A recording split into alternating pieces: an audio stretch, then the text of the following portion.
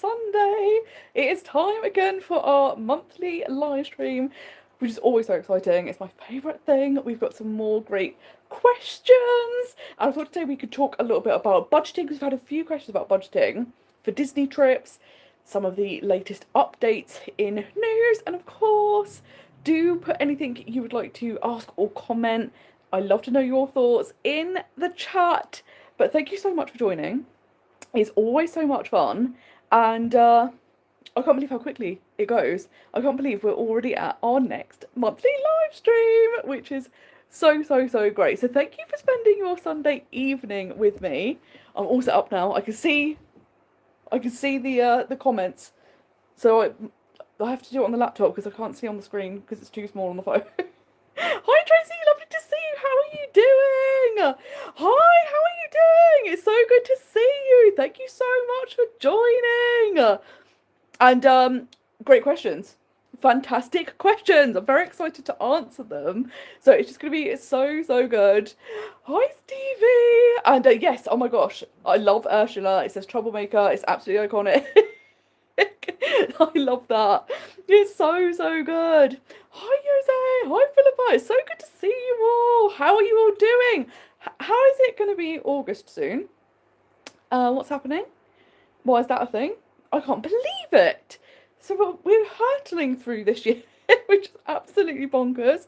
One of my favourite stories with this t-shirt is I was in Disney World, and this must have been like 2018, and I went to go on Rock and Roller Coaster, and I was single rider, and I was sat next to someone else who was on her own, and her outfit was entirely Ariel, and I was like, oh my god, isn't it funny? Because we're like the opposites, we were sat next to each other, and then we had like a big chat about how amazing was it that we happened just by chance be sat next to each other. And that is something I do love at Disney. Like when you're a solo traveller or you're on a ride on your own, sometimes you have these amazing interactions with people. But it was like fate that we were due to sit next to each other, even though we were massive rivals in real life. Well, not real life, animated life. Just so much fun. But yeah, I can't believe it's August. It's not August, it's basically August. I can't believe it. But the good news is, once it becomes August, then it's that exciting time of going, I'm going to Disney next month because I'm going in September, which is so fun. And I also do love that I feel like once the 4th of July happens, like Disney go fully in on Halloween, and that means I'm also fully invested. And I love that for everyone else, July is way too early to start getting into Halloween. But we all know, like, in a couple of weeks' time, Halloween's starting in Orlando. So I'm fully on board already. Hi, Karen, love to see you. How are you doing? Hi, Naira, lovely to see you. I thought we'd start with some really great questions. Oh, I love this. This is so much fun. Everyone's getting ready for their Disney trips now. 1 month you're going to be there. That's going to be so much fun. Addison, you're going in a month's time to Disney World, which is so fun. And yes, it is so great, Jose. Every single like last Sunday of the month, it's just so much fun. What a great way to like end a month. It is so fantastic.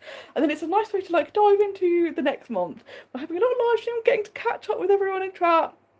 So yeah, it's always such a joy, and I'm always impressed how people always come up with such interesting and unique questions, because you would imagine that we'd get like repeat questions, but we really don't. And I'm like, good work, guys. This is very good, like, question asking skills. Phillipa, you're off to Disneyland Paris in October. This is the thing, isn't it? It's just so fun once you get like, because I always like any milestone. So it's like, the second it's a new month, then it's like, oh, I'm a month closer to my trip. And then if you're going like the following month, oh, you know, next month we're going to Disney. Or like when you've got a countdown and you've gone into like a new bracket, like there's so many milestones. And I think because we're all just so excited to go back to Disney, we will make a milestone out of anything. And I love it. It's so good. Hi Victoria, lovely to see you. How are you doing? And it's so cute that you now have a baby boy. I have been loving seeing your Instagram updates. And this is the thing. He is going to be such a Disney kid. And can you imagine how amazing his life is going to be when he's just at Disney all the time? and he's living the best life ever. It's amazing. He's not going to have to think about, I hope one day I get to go, because it's like, that could be any time, any given moment, we will drop everything and go. Like, the joy of being able to be brought up by Disney adults is like nothing else. Maybe we all need to get like adoptive Disney adults that will like take us on trips for free. That would be good. Yes, it's so true, isn't it? The second you start booking, you're like, right, I'm gonna do a countdown. And I love on the apps, if you've booked with a Disney hotel, they have the countdown on the app itself. And I also have an app on my phone, because obviously a lot of times at Disneyland Paris I'm staying off site now. So I'm like, I'm still gonna have a countdown. And it's on my, it's like a widget, which is a fun word to say, on my phone. So every single day you see it and you're like, oh, I'm a day closer. It's amazing. I love that. Stevie D's app is telling him 280 days. It's so much fun. Oh, and it's so lovely. Everyone's so excited for Victoria. And it's just absolutely lovely, isn't it? Like, how exciting this year must be for you. What a wonderful year this is going to be. And how memorable it's going to be. It's so exciting. This is the thing. We're all like, right, we need to be adopted immediately so we can have Disney parents. Oh, yes, this is the thing, Jose, isn't it? Like, it is funny how you do kind of get homesick. And what was so funny is today I was booking some dining and I thought, oh, what would be really fun is in the background if I have some Disney music. So you can actually get the park soundtracks on YouTube. Like, people have uploaded them. It's incredible. So I thought, oh, I'll put the Epcot one on with what I still consider the new music. It's been around for a while now. But since they have done all the updates to Epcot, that new soundtrack, because I love it, immediately started crying.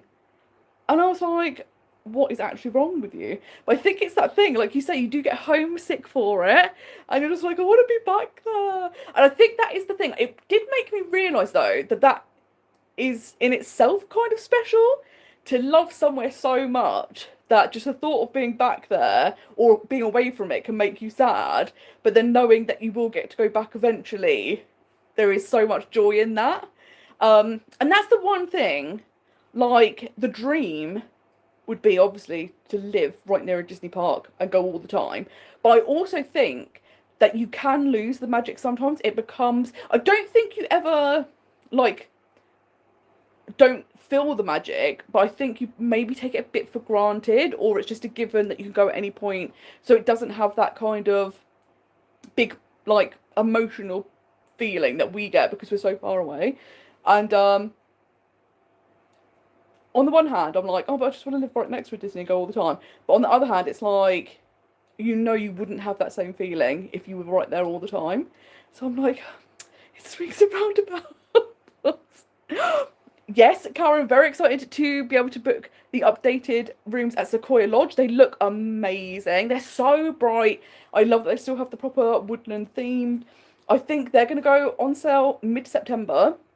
Now, normally early September is when the rooms will go on sale for April 2027 up until March 2028.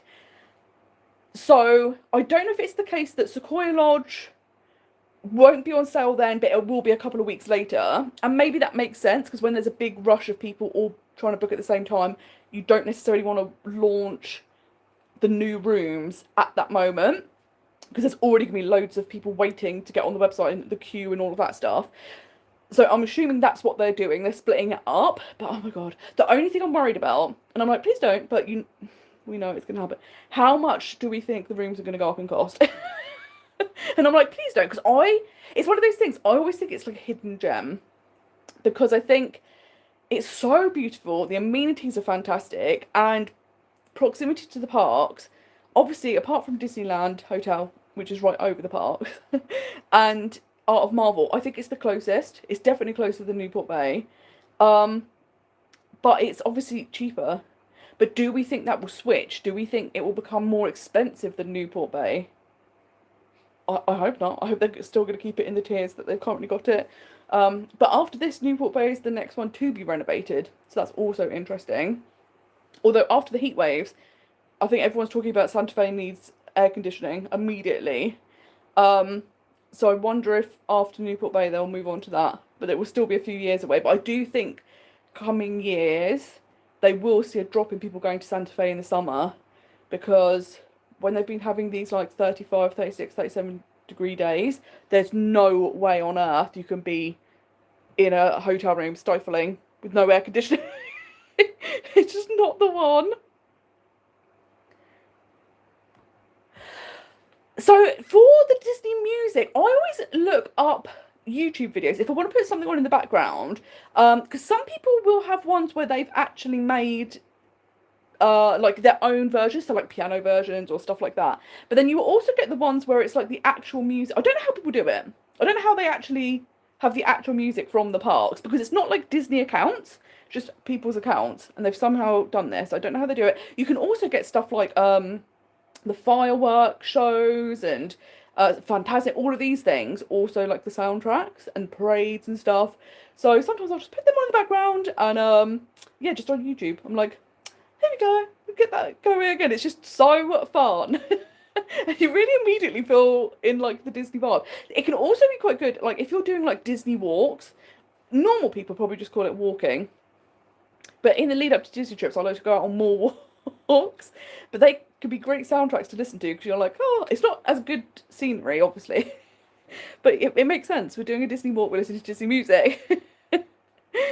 Oh, Frederick is such a cute name. This is so lovely. Oh my gosh. And also it's a key name in the same movie as the top Sophie's Berry. So I also love that there is some Disney trivia happening. And this is so much fun. And what a fantastic name. Such a cute name. And you're 100% right. If any of us lived near Disney, we would be going there all the time. The last time I was actually there, I was filming in Connections Cafe, which is the Starbucks in Epcot. And there was a man with a laptop, and he was saying to me, "Oh, what are you doing?" And I was just saying, "Oh, like vlogging the trip." And he was saying he lives in Orlando, but he works remotely. So he just brings his laptop and works in Epcot, and then just goes on rides. And I'm like, he's living the dream. He's got it totally sorted. That's absolutely incredible. As long as you've got access to Wi-Fi, you can just work literally in Disney. It's amazing. I did see someone once though, which I think now, at the time I thought, oh my god, are they working? Now I'm starting to think that they were a live streamer, because she literally had this like contraption that she was wearing. It was almost like a reverse backpack, but basically it was a pad to put like a laptop on. And then she had the laptop open, hands-free, and then she also had like a phone. And I was like, this is this is like, I'm really going for this. I'm not giving up Disney time, and I don't have to just be sat in like a cafe. I'm going to be on the rides. We were getting on People Mover, and she had the laptop strapped to her, just going around. I was like, this is insane. It's absolutely crazy. Yeah, Tracy, you make such a good point. It would be amazing, wouldn't it, to live near Disney and then to see, like, would it lose the magic a bit, or would it still be as exciting? I think that's the thing. Anything you could do regularly, I feel like sometimes you do miss some of the magic just because there isn't that scarcity sort of thing. It's just when you know, like, oh, at any time I can just pop around. It's just so nice. But then it's just the joy of getting to go all the time. And you obviously visit differently because you don't need to try and pack everything into a small amount of time. You can go and just have dinner or just go on one ride. And anytime there's like something new, you can go and pop in. Like, oh my god, it's amazing. Karen says, I think it'll be around the Golden Forest prices at the moment for the new rooms. And I think that totally makes sense. That there's definitely going to be some sort of jump, isn't there? And it's going to be interesting to see how much. And I think this is the problem, isn't it? Like, I feel like the prices really started to escalate once Hotel New York became the Art of Marvel Hotel. And I don't know if it had already shut, the Disneyland Hotel, for renovation. But basically, Art of Marvel then became the price that the Disneyland Hotel used to be. And it was like, what? So then obviously when the Disneyland Hotel reopened, they priced that significantly higher. But it was like, it's like they made a line in the sand. Once they did that with the Art of Marvel Hotel, it forced the Disneyland Hotel to be more expensive. And then obviously everything else falls in line. But yeah, the prices have definitely crept up quite a lot. I was talking to someone about this the other day. My friend's a travel agent, and she was talking about like all the trips they've been on. And I was remembering me and Kirsty Ann, who came on my birthday trip with me to Disneyland Paris, we went in, it must have been like 2013, 2014, something like that. And we I think we did 4 nights, 5 days. I can't remember which hotel we stayed at. It was a value hotel. We had a full dining plan, and I think our flights, and it was something stupid like £290. It was absolutely ridiculous. So when you see now, like, I've been looking for the cheaper times of the year. This is why I ended up getting the annual pass. When I was looking at the cheap times of this year, 2 nights at the Santa Fe, just for the hotel and obviously the tickets, was £550. And I'm like, it's definitely got a lot. But I can't believe how good value the annual pass has been, this bronze one. So that does feel like that has been a bit of a trick. It's been like, I've managed to find a loophole. It's so good. This is a great question. Which theme is it for the new Sequoia rooms? I thought I saw there was going to be Brave somewhere, but it all seems to be Bambi. And I think they are doing a mixture of a few things that are nature related. So like you say, I'm pretty sure Brave is meant to be there. I think they're going to keep Bambi because that's what it's always been. Am I insane saying I feel like there was mention of Pocahontas, or have I completely just imagined this? I'm like, anything nature themed.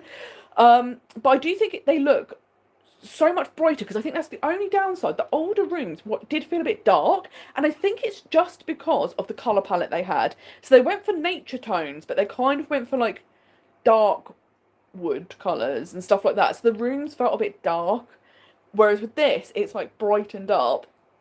And they look so nice, which is going to be so good. Jose said, I know exactly what you mean about the park not being as magical. I still love Efteling, but I'm there every day. I don't go for the rides anymore, but the atmosphere is just special. And that's the thing, isn't it? Like, when you are there day in, day out, particularly when you're working somewhere, when you go in your off time, you just want to be able to soak up the atmosphere. You don't want to have to do all of the other things. And I realised, like, this, towards the end of this year, it'll be 10 years since I started working at the Disney store, and it was literally, we had like a pop-up, I don't know if you remember this, but just before they shut all of the Disney stores down, they opened loads of pop-up stores. So we had a pop-up store here, and it was one of those things, it was so fun, like interacting with guests and giving them some of that Disney magic, and I loved that. But then also, when you start seeing the cogs of how like the company works on a business side, it does take some of the magic away. Because it's like, oh, it's very much like targets based, and you've got it was something ridiculous, like you had to upsell on 70% of sales, and like loads of pressure for that. And I feel like that's one of the reasons I've always thought I don't know if I'd ever work in a Disney park, because I feel like, you know, like the Epcot culture exchange sounds incredible, but then I'm like, oh, would I then be like, oh, I don't like that I've seen behind the curtain sort of thing. Or, on the flip side, would it be amazing because when you're not working, you get to go to Disney World whenever you want and all of these other things. So it's so hard, isn't it? Like, it does, I don't think it necessarily ruins it per se, but like you said, it's a different experience then. Tracy says, don't they have the Disney tracks on CD? And this is a good point, they may do. I know they used to sell them, like, because I remember when me and Kirsty Ann went, and it was all of those years ago, the parade back then had an amazing song, and you could actually buy the CDs of the parades and stuff then. But I don't know, like all of like the music for the parks, I don't know if they do have them on CD. That would be really interesting if they do, because sometimes it's like a 4-hour mix of, like, there's one where you'll have the whole soundtrack for like Tomorrowland, then it will go into Fantasyland, and it'll work its way around the park, the different music you hear in each of the lands. So yeah, that's just so much fun. I love this. I'll be driving down the road and I have some of the parade music on in my regular playlist, and it will go from something normal to blasting parade music and start singing along loudly. And that's the fun thing, isn't it? Like you say, you're just playing like completely normal music, and the next song is like Disney. We're doing it. But what I love as well is it's not like Disney, unless people have been, they wouldn't know the parade song. So I absolutely love that. It's so good. Victoria, this is such a good point. Prince Eric, because the name is hidden within Frederick. which is a hidden Disney reference. That's fantastic! And that totally makes sense. I love that! This is just wonderful. I'm so glad I wore this today. This was like the perfect top. It's amazing. Yeah, as I said, I've been listening to Disney ambient music from the parks. It's so calming. I totally agree. Donna also says, I feel like I remember Pocahontas being mentioned, and I love it because she's so underrepresented. And I totally agree. We definitely need more Pocahontas because, like, it's such a like beautiful film when it comes to obviously her and her beliefs and the nature side of thing. The real life story of what happened to Pocahontas isn't so great. And it is interesting actually. I was thinking about this the other day because I love Hunchback of Notre Dame. I listen to the uh, musical soundtrack all the time because it's just so incredible. But Disney back then were doing a lot of films that when you think about it properly, you're like, I can't believe Disney touched that. Like the Hunchback of Notre Dame is so dark, and you're like, how did they do this? I love that they properly committed to it. They were like, we're doing it. It doesn't matter if it doesn't feel very Disney.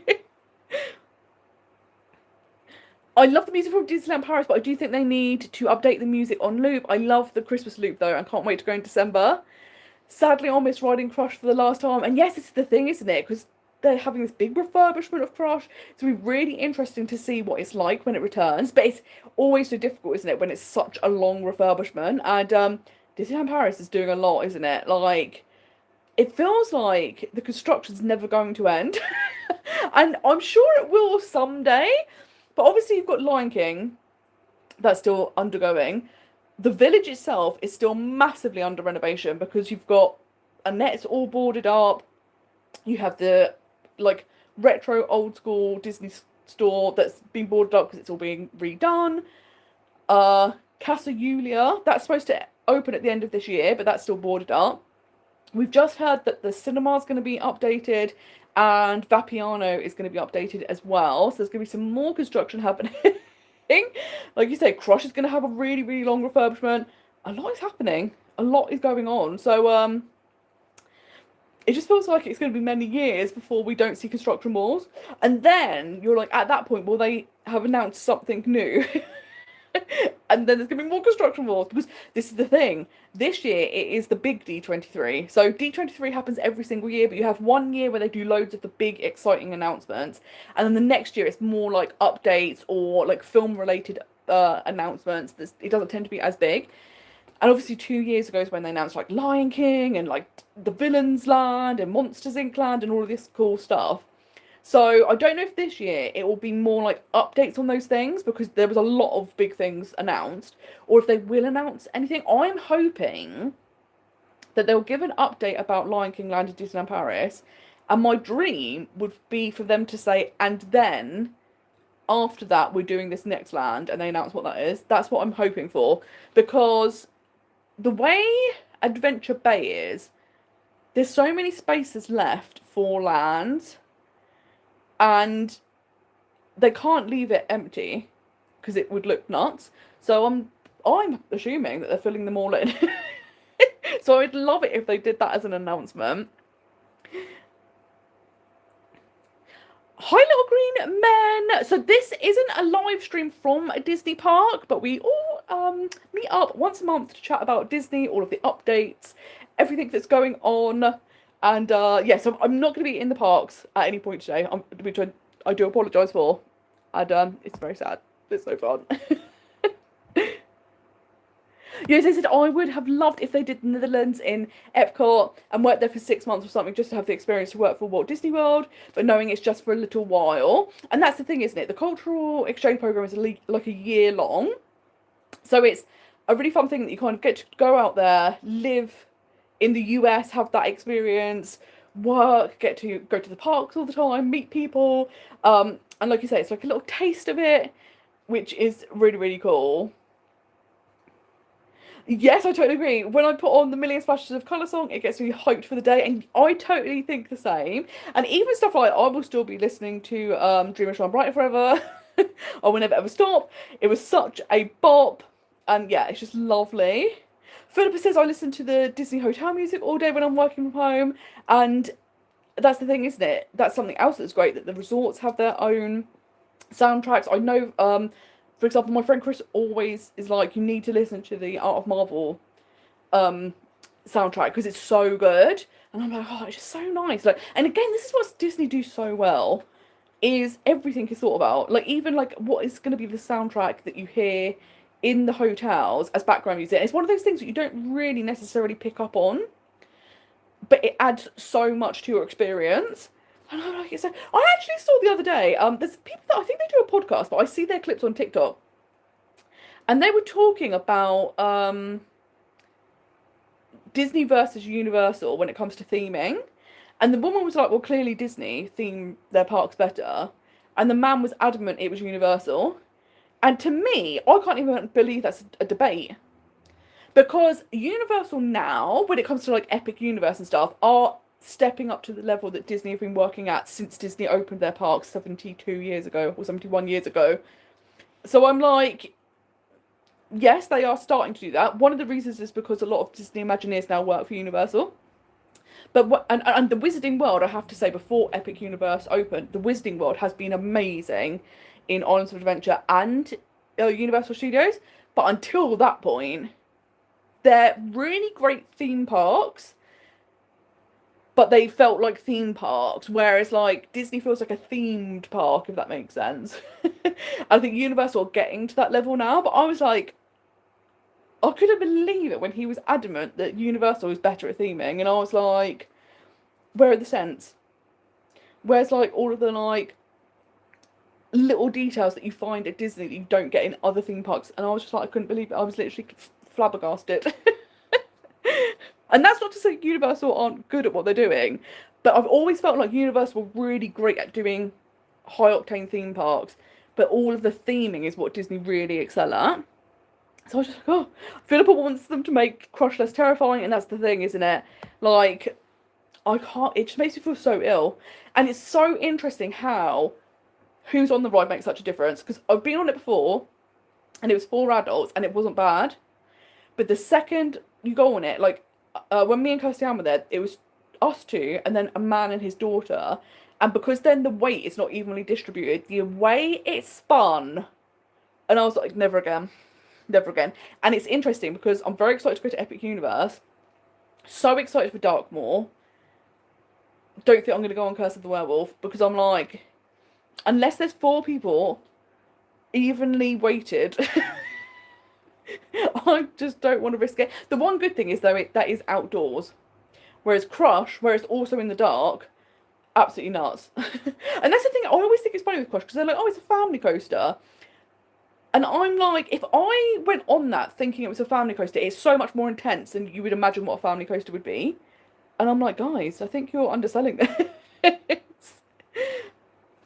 I saw Jinx with Crush because it was only open for my very first day last time. Closed for this trip, bar my first day, but only have tickets for the main park that day. And then it will be closed when I go in March too. And this is the thing. It's the worst when that happens, isn't it? And I had that for years with Big Thunder Mountain. Because they had like, they carried on having, like, it would be like 6 weeks where it would be shut. And every single time, I was there when it was shut. And then, like, they'd do, like, oh, a week later in the year, and I'd be there that week. And then, obviously, they had the really long renovation. And I was like, I can't believe this is happening. So it ended up, it was about a 3-year period where I didn't go on Big Thunder Mountain. It was absolutely stupid. So I'm so sorry this is happening to you with Crush. And you're just like, guys, it's like they're monitoring. They're like, when are you coming? Right, okay, make sure that's shut. And you're like, don't do that. It's very rude. This is such a good question from Victoria. What other lands do you think they will build around the new Adventure Bay area? And this is an interesting thing because I've heard theories, and I love this because I don't know if this is true or not. But lots of people have said Cascade of Lights, which I've still not seen, and hopefully in September I'll get to see it. But loads of people have said Cascade of Lights has some IPs in it that people weren't expecting. So they were like, are they bringing the awareness of those IPs up so that they can then put them in the parks? So some of the people were talking about there's a possibility maybe Zootopia, and we'll get a copy of that because that looks absolutely incredible, the one they already have. So that could be really, really fun. I would personally though like some more lands that no one else has got, like Lion King land.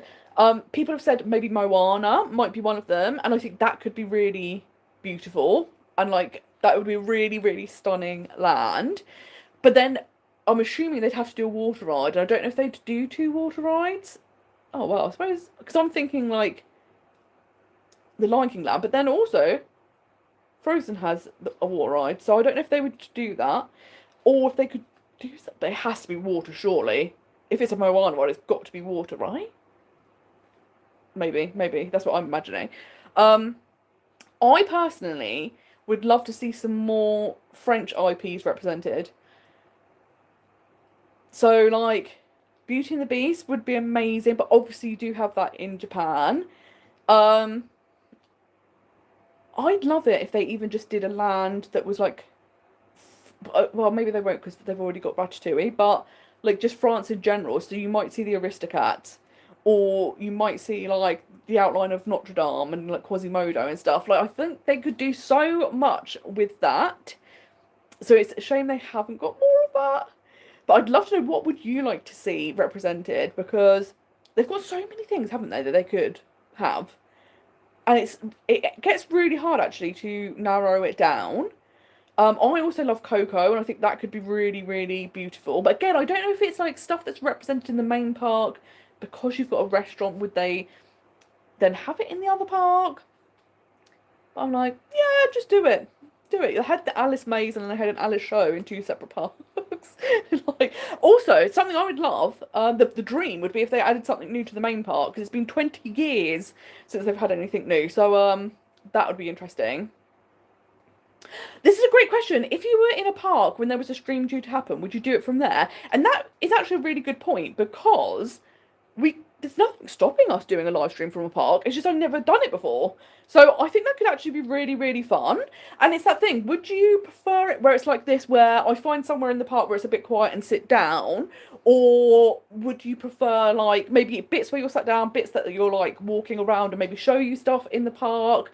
Because that could be really, really fun. And it could even be that we specifically do one. Because I'm thinking my upcoming trips, they don't fall on the last Sunday of the month, but we doesn't mean we can't do a live stream.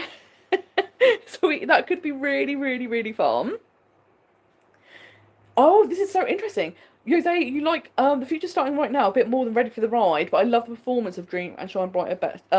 Dream and Shine Brighter. They should just combine the two. And that's the interesting thing, isn't it? Next year's going to be the 35th anniversary. So do we think they will create a brand new parade song? Do you think they'll bring back A Million Splashes of Colour? Or will they go, maybe, because we've had 2 years of that, we'll bring back Dream and Shine Brighter because it was the 30th anniversary?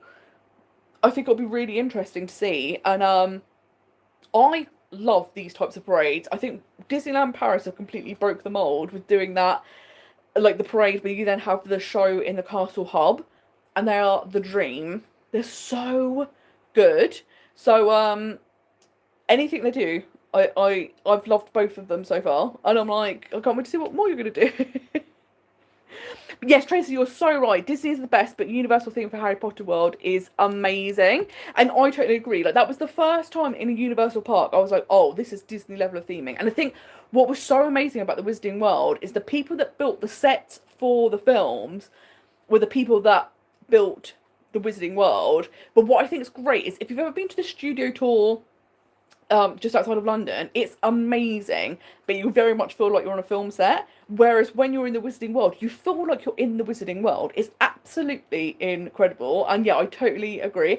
There is something though, this is going to be a big problem, I think, because as I'm getting closer and closer to my Universal and Disney World trip, I'm doing more and more research into Epic Universe, and obviously Battle for the Ministry, the queue, I think, is probably the best queue that's ever been made. The theming is unreal. However, I am 98% sure that ride is going to make me sick. Like, ill. Not going to be able to do anything for the rest of the day. So I don't think I'm actually going to go on the ride. But the problem is, the queue is often multiple hours long. So I'm like, do I just suck it up and stand in the queue for 2 hours, even if I'm not going to go on the ride? Or is it one of those things like, because they have got a single rider queue, but I don't know how much of the queue you see.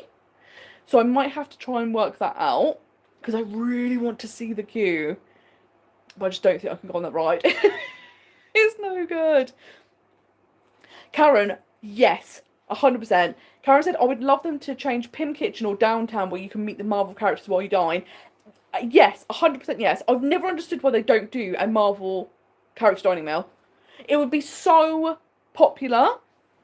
And as far as I'm aware, I don't know if any of the other Disney parks do it. Look, obviously we know Disney World can't because of the Universal thing. Universal, interestingly, do have a character dining meal with Marvel characters. It's the only character dining meal that they have at Universal. But I can't believe they haven't done it in another Disney park, particularly say Disneyland Paris, because you've got a whole hotel where you could absolutely do that. Or Pim Kitchen. Like, it would be amazing. So I totally agree with that. That would be so good. Lou, I love this. The theming at Epic Universe is amazing. There's so much attention to detail. And that's the thing. Like, I'm so excited to go and explore because it just looks next level. And I'm always so impressed by how quickly they built it. Because when you see, like, the scale of things and how every single land is so different and so amazing, it just looks so good. And like I said, I think that's the thing, like, there's a definite big step up where the whole of Epic Universe is so incredibly themed, whereas, like I said, for me, the other two parks, like the Wizarding World, feels so extraordinarily themed that some of the other lands don't feel as themed. Whereas Epic, like, everything is on that level. So I'm just so excited for it. Stevie says, what are some things Universal do better than Disney in your view? And what does Disney do better than Universal? And what I suppose this won't come as a surprise to anyone, but it's also like a specific event. But Halloween Horror Nights is so good. But I also think what's so good about Halloween Horror Nights is the format. So like I say, Mickey's Not So Scary Halloween Party, amazing, but it's a victim of its own success because when you see Boo to You, the Hocus Pocus show, all of these things, they're so amazing, so people want to see them. So because of that, they don't change them. But then the problem is, if you've been a couple of times, there's no incentive to go back because it's the exact same party every single year. Whereas Halloween Horror Nights, the fact that they've got the format, but every single year they can change the houses, the scare zones, and everything, it's unbelievable. I also think some things that can be really good are things like you can do VIP tours at Universal, but you don't have to have it for your group.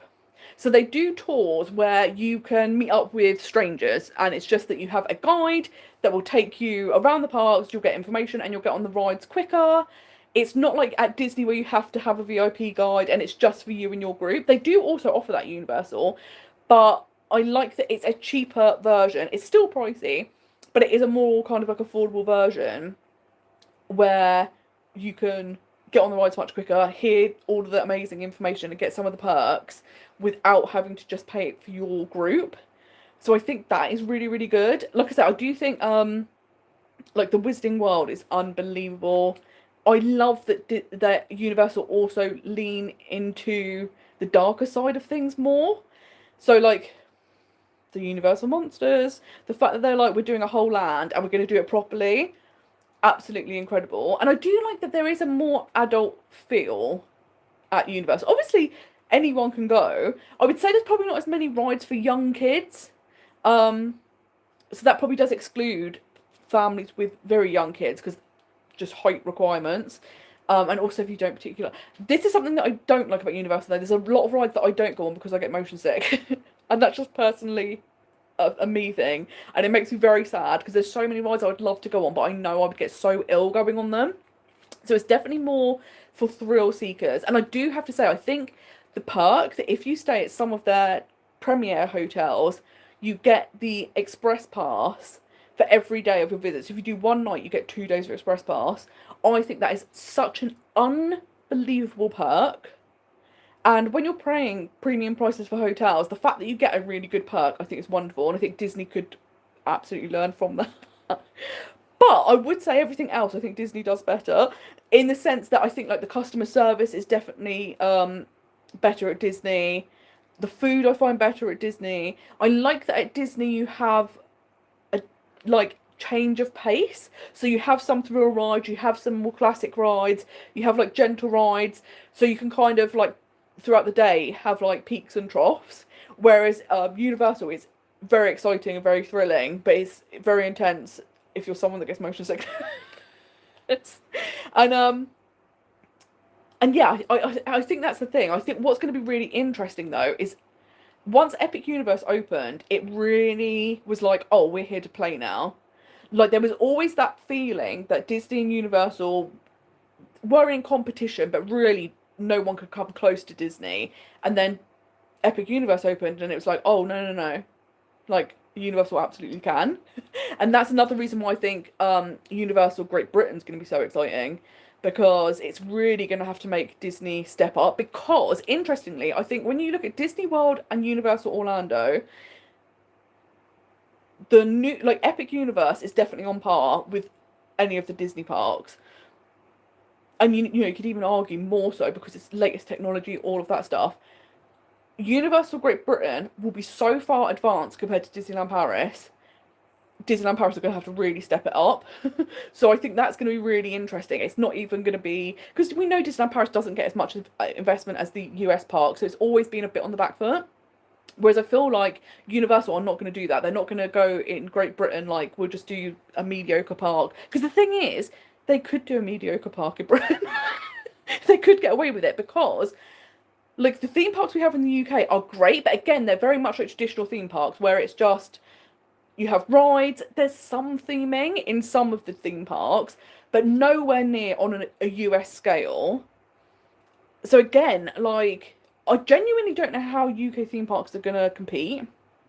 But I also think it's going to be interesting to see what Disneyland Paris do, because they're going to have to start stepping things up. But I think this is a great question. So if anyone else has any thoughts about the things they think Disney do better or the things they think Universal do better, because it's always so interesting hearing what everyone thinks.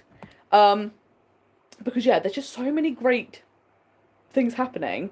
And it's just a very exciting time, I think, for people that like theme parks. I just think it's so good for us. Like, it must be stressful for the people at the top that are trying to budget it all. But for us, it's fantastic. This is a great question. And also, this was a great question that you sent in, so thank you so much. Which show is your favourite at Disneyland Paris out of the indoor shows? And I think this is a great question, because first and foremost, I think Disneyland Paris do shows the best. I think out of the Disney parks I've been to, they are so good. And I love that they're also original, because a lot of the shows in some of the other parks are based on films. So you get like Lion King, Finding Nemo, Little Mermaid, stuff like this. Whereas here, Together and Mickey the Magician are original shows. And they're so good. And that's the thing, I think Mickey the Magician and Together are my two favourite shows. And I can't choose between them because they're quite different to each other.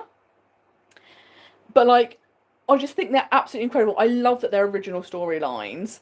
And I also think what's so clever about Disneyland Paris is the fact that they do the shows in French and English, but you can follow along completely with what's happening. And that's such a skill to be able to do that. And but yeah, I think those are my two favourites. I loved Disney Junior Dream Factory. I think Minnie's Dream Factory is a fun update. I don't think I like it as much, but I also haven't seen it as much. Because I did see Disney Junior Dream Factory a lot of times. So I think that is fun, but I don't think it compares to like Mickey the Magician altogether. Obviously, the Lion King show in Disneyland Paris is an amazing version. I love that they've got the music from the actual musical. The costumes are incredible. They've got acrobats, like, so good. But I would say that's one that I don't see as often. But then every time I go, I cry. And I'm like, oh, I forget that this is make me cry. Which is stupid, because I cry at literally every show. And it's so well done. The one show that I've never seen, because I'm never there when it's on, is the Alice in Wonderland show. I know that's outdoors, but I've never seen that. I'd like to see that just because it's different. But I've never seen it. Of course, now the Frozen show has shut. I don't know what will happen in the long run, if they'll replace it with a different show. Because I know when the heatwave has been happening, they've been using it for seating for people to get out of the sun, which I think is great, because we need that. Because obviously in the other park, you've got Videopolis. This park, you don't have any indoor seating anywhere. So I'm like, that's kind of helpful. But does anyone here have a favourite Disneyland Paris show? Because I just think they do it the best out of everyone. Jose said, Universal has learned so much about theming with Harry Potter. That epic universe is beautifully themed all around, although they can do more in the existing lands in the other two parks. And yeah, this is the thing, isn't it? It's so hard to retroactively update lands that already exist to the level of theming that somewhere like the Wizarding World has. And I think that's always, it's like Adventure World, isn't it? Like the new parts look so beautiful, but you're never going to be able to make the park as cohesive as you want retroactively. It needs to be designed a specific way from the beginning. So I totally agree with that. And I do think, I don't want to like give Disney all the props, but I think one of the reasons Epic Universe is done so well is because basically in the pandemic, Disney fired most of the Imagineers, and Universal with brilliantly decided, let's hire them all.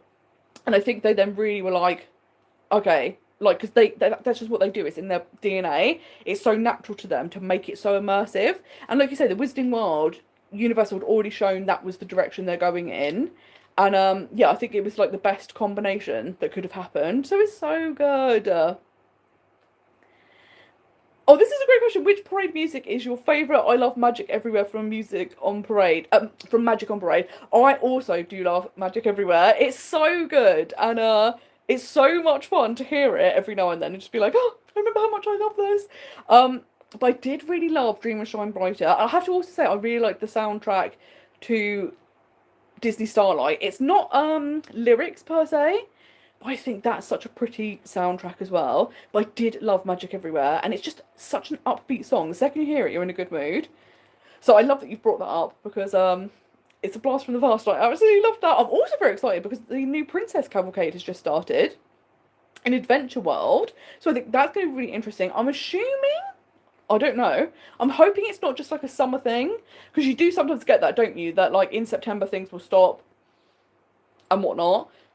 But I'm like, I hope they will keep that, because it'll be nice to have something in the park. Like, I know obviously they had Minnie's marching band, and that has been swapped out for the Princess Cavalcade. So maybe if they do stop it, they'll switch back, and it'll just go back and forth between the two. But it's so great to see the princesses in a new way, because we know they're so popular, but the only way you can kind of meet them is virtual queue or character dining. Virtual queue you might not get, and character dining can be expensive. So having a way for people to be able to see princesses for free in the parks, I think is wonderful. So yeah, that just looks so good. But it's one of those things that, like, I'm trying to avoid spoilers. I'm like, I don't want to know everything. Because I'm like, I just want to be able to see what it's going to be like. Hi Molly Ellen, how are you doing? It's lovely for you to join us. Oh, Lucy said, I have the worst luck with pirates in Disneyland Anaheim, down for refurbishment in September 2015. Then again when I was there in April, May 2018, hoping I'll have better luck in April. And that's the thing, isn't it? You're like, guys, this is not acceptable. I came 2 different times of year and 2 entirely different years with gaps, and you're still shut. It's just outrageous, isn't it? You're like, this is not the one. Guys, you have to stop. So yeah, I think that's going to be really, really fun for you to finally get on it. I've got everything crossed. I think it's going to happen. 3rd time's the charm. You're going on it, and you're going to have the best experience. I think it's such a cool Pirates, because it's like 15 minutes long. It's an amazing ride, and it's so exciting. You're heading to Disneyland. It's the dream, isn't it? I'm desperate to go back, because it's just such a good park. And also the 3 Asian parks. I'm like, I've still got to tick them off, and it's trying to work out when and how all these things can happen. Tracy said, you went to Disneyland Paris 3 years on the trot, and Big Thunder Mountain was closed every single time. So this year we went to Disney World, Big Thunder Mountain was closed. That's outrageous, isn't it? Because you're just like, so now you've opened in Disneyland Paris, but we're in Disney World and you've shot that one. Brilliant. So I'm hoping next year you'll get to ride it as well, because it's horrible, isn't it? And I can't believe we had the same luck, where it's just like 3 years of you can never get on Big Thunder Mountain. It's crazy. And yes, this is a great point, but 35th anniversary, I hope they do a new nighttime show. And that's the thing, isn't it? Because obviously Tales of Magic was like launched and it was a big new show. And very quickly, I think it was only the drones for Tales of Magic were only there for just over a year. And then the drones have gone. They briefly did come back because they couldn't do fireworks in the heat wave. So then the drones did come back. So there will be something spectacular to see. I don't know if in the future, because we know that these heat waves are going to continue, if it will make them rethink that maybe we will have to have the drones potentially in the summer months because we might have to stop fireworks occasionally. So it would be interesting if they stick with that, or if they do a new nighttime show. Because that's the thing, isn't it? Like 35 years, I still feel like should be celebrated. And sometimes they do stuff, but it's not obviously as big a celebration as like 20, 30, 40. But I'm interested to see if they're going to do anything for the 35th. So that'll be so cool. Would love a combo where you could base yourself somewhere and then go around and look at the interesting things happening. And this is a good question. Have you visited or plan to visit any of the Disney parks in Asia? I'd love to visit them, but have no idea where to start. And that's the thing. Like, I am desperate to go. I think Tokyo Disney Sea looks like the best Disney park in the world.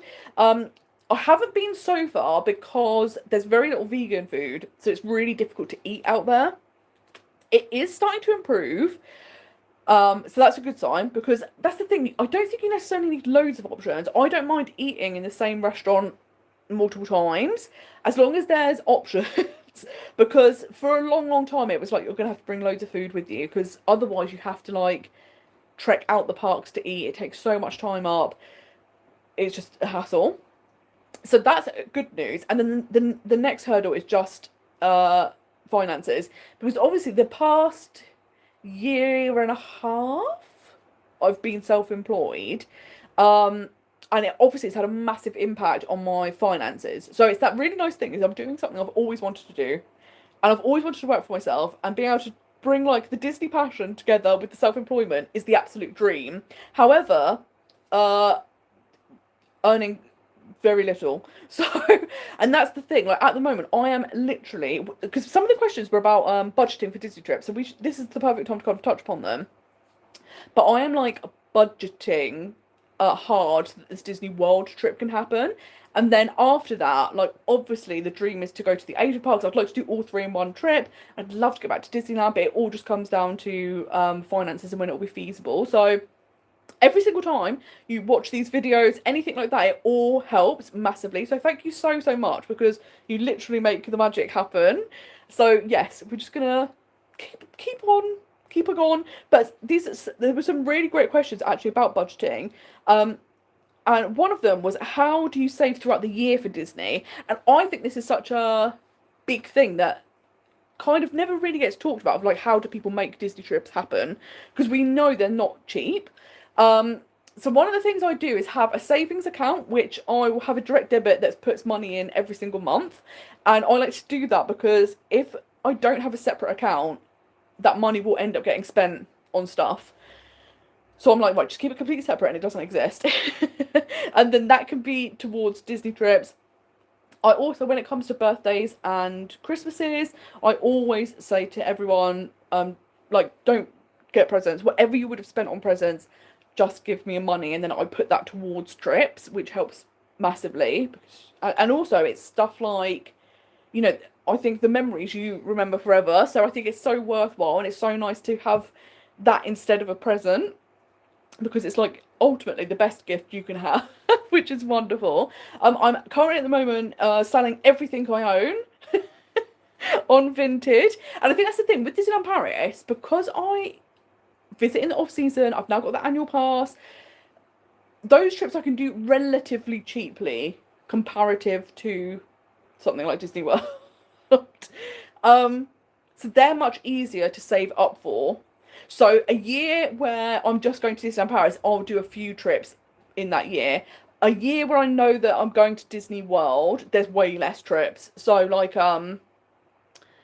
this year, obviously, I've had the March trip, there'll be the September trip, and there's so basically only 2 Disney trips this year. So much less than previous years, because I'm saving up towards Disney World. And then next year, how many times I go to Disneyland Paris will just depend on how much I can save. So again, it might be like a lighter year. Um, what other ways to save? I do genuinely think, and even stuff like, so what I'm doing at the moment is I'm living just a very basic existence. I'm kind of, I don't go window shopping because if I go window shopping, money's being spent. I'm not window shopping. Doesn't exist. So if I don't go in shops, I can't buy anything because I won't see anything I want. And like I basically stopped entertainment, dining out, anything like that, which does feel a bit rubbish, but I also think it's that thing of we're also living in a really tough economic time. So I think a lot of people are having to pull back on those things in general. And then particularly if there's something you want to do, you go, okay, do I want to spend, £25 on a meal out, or do I want to put that money towards Disney? And it's amazing how quickly those things can add up. So yeah, basically at the moment I'm just not doing anything for the rest of the year. I'm just gonna have a very basic existence so that I can pay for Disney World and then hopefully also save some extra money to put on experiences or nice dining so that you can have like a nice birthday trip. But I think this is such a good way. And is there anything you do that you're like, okay, when I'm thinking about doing a trip, I will start doing this so that I can make a bit of money or so that I can save? And also like the savings account I have is higher interest than like a normal account. So that also helps because you're making a little bit of money extra each month, stuff like that. So or even stuff like using points. And like people use like club cards and stuff like that. So anything you can do to make it easier, I think that's the way to do it. And there was also a great question of how much money do you need to budget for food for a 2 week trip to Disney World? And I always think there's like a rule of thumb that quick service meals are actually quite affordable. So you can dine quite cheaply if you just stick to quick service meals. So when I was there last time, that's what I did. I did one table service meal, which was a character dining meal. Everything else was quick service. So I didn't spend loads on dining, which is fantastic. Quick service meals are normally about $14-15 without a drink. If you add a drink, then you're looking more like $20. So you could always just go, I'm going to budget $20 per meal. I'd add a little bit more for tax because obviously they don't add that. So say you wanted a drink as well, although you can get free water, you could bring drinks with you. That's what I always do. So I don't really buy drinks in the park. That saves me a lot of money. So say you were budgeting like $21 per quick service meal. So then you would know how many quick service meals you were going to eat across your trip. Then you could just times that. And then for table service meals, I always like estimate around $50 if you were to get like a main and a cocktail or a main and a dessert, something like that. I always suggest a rule of thumb because it's easier than what I do. What I do is unhinged. When I do Disney trips, I literally look at the menu of every single restaurant. There's over 200 restaurants at Disney World. I literally will spend like a week solid, hours a day, looking at menus so that I can see what updates they've got to menus and also look at the price, and then I'll add the tax and if it's table service, a tip on top. Because once you do that, that can also help you decide whether you want to dine somewhere. Because at the moment, like I keep thinking about, oh, do I want to go to Cinderella's Royal Table for the breakfast? Because I've never done that. And like, oh, that could be something really nice, maybe on like the final day. But once you add the tax and tip, it's like $100 for breakfast. And I'm like, I know it's inside the castle, guys, but that's kind of a lot, guys. I don't know if you're aware. But then on the flip side, €100 is very normal for a character dining meal in Disneyland Paris. But when it's in Disney World and it's the same price, you just go, oh my god, that seems so much, because there's so much more affordable character dining to be had. So sometimes it helps you decide, but I will literally, look at every single menu, put the price of everything I'm going to get, tax, tip, total, so I kind of know how much I'm going to spend. What I will also do is, if there's like multiple courses, I will always budget for the ones I think I would get. And then what I have found is I never get multiple courses because the portions are so generous. So I end up underspending on dining just because I always like to have more than enough. So just in case. But if you don't want to spend hours of your life looking at menus, then I would go, okay, put like $21 aside if you're looking for a quick service and drink, $50 for a table service meal. I would put about 65 aside for character dining, and then you're kind of set, and it should be easier to work things out. But yeah, that is a lot. That's an unhinged thing to do, and I don't think everyone will have the time to do that. Molly Ellen said, would you ever do a video of Disneyland Paris attractions of the past?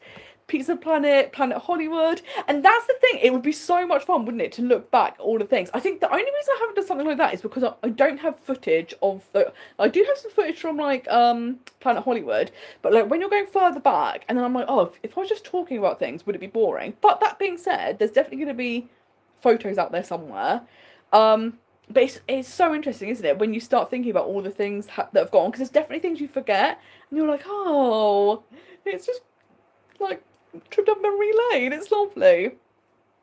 Jonathan said we had an interesting thing happen for the first time at Epic Universe a few weeks back. We got asked to leave a ride because of a cut leg.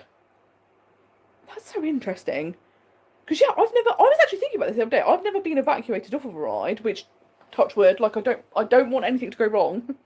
But that must have been very intense, especially when you hear the reasoning, and it's just like, how bad is this car?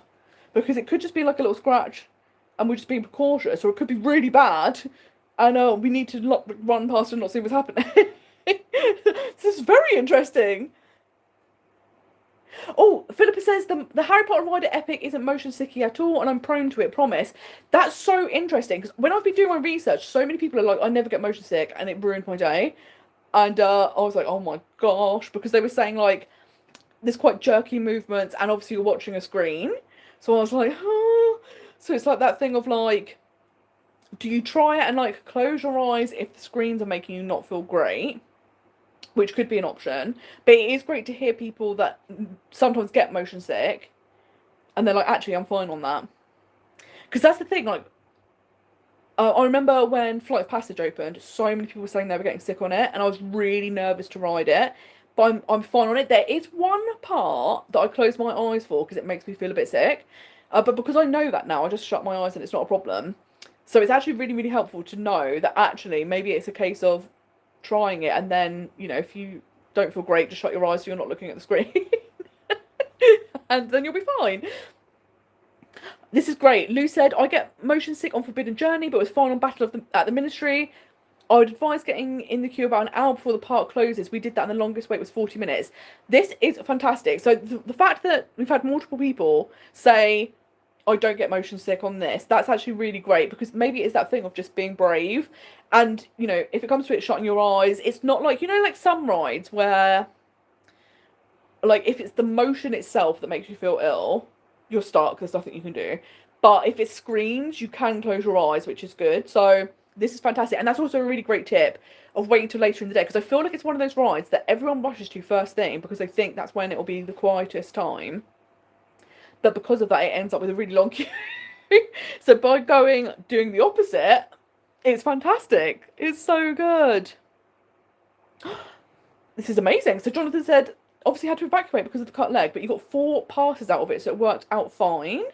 And that's actually really good, isn't it? To know that if your ride does get disrupted for any reason, the fact that they were like, we want you to be able to enjoy this again, like, it'll be happening, is great, because there's nothing worse. I remember once, I was furious. We'd queued, we must have queued about 90 minutes to get on Splash Mountain.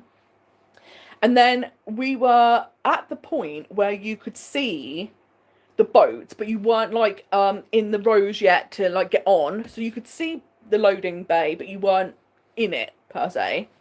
And it broke down. And then we all just got told to leave the queue, but they didn't give it, like, anything. So you just wasted an hour and a half, and I was furious. And then we didn't end up going on it for the trip, and I was like, oh. And this was in Disneyland. So I've never actually been on that version of... No, actually, that's a lie. We did go on... I have been on that version once. It was when I was 18, and we queued 3 hours to go on it, because it was a roasting hot day. And yeah, I do remember that now. But yeah, the second time, waited all that time, couldn't get on it. Now, I don't know if you've seen video footage, but you know when I went on Tiana's bio adventure and I was basically like waterboarded in Disney World, the Disneyland version is so much worse. To the point where I don't even think I would go on it because I can't see how it would be an enjoyable experience the rest of the day. Like, it's absolutely nuts. Like, sometimes, like, the boat, like, goes underwater and it all just comes inside the boat. It's not even, like, splashed. Like, you just are submerged. And I'm like, oh, I don't think I could go on it. It's bonkers. Which parade float is your favourite in Disneyland Paris from any parade? Mine is the Alice Pinocchio one from Magic on Parade. This is hard because Disneyland Paris, apart from like Million Splashes of Colour or Dream and Shine Brighter, I often don't see stars on parade that often. When I was there last time and I went to Waltz and I had the view out the window, I was like, oh my god, this is amazing because I never normally see this. And I have to say, I do love the dragon. I will never get over the fact it's kind of like steampunk. You have the fire. I think it's just so impressive. And again, I also really like the Peter Pan where they're swinging. I just think that's so cool. So it's actually really nice to see it again because it's one that I don't often catch when I'm in Disneyland Paris. But I did think those were my two favourites. And I suppose the dragon isn't really a float. It's just a dragon walking around. But it's very impressive. But the Peter Pan one, I just think is so good. And it's so fun that, like, the float's moving and they're swinging and they're interacting. And I'm like, it's so good. Donna said, how will it be when Universal opens in Bedford if they do Halloween Horror Nights? It won't be the same as Florida, but great for a quick fix if you can't get there. And this is the thing, isn't it? Like, they did already, you know, it's come out that they have applied for permits to do Halloween Horror Nights. And this is the problem. I think what I will probably do, I love that this is so many years away, but we're already planning, aren't we? We're all thinking what we're going to do. I think what I'll probably do is get a hotel near Bedford, because I'll probably be driving. It doesn't have to be in Bedford specifically. They will have a Universal hotel, so depending on the prices. But I think I'll probably do a few nights at Halloween Horror Nights back to back. Because like you say, it's going to be quite far away for me to visit, which is the downside. And again, I think when Universal opens, it will probably be a case of whenever I visit, you will do like at least an overnight stay and do take 2 days. But yeah, like, and do you know what? I think Halloween Horror Nights will operate the same. I don't know if it'll be the same scale. Maybe they'll have less houses. I don't know. But I think it'll be the same format as in Orlando. But interestingly, horror events in the UK are much scarier than Halloween Horror Nights. So I think it's going to be really interesting because you're going to have the high quality of Halloween Horror Nights. You're going to have the IPs, which are incredible.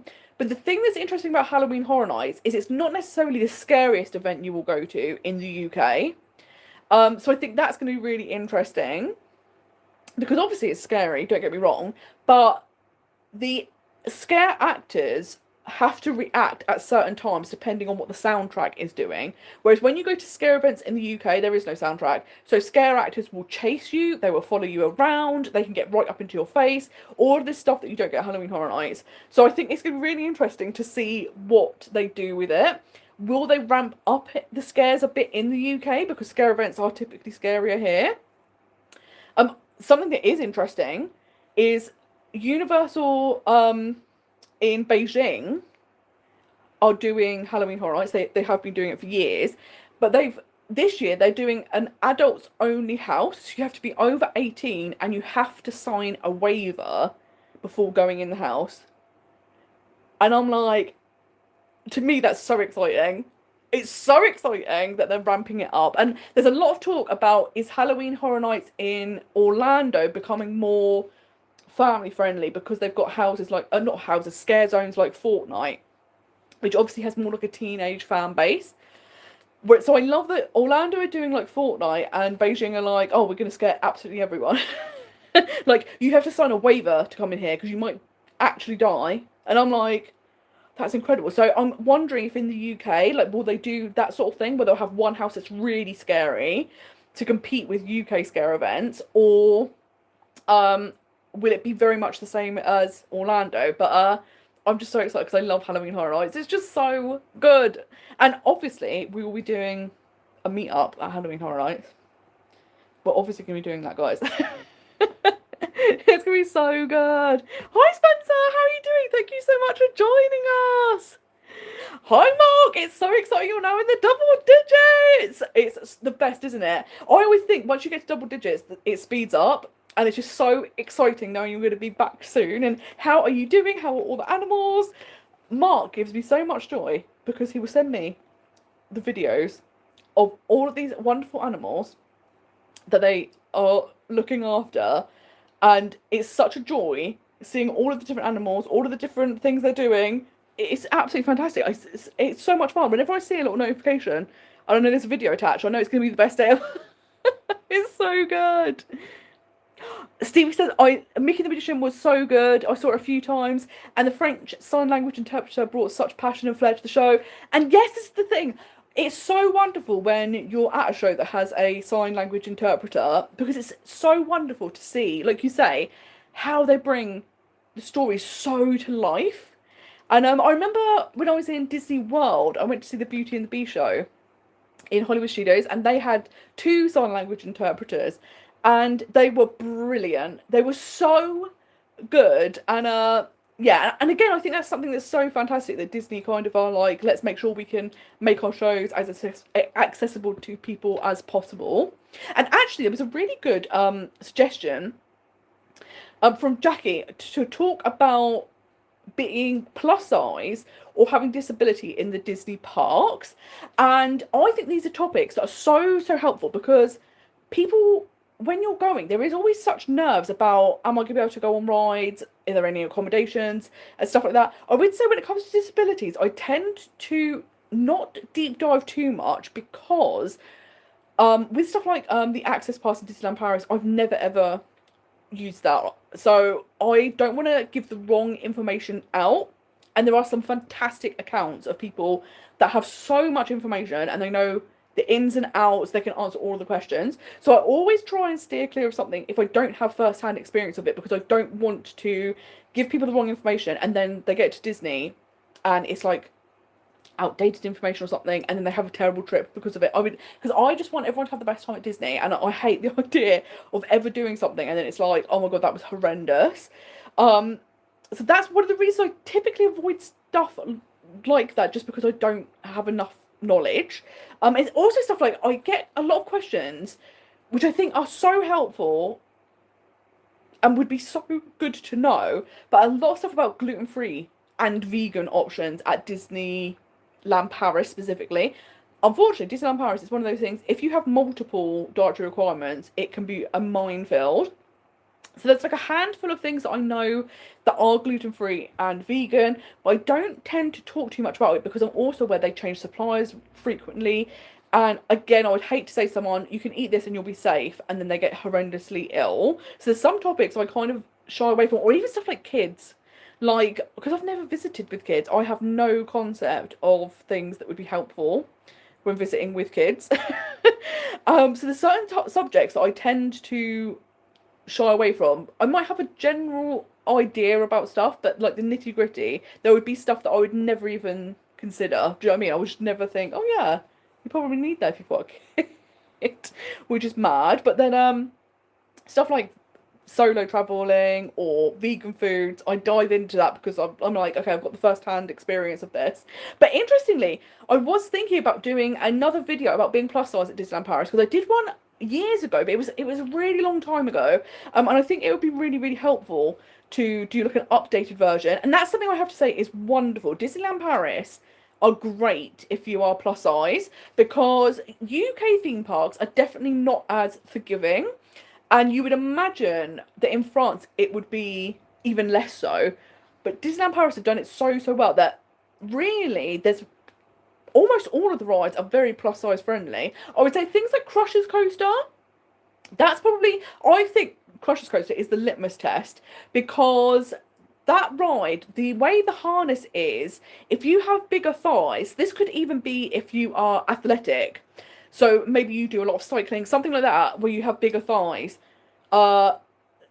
that can be difficult with that harness. But I always think if that harness fits, you can then get on anything else pretty much in Disneyland Paris. Now, you might not want to go on Crush's Coaster. Unless you love spinning in the dark.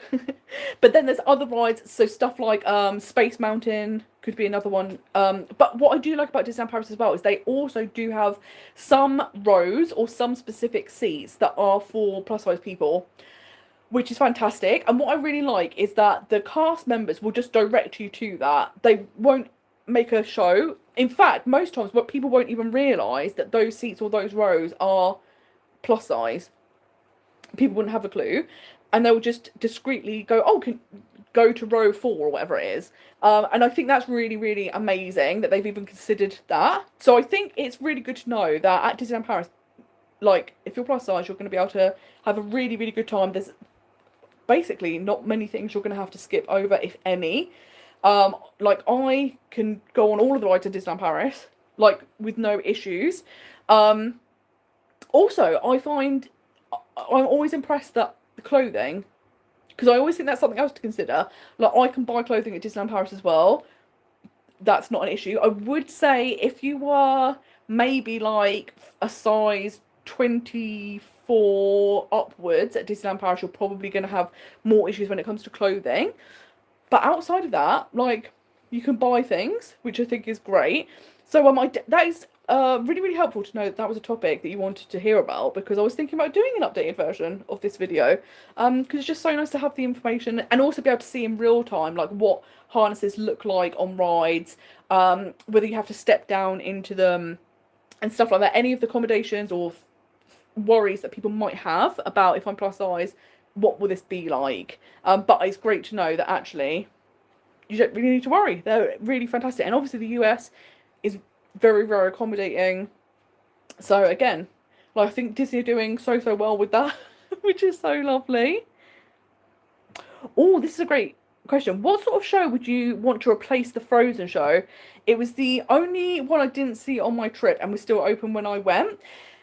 And this is the thing, because this is such a good question, because I think it would be great if they did some sort of like Marvel show, but so I never actually got to see that Frozen show, because every single time I went to see the Frozen show, it was sold out. And it's just one of those that's so popular, but I think it's because it's an interesting situation, because, and maybe the Frozen show wasn't like this, but when I've been there before, the show previously, we're in like a room where you were waiting, then you go into one room and you watched a thing, then you went into another room and watched another thing. So because of that, even though in theory there's quite a lot of space, it's not really, because you've got two separate different locations that you're watching the show. So I don't know if in the long run they will go, let's just turn it into one big venue. But if they're doing it the way they have done it, they need to do shows that aren't as big a scale. So like something like Mickey the Magician, they could never do in that sort of venue because it's too small. So it's really interesting to then think, oh, what would be really, really good? And because it's near the Pixar area, it could be fun if you maybe had some like, I love Ratatouille, it's one of my absolute favourite films.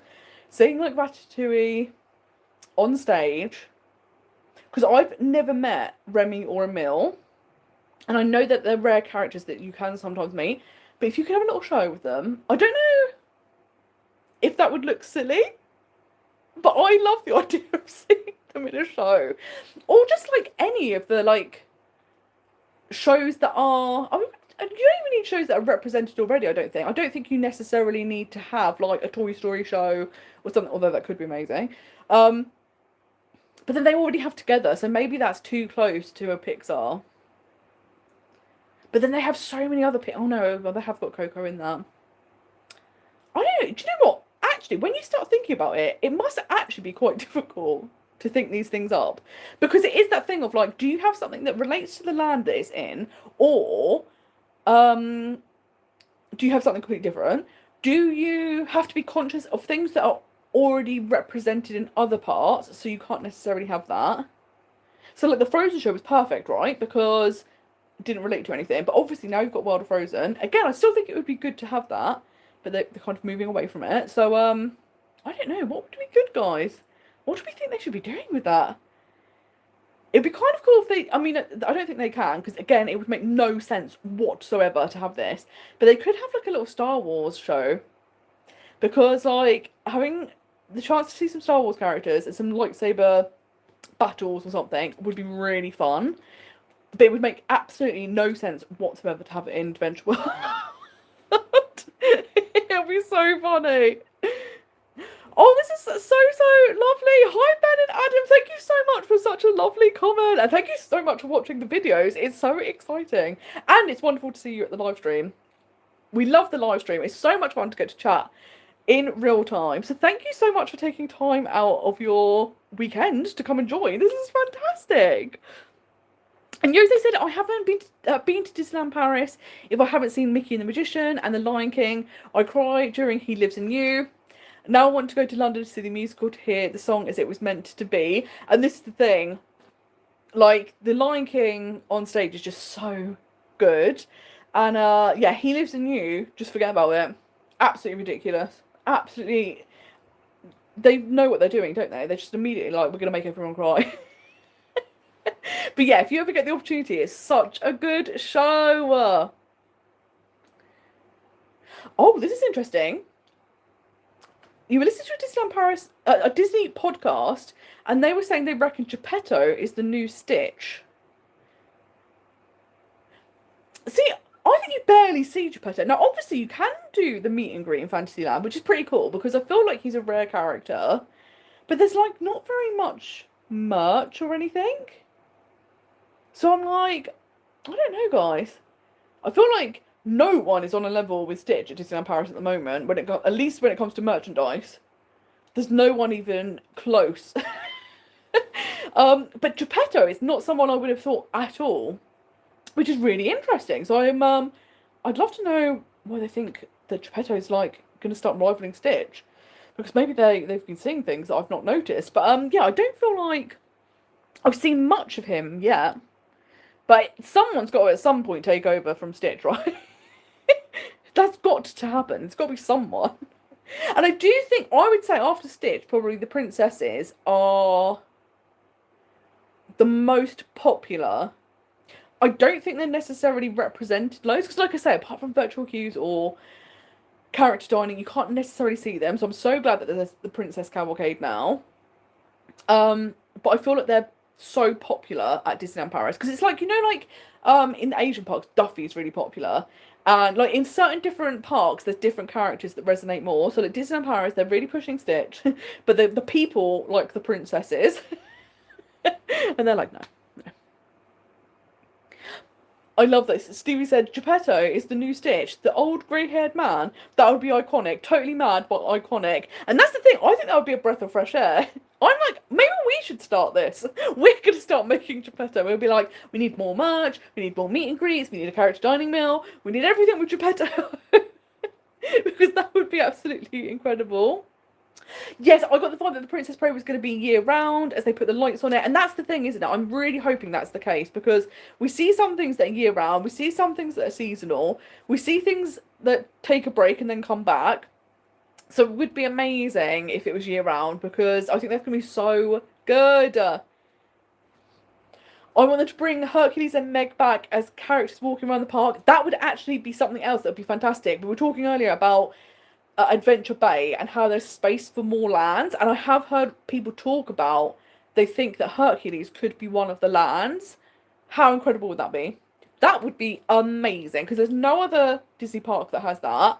It would look stunning, and like that would be so good. So I would absolutely love that. I think that would be so good. Yes, unfortunately the drones aren't permanently back for Tales of Magic. It was just because the French government banned fireworks during the heat waves. And I think Disney realised that if they didn't have drones and they didn't have fireworks, like they'd still have the projections and the music, but they wanted to give people something. So they brought back the drones temporarily, which is such a shame. The drones are permanent with Cascade of Lights. And obviously, I would argue this is one of the reasons that drones are the future, because obviously, like we said, the coming summers, we know we're going to keep having heat waves. So there's going to be times every year where they're going to have to stop the fireworks. So knowing that you've got the drones ready to go is such a good thing. So I'm like, if we could just maybe keep them, because like you say, I think that they basically have the budget for one set of drones. Because obviously they use hundreds and hundreds of them. So once they announced Cascade of Lights, they were like, we can't do both at, it's too much money. But the problem is, they'd only had the drones at Tales of Magic for just over a year. If it had been there for like 5 years or something, I could understand them going, okay, maybe we'll retire them there and move them to Cascade of Lights. The one thing I will never get over, and I'm sad because I don't think it will ever come back, was the Avengers drone show was so good. Power of the Night was unreal. I was obsessed with it. And I wish they would bring that back, but I don't think we will see that. It was so good. And I think, again, I've been avoiding spoilers, but I do think there is Marvel in Cascade of Lights. So there is some sort of reference to it. But yeah, I think they should do more drones all the time, because they're just incredible. And what you can do with them, every single year, they just seem to get better and better. It's unbelievable. So it's so good. Jonathan says, I can confirm Disney Sea is amazing. And it just looks unbelievable. It's just so good. And I'm desperate to go. And here's the problem, though. The best and worst thing is the merch. Because it's unbelievable. It's so cute. So amazing, but it's also so affordable, which is brilliant, but awful, because you're like, okay, well, I'll just buy everything then. So this is the thing. Really, I need to win the lottery, because the amount of stuff I'm going to want to buy is going to be outrageous. But it just looks so good. Hi Louise, lovely to see you. How are you doing? Oh, it's so exciting that you're about to head to France. Just a few days' time. I love that you're setting off at 3 a.m. It's absolutely incredible that you're dedicated. You're like, we're going, we're doing it, we're doing the early start, which is amazing. And I'm very excited to hear that you're doing a mixture of things in France. I'm going to mispronounce this, just bear with me, but Puy de Fou, is that how it's pronounced? I've heard such good things about this. Please let us know what it's like, because it looks absolutely incredible. So we need to see this. I love that you're doing Disneyland Paris, you're also doing a campsite, and it's just so nice to have a mixture of different things to do and a change of pace, and I just think that's going to be so much fun, and it's wonderful that you're heading off so soon. This is a really good point. Avios points are amazing. They really help save you costs on flights, and that's the thing. Like, obviously, I'm going to do nothing for the rest of the year and just live like a hermit inside and avoid anything to save money. But what's been great is like the flights, the hotels, the park tickets, all of the big costs of the trip, every single element of that I managed to save money, either through points because they had discount codes, everything helped massively. I think I saved about £700 across those things, which all helps, doesn't it? If you can save money in any way and then you've got more money to spend on the trip, that's the way to do it. Yes, I love that. I'm very much into travel now and wanting money rather than presents so I can put it towards trips. And I totally agree, because it's that thing, isn't it? Like, the memories you make stay with you forever. And it's so wonderful that people can help fund that and give you those experiences. So I'm so on board. It's so good. Tracy, I love that you're doing the same. Like, everyone's staying inside and just being like, well, I don't need that. It's like every time when I'm out, because I love iced coffee, and especially when it's been hot. And every time I'm out, I'm like, I could spend £5 on that, or I could just make one at home. And it's been amazing how I've just stuck to it and just be like, no. But it's silly, isn't it? But because you think, oh, it's £5. But then if you're spending £5 regularly, it all adds up. So this is the thing, isn't it? Nicola, this is such a good tip. I delete Deliveroo when I'm saving for Disney so I don't get my weekly sushi for a couple of months. And I agree. This is the thing. If there's apps or, like I say, like I don't go in shops because I know if I go in them, I'm going to buy things. Like if I go to Primark, that's it. I'm spending all the money. So, like you say, if you can delete those things so you're not even looking, you're like, this is fantastic. It's so. I'm also obsessed with Kindle books, and Kindle do these 99p books every single day. They do deals. And I have to just stop looking. Because I know 99p is unbelievably good value, which is why I'm obsessed with it. But it's that thing of, if you're then buying multiple a week over the course of a month, then that's adding up. But the good thing was, there was a, like, I think it was 99p for 4 months of Kindle Unlimited, which is basically like a library for Kindle books. So I was like, right, I'll do that instead, because then I can read loads and loads of books instead of one each time. I'm also a big fan of a library, so I've stopped buying physical books and I just go to the library. And yeah, like you say, being able to do these little things makes such a difference, don't they? It's wild. Oh, Shaky God, thank you so much. That's so lovely of you to say. And it's so lovely to have you here. Thank you so much for joining us. Hi, Lou. How are you doing? I love that you're loving the podcast. And it's so exciting because you're heading to Disney World. And it's been such a joy bringing the podcast back. And I was so worried because obviously the first series of the podcast was such a joy because I had guests. So getting to talk to people and hear their experiences, and it's just so fun. So I was worried by doing this like standalone series where every episode is themed to planning a different element of your Disney trip, and then hopefully over the course of the whole podcast series, it's like all the building blocks you would need to plan a trip. I was like, oh god, but it might be just boring because it's just me talking just at you for a long period of time. So I'm so glad to hear that you're enjoying it, and it's been so fun to be recording them and like writing all the notes down, and it's just so much fun. And I think that's the thing, I think it could also be really good in the long run to do like a video series, because this is something YouTube are about to launch, where you can create series now. So obviously at the moment you have playlists. So if you've got videos around a certain topic, you can do that. But you're going to be able to do series, because some people now are actually making like TV shows on YouTube. But I think they're going to roll it out so everyone has this option. So it could be like, in the long run, I do like a series where each episode is like how to plan a Disney World trip, how to plan Disneyland Paris trip, stuff like that. So it's been so much fun, and it's just, yeah, it's so exciting because it's only just started. Because I think there's going to be 12 episodes of the podcast. So the fact that we're only 3 in, it's just very exciting. And then in the long run, the next series will have guests again. So then it'll be so fun to chat all about all of the Disney things, which will be so good. Jose said, I budgeted $80 to $100 for food a day at Disney World.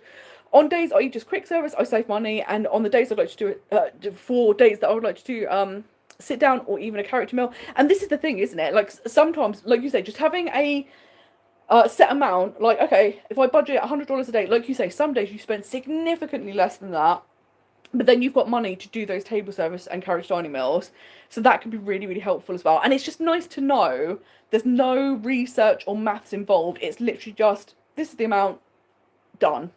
Super easy. Hi Adam, lovely for you to join us. Thank you so much. This is such a lovely comment. He said, I watch your videos all the time. You're so relaxing to listen to, and you've become such a safe space for me and my husband. Would love to visit Disneyland Paris with you. Thank you for posting. This is so lovely. Like, it's just such a joy. And it's so nice to have you here. And this is the thing, this is the most exciting thing, is when I get to bump into people in the parks in person. It's so nice. And this we always talk about, and I'm like, I really do need to like plan it, of going, okay, like these dates, there can be like a group trip to Disneyland Paris, and then people have the option of they can stay wherever they fancy, they can do as many or as few or as many days as they would like. So, and you know, you don't have to hang out with everyone all the time, but it could be really nice that everyone gets to kind of like meet in person, and it's all in Disney. So that's always in the back of my mind of something that should be done. So thank you so much. That's so lovely of you. I love that you also used to work for Universal Studios Japan as a Hogwarts student. Oh my gosh, that sounds absolutely incredible. What an amazing life experience that must have been. But I'm so sorry that COVID then happened. And it must have been absolutely devastating for everything to shut down. This incredible thing that you're getting to do to have to stop. But you must have so many amazing stories. What a cool thing to have experienced. I love that.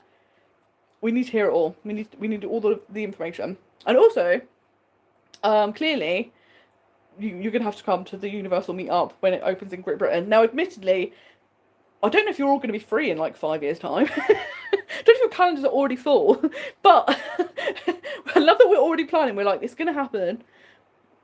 You know, it's a long time away, but it will happen that we're doing this meal. It's going to be so good. Yo, as I said, last year I spent less money on food that I budgeted for. I treated myself with an extra sit-down meal at Skipper's Canteen. It was great. And that's the thing, isn't it? When you do have extra money, it's so nice to then go, oh, that thing I wasn't planning on doing, I can do. Or like an extra piece of merch or something like that. It's really nice. So I always think it's great to kind of like over budget a bit. Like we were saying, if you're doing like $100 a day, nice and easy, and then at the end of the trip you're like, actually, I've got some money spare, so let's see what I can do with it, which is great. Lewis said, I feel like I'm the only person who can't be bothered with Flight of Passage when I go to Disney World next year. The motorbike seat really put me off. And yeah, it's interesting, isn't it? And I totally feel this very strongly, that people should just do what they want. I know that sounds really basic and it's an obvious thing to say, but I think there's always so much pressure of, you need to go and experience everything. You need to go on everything. Even if you don't like the look of it, you're nervous, you get motion sick, whatever it is, you've got to go on it. And I'm like, I don't think you have to. I think you should just do whatever you like, because all of the theme parks have so many things to do. If you skip over some things, you don't feel like you're missing out. So when there's something you're just like, I don't know if I'm going to enjoy this, then it's like totally fine to skip. And I think that's the thing. With the motorbike seating, it's obviously like an unusual type of seating. We're not used to it. The thing that I do like about Flight of Passage is the motorbike, it breathes. So you really feel like you are on a Banshee. But it is also that thing of like, oh, how is that going to make me feel? The one thing I would say, because I was nervous about this with Flight of Passage and with Tron before going on them, is, are you going to feel like trapped or like even like squashed and it be like uncomfortable, because you're not so used to having things pressed on your stomach, if that makes sense. So I was really nervous about that, but I actually find they don't have that effect, which is great. And something I really enjoy about Tron is the bit on your back is just there for comfort. It's what's keeping you in is your knees, so you can actually sit upright on Tron. Most people hunch over because the motorbike experience. But I like lean back, I have my arms out, I'm like flying around like the crow. I sometimes think it must look unhinged. People who are standing, just waiting to go on the ride, and they see everyone like hunched over, and there's me like, ah! They're just like, what's she doing? It must look nuts. But it's good to know that it's not like compressing you. You actually can move about, which is fantastic. But yeah, it's definitely an interesting experience, isn't it? Because it's a very different type of harness, those two rides, and you're like, okay, guys. Adam says, after coming back home, I worked and performed at Alton Towers. Obviously nothing like Universal or Disney, but I love the rides, shows, and absolutely love your videos. Thank you so much. And I haven't been to Alton Towers for so long. And it was interesting because I went to university in Stafford. So I wasn't far from Alton Towers. I used to go over to Alton Towers, but I haven't been there for so long. So it must have been so fun to work there. And it's just such a vibe at theme parks, isn't there? But I can also imagine the public are difficult, I would imagine. You're like, guys, just behave yourselves. There's always someone, isn't there, that doesn't do what they're meant to do. Speaking of that, the talk of the town, obviously, I don't know if we talked about it in the last live stream. I can't remember if it happened or not. But the kid that got out of Tiana's Bio Adventure and slid down the water slide flume thing. What's going on? And then I heard, and I think this might have been a rumour because I didn't actually really see much about it. But there was a rumour that like a couple of weeks later someone else did the same. And I'm like, don't start this being some sort of like TikTok trend, kids. Don't do that. But my favourite thing about it, and if you haven't heard about this, there was a family in California. So in Tiana's Bio Adventure in Anaheim, it's like a traditional log flume. So you're one person sat behind another, whereas in Disney World, you're like two people sat next to each other, or even three with a little kid. But it's people sat behind each other, and you're not strapped in. So the one in Disney World, you do have a little lap bar, but the one in Anaheim, you don't. This ride has never had any sort of harness, and I think actually it's a safety concern, because obviously if the boat was to capsize, it'd be really dangerous to be strapped in. I don't think the boats have ever capsized though, but anyway. So our family went on it, and the 13-year-old kid was in the back seat, and before going down the drop decided, I'm going to get out. But obviously, once you start going over the edge, you quite quickly will then, gravity will take control. So didn't get out of the boat in time, and then slipped and went into the like chute bit. So basically used it as a like massive water slide. My favourite thing about the story though is the mum is obviously sick to death of this kid, because she immediately, because without trying to like talk bad about parents, we do see these days a lot of parents will allow their kids to do anything, and if you say something, they will go spare. Like, how dare you? My kid can do what they want. This mum was not that. She was just like, yeah, he's a little arsehole. She was like, was sick to death of him. Like, completely was on side with Disney. Like, no, do whatever you need to do because he's absolutely outrageous. We're sick to death of him. But I was like, please don't start saying this and doing this, kids, because it's very dangerous. He luckily did not have any injuries. And like, absolutely wild. So I'm hoping that it won't become a thing that like they then, you know, because if it was to happen again, they might have to go, we're going to have to shut the ride until we assess how we're going to do this. But obviously they do have a lot of signs up saying don't get out. I don't really know what you can do. So, like, I don't know, guys, but we got to stop kids doing these things. Just out of the way. Oh, I love that, Lou, that you're definitely going to go on Tron. And I do like that on Tron they do have that row where you can have the other seats, which is nice, isn't it? Because you don't want to have to miss out on something. So I think it's really good that they've done that, which is great. Okay, love this. I get motion sick and was fine on Battle of the Ministry and also on Monsters Unchained. I'm feeling much better now, guys, because Monsters Unchained, I was like, I'm doing it regardless because I'm obsessed with Universal Monsters. And I'd seen a video when someone had gone through the queue and they have the example and it's like this, and I was like, are you joking? And then I've got some friends, they were like, ignore that because that's not what happens on the ride. And I was like, thankfully, because you know, like Crush's Coaster has that one outside, but it's an accurate representation of what the ride's like. The one in Monsters Unchained, they're like, no, it's not like that, don't panic.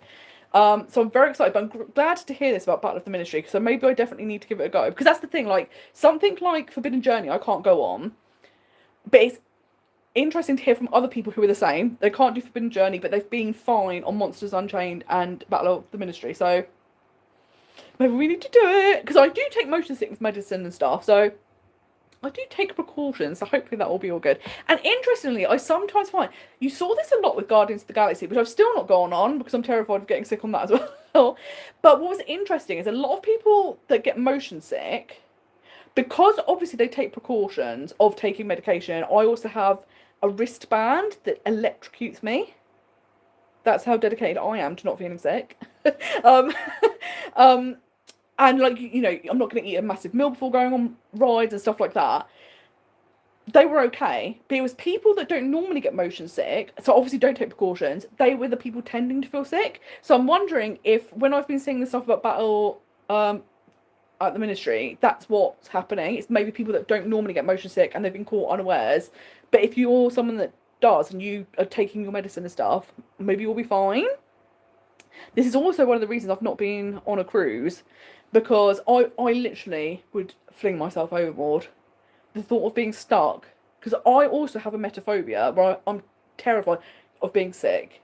So I feel like if I just felt sick, if I just got motion sickness, I'd be like, oh, it's horrible, but it is what it is. But where I have a phobia as well, it's like the worst thing that could ever possibly happen. So I'm deathly afraid of going on a cruise. I have been on a cruise once before. It's a 3-day cruise. It was years before I used to get motion sick. And I remember being up in the night just feeling horrendous. And this was pre-motion sick days. So I've always been like, but I've recently been watching Adam Hatton and Gary C on their Alaska cruise. And I do love watching the Disney cruise vlogs because I think they look so fun. But I'm always like, oh, I can just watch that and I enjoy it. Watching that vlog series was the first time I was like, I wish I could do that cruise. And I was just like, it looks so good. So, yeah, but this is making me feel much better.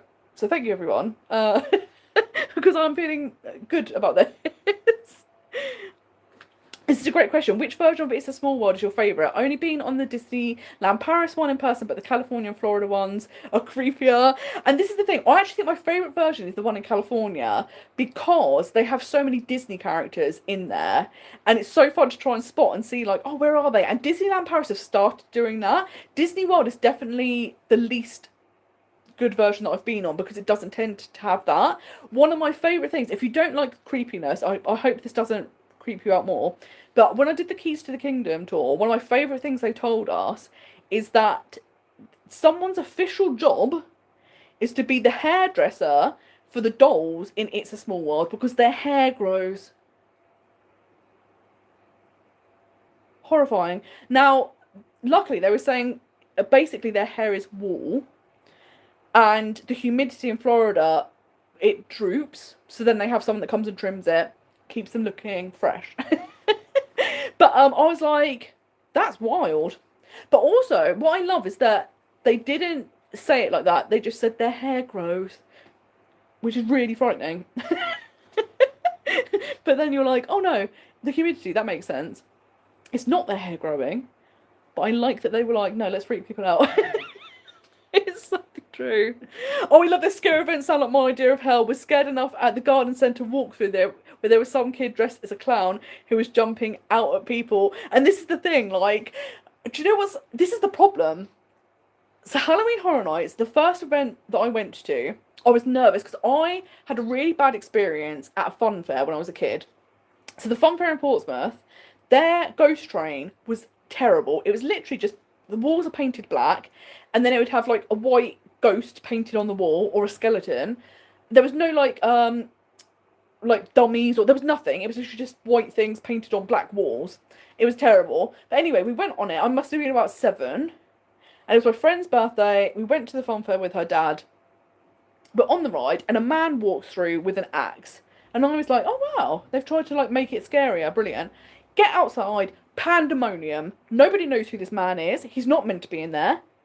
Is the axe real or not? Nobody knows. Terrifying. So ever since then, I've been really... I hate haunted houses. I'm one of these people that even in the daytime, I can see someone, like, hide behind something, know they're going to jump out, and I will still scream. So going to Halloween Horror Nights, I was like, oh gosh, how am I going to cope? And then I found, like, yes, I did the screaming, but then you have all the adrenaline afterwards and the laughter, and I loved it. But the problem is, I then went to Thorpe Park Fright Nights, which is definitely scarier than Halloween Horror Nights. And then when I went to Halloween Horror Nights last year, I was too brave at that point. And I wish I was more scared. Because I enjoyed it more when I was more scared. And I still had a fantastic time. And it was actually really funny getting to see other people being really scared. Because I was like, that was me. And I hope that the year before, lots of people found it funny when I was like, ah. But I was like, oh no, I've become too brave now. This is a problem. So yeah, they are intense. I remember I went to Thorpe Park, and one of the the like houses that you went in, when you walked in, there was someone in an electric chair with a bag over their head. And then they put you in cages. Now, luckily, I was there with one person. But some people that were in bigger groups were getting separated. And there was one girl, all of her friends were put in a cage, and she was separated and put in a cage on her own. And I felt so sorry for her. So anyway, you're in your little cages. They then, all the lights go out, and the person in the electric chair is, like, screaming as if they're being electrocuted. And then the lights come back on, and the people in the cage next to us disappeared. And I was like, where have they gone? So then the lights go out again, and then basically behind us wasn't a wall, it was a curtain. So someone grabs you through the curtain, and I was like, oh my god, what's happening? And then it was actually a maze. So there were dead ends and stuff like that, so you had to try and find your way out. But there were people with chainsaws that would just chase you and stuff. Like, you end up getting separated from the people you're with, because obviously you're like, I'm in survival mode, I'm just leaving you behind. It's every person for themselves. So you're just like, I don't know where they are. Hopefully, wishing the best for you, but you're just going to fight for your own life. It's really funny. But I'd love to go to some more like of the specific scare events. So Tully's Farm is the one I really want to go to, but that looks absolutely terrifying. So one year I'll be brave enough to go to that. It'll be so good. Yes, you're so right. On Disneyland Paris, there is an amazing gluten-free Disneyland Paris group, and it's so handy because they will take photos of the allergy menus, let you know if there's any updates, reviews, so they can be so helpful. And I think that's the difficult thing, is that the crossover between gluten-free food and vegan food is very little. So if you're just gluten-free, there's going to be enough options for you to get by. Once you have vegan and gluten-free, it's so few options that it's either a case of having to eat the same thing every single day, which can obviously be boring. And that's the thing that's interesting. Disney World is like the opposite. They go above and beyond for people with any sort of dietary requirements, which is absolutely unbelievable. So yeah, it's like night and day experience. Oh, I love that you forgot how much you loved Ratatouille until you watch it for your movie countdown. I am obsessed. It's such a good film. And I love Remy so much. The idea of a rat being a chef, I think, is absolutely incredible. Just love everything about it. And Emil reminds me of my cat Jaffa. So every time I see Emil, I just think, oh, he's so cute because he's like Jaffa. I love it. It's just so good. Yes, I love it. Ursula is mesmerising everyone. And I think it's so fun that it's just like a massive Ursula head that's the whole t-shirt, basically. It's so good. Oh, I love this. We're going to start this campaign to make Geppetto the new person at Disneyland Paris. We want all the merch. We want everything. I actually got this t-shirt years upon years ago in Primark. Because you know, every now and then they'll go through, so like at the moment they've got an amazing Ratatouille range, which is terrible because I'm currently on my self-imposed, I'm not going in Primark. And then they're like, oh, we'll just have all this amazing, like that, I don't know if you've seen it, they've got some amazing bags. They've got one that's a cheese with Remy on it, which is so good. And then they've also got, it's just a really, really nice, like, blue and white bag. And they're not even expensive, but I'm like, look, just say it Florida, but I'm like, but they're so nice. But yeah, this is the problem when Primark do really good things. This was from Primark, but I'm one of these people, I wear my clothes to death. I will wear clothes forever and ever until they run out. Like, it's actually ridiculous. And it's one of those things, like, sometimes there is like a pressure, I feel, that I'm like, when I go on trips, I don't want to look like I'm wearing the same outfit every single time. Because I do own clothes. I probably own too many clothes, honestly. So it's trying to, when I do trips, rotating them out so that it's not the same clothes all the time. And also it can be helpful for me because sometimes if I'm trying to remember, like, oh, which day was that? I'll sometimes remember what outfit I was wearing. So I'm aware if I wear the same outfits too often, I will then go, I don't know which trip that was on, which day it was. But yeah, this was so long ago. But I love it when they sometimes have all these good ranges coming out in Primark. It's so nice. Oh, Alison, the Avengers drone show was absolutely amazing. Wasn't it so good? I still watch it on YouTube, like, every so often because I love it. And it was just, the music was incredible. Like, the drones themselves were absolutely incredible. It's just so exciting. Also, I don't know if we've all been seeing, but obviously San Diego Comic-Con is currently happening and they've had some big Marvel updates. So we've just found out about the new T'Challa. So David Johnson, who is a really fantastic British actor. If you've seen The Long Walk, which is a great horror film, it's less horror, it's more like psychological horror.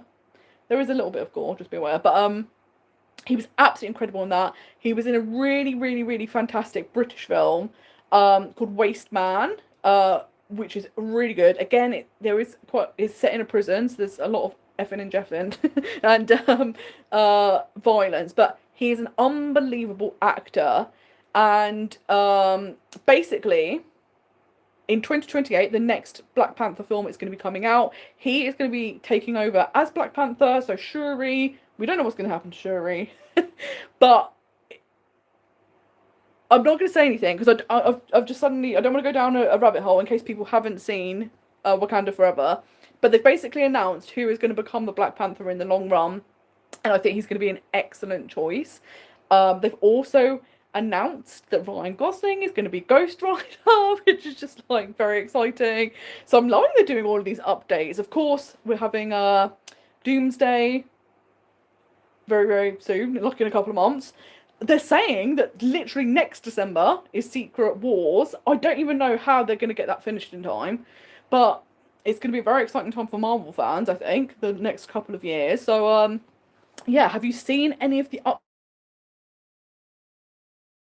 about the updates and the information that's been given out? Are you excited for Doomsday? I'm also really interested in what's going to happen, because what I love is when, you know, look, we had it with Endgame, where you have the, like, all of these stories all converging, which is incredible, and there's such a spectacle because you've got so many characters all in one film, their storylines all entwined, amazing.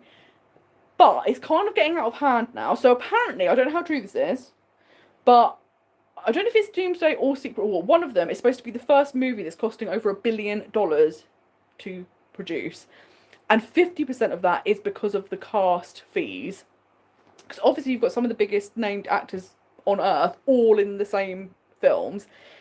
And there's a lot of talk about they're not going to be able to continue that because it's just spiraled out of control. So these two films are going to be so important and so interesting to see what happens with characters, because inevitably some of them are not going to be carrying on going forward because they need to cut down costs. So I'm like, it's like we don't want to know what's going to happen until we, you know, they're out. But I think it's going to be so interesting to see what happens with these two films. So, and because I came to Marvel so late, I didn't see Endgame or anything in the cinema. So I'm very excited to have the cinema experience this time and see it with an audience and the people's reactions, which will be so good. Love this. Hercules Land would be amazing. It's my all-time favourite movie. I think it was so good, wouldn't it? And it's so unlike anything else that we've got. And I think it would be beautiful. I think it'd be so well done. And yeah, they absolutely need to do it. So, so, so good. And yeah, I totally agree. Like, credit cards that give you points for Avios and stuff like that are really, really great. I love this. I sail on board Disney Dream Transatlantic from Southampton in September. I got a good price, $3,500 for inside guarantee, one person. This cruise is good value. The fact that this is the transatlantic sailing, that seems incredible, because the fact that you're going to be there for such a long period of time, and what a really cool experience to have done a transatlantic cruise, and especially for one person, because we know that cruises, you have to pay a lot, like single supplement. This is amazing. So that's going to be a wonderful experience. I cannot wait to hear all about this. And it's so exciting that it's happening in September, which is not far away at all now. And yeah, I think that's the thing. If you've done cruises, being able to do a transatlantic cruise must be one of those bucket list things, because they just sound like amazing. What a cool thing to have done. So it's so nice. Oh, this is really great to know, because this is the thing. I am terrible with like point systems and stuff like this. So it's actually really helpful when people have so much information. And it's great to know if you spend £3,000 a month, you'll get about 30,000 points. If you have the right credit card with Avios, which is huge, because that will really easily like build up quickly and get you such good deals on flights. And yeah, this is fantastic. Tracy said, I can't spend a lot of money at the moment because I've just had a foot op. Oh, I'm so sorry to hear this. How are you recovering? Are you feeling okay? I'm hoping you're getting pampered. Because yeah, it's the worst, isn't it? And I know we've been talking about this in Patreon, so I hope you are all doing well. And this is the thing, isn't it? It's just like, you have to just live it up. Like, even if you're feeling better, I'd be like, I absolutely still can't do anything. So I'm going to need everyone to keep doing things for me. Definitely need to do that. But like you say, it's a very drastic way to save money. But hopefully the good news is, once you're fully healed and recover, it's going to be so nice to be able to get back to Disney and have like an amazing time. It's going to be so, so good. Oh, thank you so much, Tracy. It's so much fun to do like the planning vlogs and just like in the build up to trips, talk about how I go about planning. and the tips I use to kind of get the most out of trips. And yeah, it's just so fun. And like you said, it'll be fantastic if we do cross paths in January. I love that we're there at the same time. It's so, so good. It's going to be so wonderful. And yes, you're absolutely right, Arnold. Tiana's Bar Adventure has beautiful music. And this is another film I love. Princess and the Frog. It's one of my all-time favourite Disney movies. I love the soundtrack to it. And like you said, I think they've done such a good way of incorporating it into the ride. Actually, this reminds me, I had a really good question, and I'd love to know what your answers to this would be as well. And the question was, you can only do one ride in each Disney World park per day for a 2-week trip. So it has to be the same ride on rotation. Now, I'm going to say, I don't think you have to do it back to back, like you can't get off of it. I think it's just that you can't go on any other ride. Like, that is the ride you're going on if you're in Magic Kingdom, if you're in Epcot. And I also think we can extend this to the Disneyland Paris parks as well. So if you can only go on one ride in each park, what would you do? And I think this is the thing, because originally my first thought was like, oh my god, if it's Magic Kingdom, it's Tron, because I'm obsessed with Tron. I watch it multiple times a week on YouTube until I can get back there. I'm obsessed. But then I was thinking, if it was one you had to go on like a lot of times, it might eventually make me start to feel a bit ill. So then I was thinking, I love Tiana's Bar Adventure. Now, admittedly, I'm going to have to sit in the back row and have a poncho on, because getting wet for multiple hours wouldn't be fun. And then you're just walking around Florida soaking wet and you can't get dry. But I love that it's quite a long ride, actually. And there's so much great storytelling. Like you said, the music's fantastic. So that was my other pick for Magic Kingdom. I was like, if you had to go on Tron back to back, I couldn't do that. However, if you can get off the ride and it's just that's the one ride you can do, but you have to just only do that ride, that's what I'd pick. But if you're going to be on it continuously, it would be Tiana's Bar Adventure. I absolutely love that. Same with Epcot. If I had to stay on it continuously, Living with the Land, because it's so relaxing. It's like a meditation adventure, I think, when just looking at cucumbers and lettuce in the greenhouses and like the little music playing. Love it.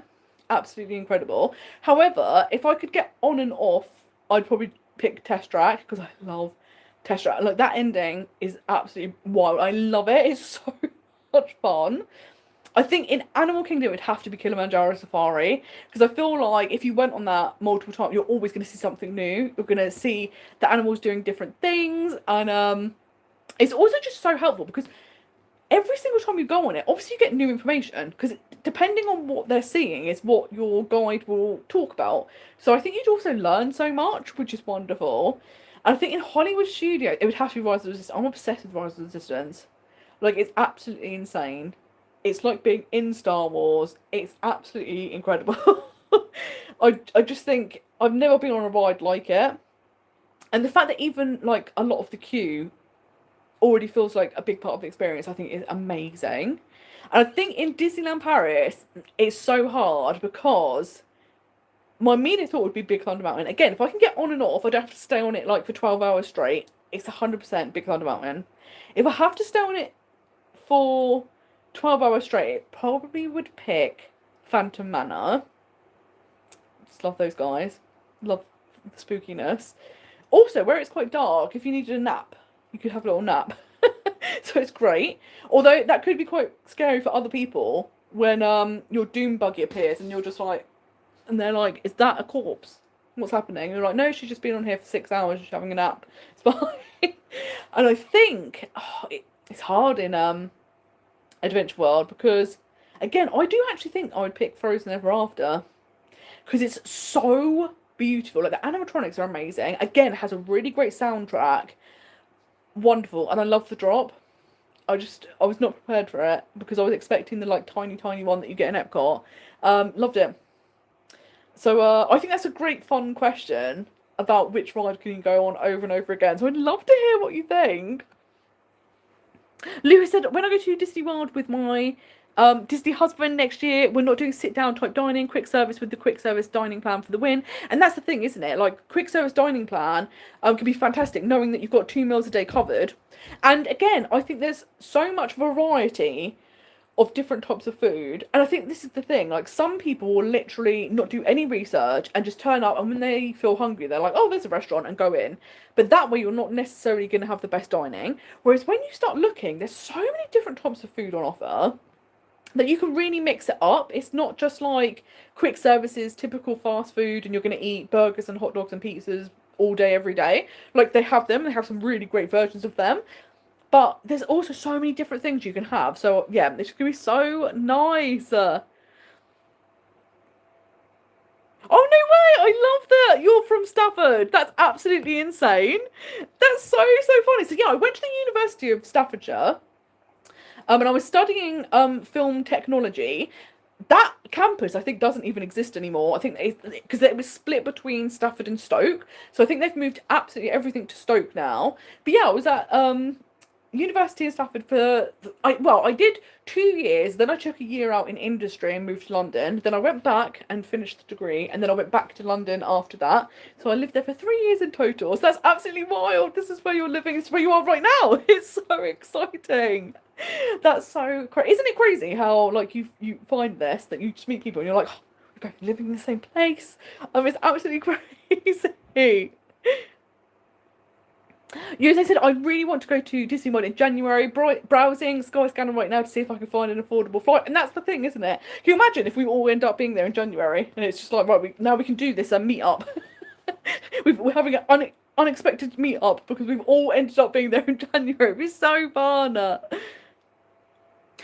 I love the idea of doing a Disney cruise, but don't like the idea of being stuck on a boat. Although at one point I was considering joining a job in the nursery on it. And this is the thing, like I'm someone who also likes a lot of downtime, like a lot of time to myself. So I do worry, like being around people, and I know obviously you have your cabin, but I'm like being around a lot of people all the time. I'm like, oh God, maybe like I wouldn't enjoy that. But what was great with seeing Adam and Gary is the Disney Wonder is one of the smaller ships. So it felt not as huge. And because of that, it felt a bit easier to deal with. So I was like, yeah, everything about it. I'd love to go to Alaska. I worked for a very, very long time. Because before I was doing the Disney planning and all of that stuff, I worked in TV, in like the post-production side. I started out like as a runner, going out filming and stuff like that. But then I ended up in the post-production side. And I worked on a TV show about gold mining in Alaska for many, many, many, many years. And so I've always wanted to go and visit Alaska, and yeah, it just looks so nice. And like with the smaller ship, they had Tiana's place as a restaurant. So I was like, sign me up. Although some of the newer ships, I know they have like a Dr. Facilier. Like I don't know if it's like a meet and greet or it's a bar. There's something to do with Dr. Facilier. I think it's on the Adventure. Oh, I don't know if it's on the Adventure actually, or if it's one of the cruises that's one of the ships is about to launch. But there's something coming up. And I'm like, don't tempt me, because I'm obsessed with Dr. Facilier. It's so good. But I love that you're also thinking about working on cruises. And yeah, it must be so interesting to people, like seeing people from all over the world, and like the behind the scenes running of cruise ships is amazing. Whenever there's like programs or documentaries about it, I love watching them, because they're such huge. They're like floating cities. Like literally, you have thousands of people on board, but then you also have thousands of people that work in all of the different departments. Like it's so fascinating. It's really interesting. Oh, Karen says, some people who meet me for the first time or don't know my surname then ask if I'm married to Freddie. Unfortunately, I have to tell them it's not spelt the same way. Can you imagine? You're just like, this is my husband, Freddie Krueger, and they're like, who? What's happening now? That must be amazing. It must be so funny if you do have a name that is the name of like a famous character or something like that. And yeah, that's absolutely hysterical. And you're just like, it's not quite the same, but sure. Oh. Oh, I love that. Yeah, you must have had such an incredible time working at university, and particularly in Japan as well. Like, what an incredible country to go and live in. And I've been once to visit, and I absolutely loved it. And the people were just unbelievable. People would go so far out their way to be helpful, and just loved it. So it must be just such an incredible time of your life. It's wonderful.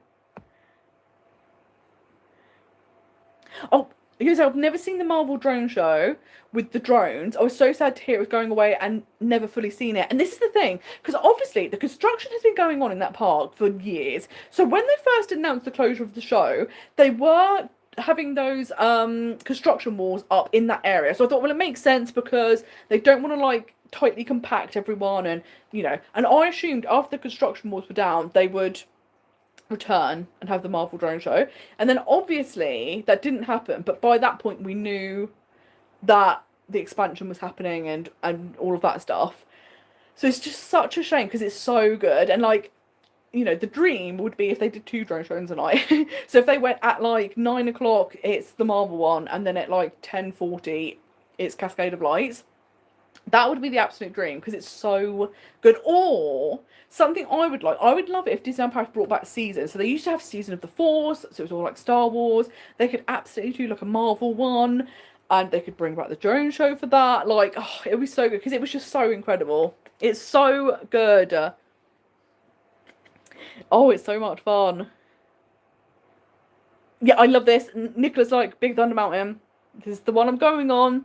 If I'm only going on one ride, it's that. This is a great question. Other people are picking Big Thunder Mountain as well. This is the thing, isn't it?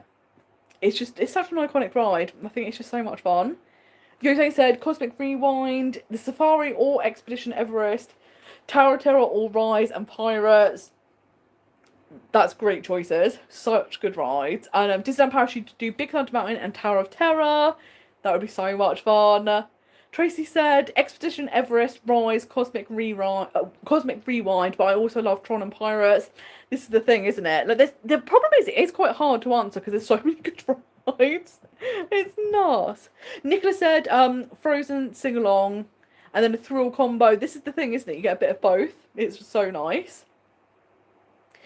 Shaky Girl says, what is the absolute favourite hotel in each of the Disney resorts you've been to? Oh, this is so good, because it's so difficult, because I genuinely have never stayed at a bad Disney resort, and it's something that I think's so nice that, whenever you book something, you do worry, like, oh, if I stay in a value resort, will it not be very good? Or if I splurge on this, will it be a waste of money? So I think that's what's really good, is I've never stayed somewhere and been like, oh, this has not been a good experience. I think Disneyland Paris is hard, because I love how the hotels are so different in theme. And they really do theming well. Disney World is starting to remove theming, and I'm like, please bring that back. But I loved my stay at the Art of Marvel Hotel because it had such a different vibe to the other hotels I'd stayed in at Disneyland Paris. It was so relaxed when you were there. So like having the busy day in the park and then coming back and it being so chill, I loved. But I also love Cheyenne. I just love that theming, and I love Sequoia Lodge. And I think, like, particularly on a winter trip, Sequoia Lodge is so cozy and lovely. And like I say, I think it's like a hidden gem. So I think probably that Sequoia Lodge is probably my favourite because it has that amazing amenities, feel, vibe, but a great price. Whereas the Art of Marvel Hotel is incredible but pricey. And then I think in Disney World, the problem is in Disney World, I haven't stayed at a lot of their resorts. Like, I've visited them, but not stayed. So I've only stayed I've been to Animal Kingdom Lodge, Caribbean Beach, and then 2 all-star resorts. So I've been to music a couple of times, movies once.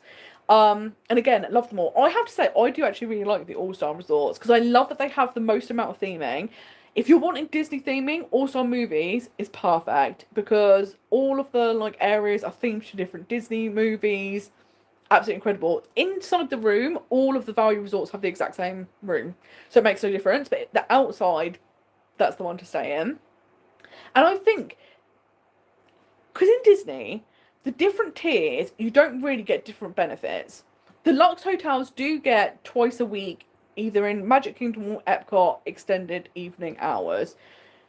But it's not like if you go to a moderate resort, you get extra things. Obviously, the resorts themselves, like, you have more amenities, right? But you're not getting extra benefits. So I think staying at like affordable hotels and then getting the same benefits is pretty good deal. I have to say though, I'm desperate to stay at the Port Orleans resorts. I would stay either of them. I think they're incredible. They look beautiful. They look so relaxing as well. I'd love to stay at the Polynesian and Wilderness Lodge.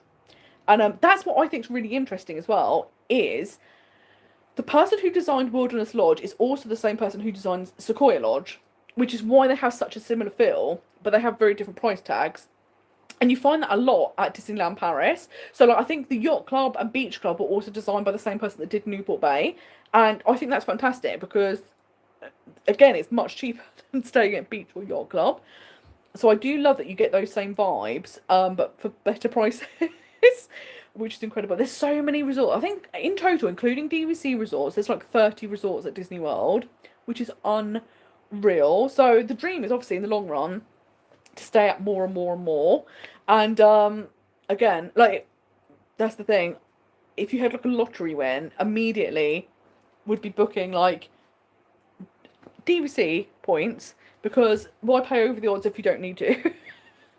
But yeah, like doing like a stay at Polynesian or whatever. Because when I stayed at Animal Kingdom, what I did is I actually did 2 weeks at All Star Movies, and then I switched to 2 nights at Animal Kingdom Lodge. And I think that's the best way to enjoy deluxe resorts, because for those days I literally just stayed in the resort and I did all of the things on offer there. And yeah, I think because the price you're paying, you want to get the most out of the hotel. So doing a couple of nights and getting to experience that was wonderful. So yeah, I would definitely do that again with like other resorts. But I love that Karen saying it's not going to be It's a Small World. Definitely not doing that one. Tracy's the same. Not the creepy It's a Small World with their little hair that grows. We're not doing that. Karen, this is a great idea. Going on Buzz to see if you can improve your score each time. Web slingers would be great, but your arms would get sore, which is so true. That's the problem, isn't it? It's like a proper workout. There's no way you could do it for like 12 hours. It'd be like, I can't move. Lou says, Rise would be my ride to do multiple times over. I love Poe in the pre-show. And yeah, it's just such a cool thing to do, isn't it? Like, I love Rise of the Resistance. It's just so unlike anything else. It's just wonderful. Such a good ride.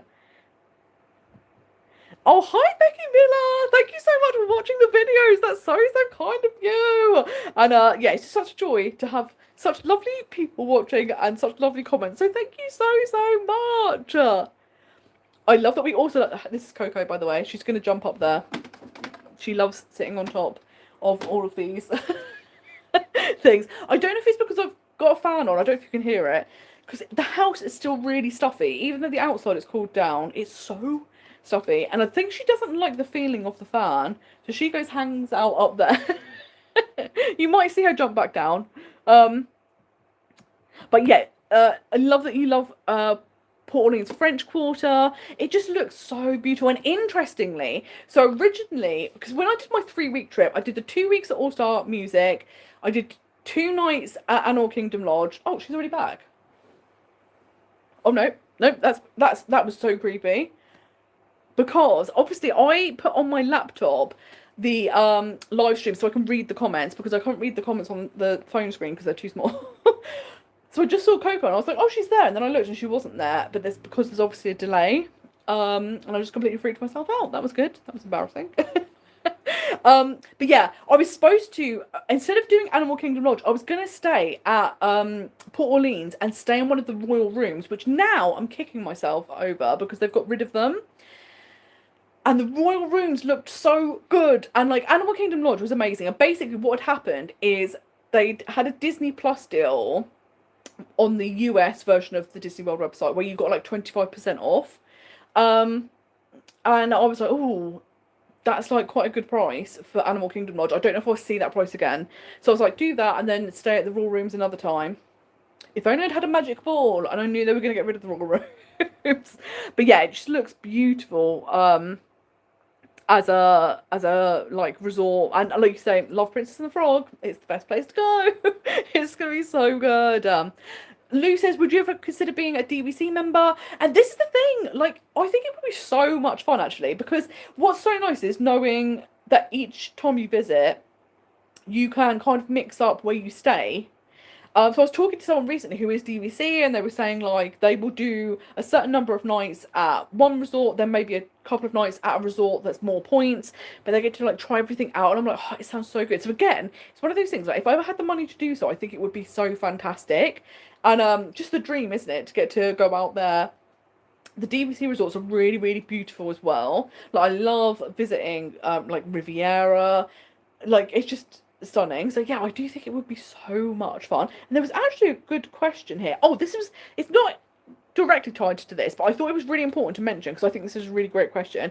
Kay had asked, if you're staying at the Swan and Dolphin, can you get a bus from Disney Springs after the new rule change? And this is such a good question because if you don't know, at the beginning of this month, the rules about buses at Disney Springs have changed. So the only people who can now get on the Disney buses or the boats over to Port Orleans are people staying at Disney resorts or have dining reservations for the Disney resort they're travelling to. If you do have a dining reservation, you can't get on the bus or the boat more than 2 hours before your reservation. So just be aware of that. But the good news is, if you are staying at Swan and Dolphin, even though they're not Disney-owned hotels, they are on Disney property, so therefore you're treated as the same as a Disney guest. So you can get on the Disney buses or the boats and go to any of the resorts you wish to, which is great news. So that's really, really handy to know. What's been really interesting is, obviously, it's been like an unofficial rule for a long time, but Disney never enforced it. But it was always a case of like the buses are for Disney resort guests to use, stuff like that. Because so many people were kind of trying to use that hack, which I've never understood because it just takes so much time. It's not even a hack because it's just inconvenient. But so many people were parking at Disney Springs, then getting on buses to Disney resorts, and then getting buses to the parks so they could avoid paying parking fees. Or what's even wilder, like, I literally can't believe this is a thing, but it is a thing. People would park at Disney Springs and then get buses to Disney resorts and then use the resort amenities like the pools. So they'd just have like a free day out going to a Disney hotel and using pools and stuff. Interestingly, since they've brought this rule in, there has been a significant drop in the amount of people on Disney transport from Disney Springs. And that's the thing, I think obviously you knew there were some people doing it. I'd not realised the extent of people doing it, and particularly the extent of people going to hotels to use their pools, which is just wild to me. I mean, it would never ever cross my mind to go to a hotel that I wasn't staying at and use their pools. Interestingly, a lot of the Disney pools now are giving you a wristband, so you have to have proof that you're staying at that resort. Then they'll give you a wristband so you can use that again to try and stop this happening. But yeah, it's been really interesting to see that has worked. But the good news is, if you are at Swan or Dolphin, you're going to be able to get on any of the buses. And it is good to note that you can, if you're a Disney hotel guest or you have a dining reservation, you can get on the buses to any resort. So if you're staying at All Stars, but you want to go to Port Orleans to get beignets, you can get on the boat from Disney Springs, even though you're not staying at Port Orleans. You just have to be staying at a Disney hotel.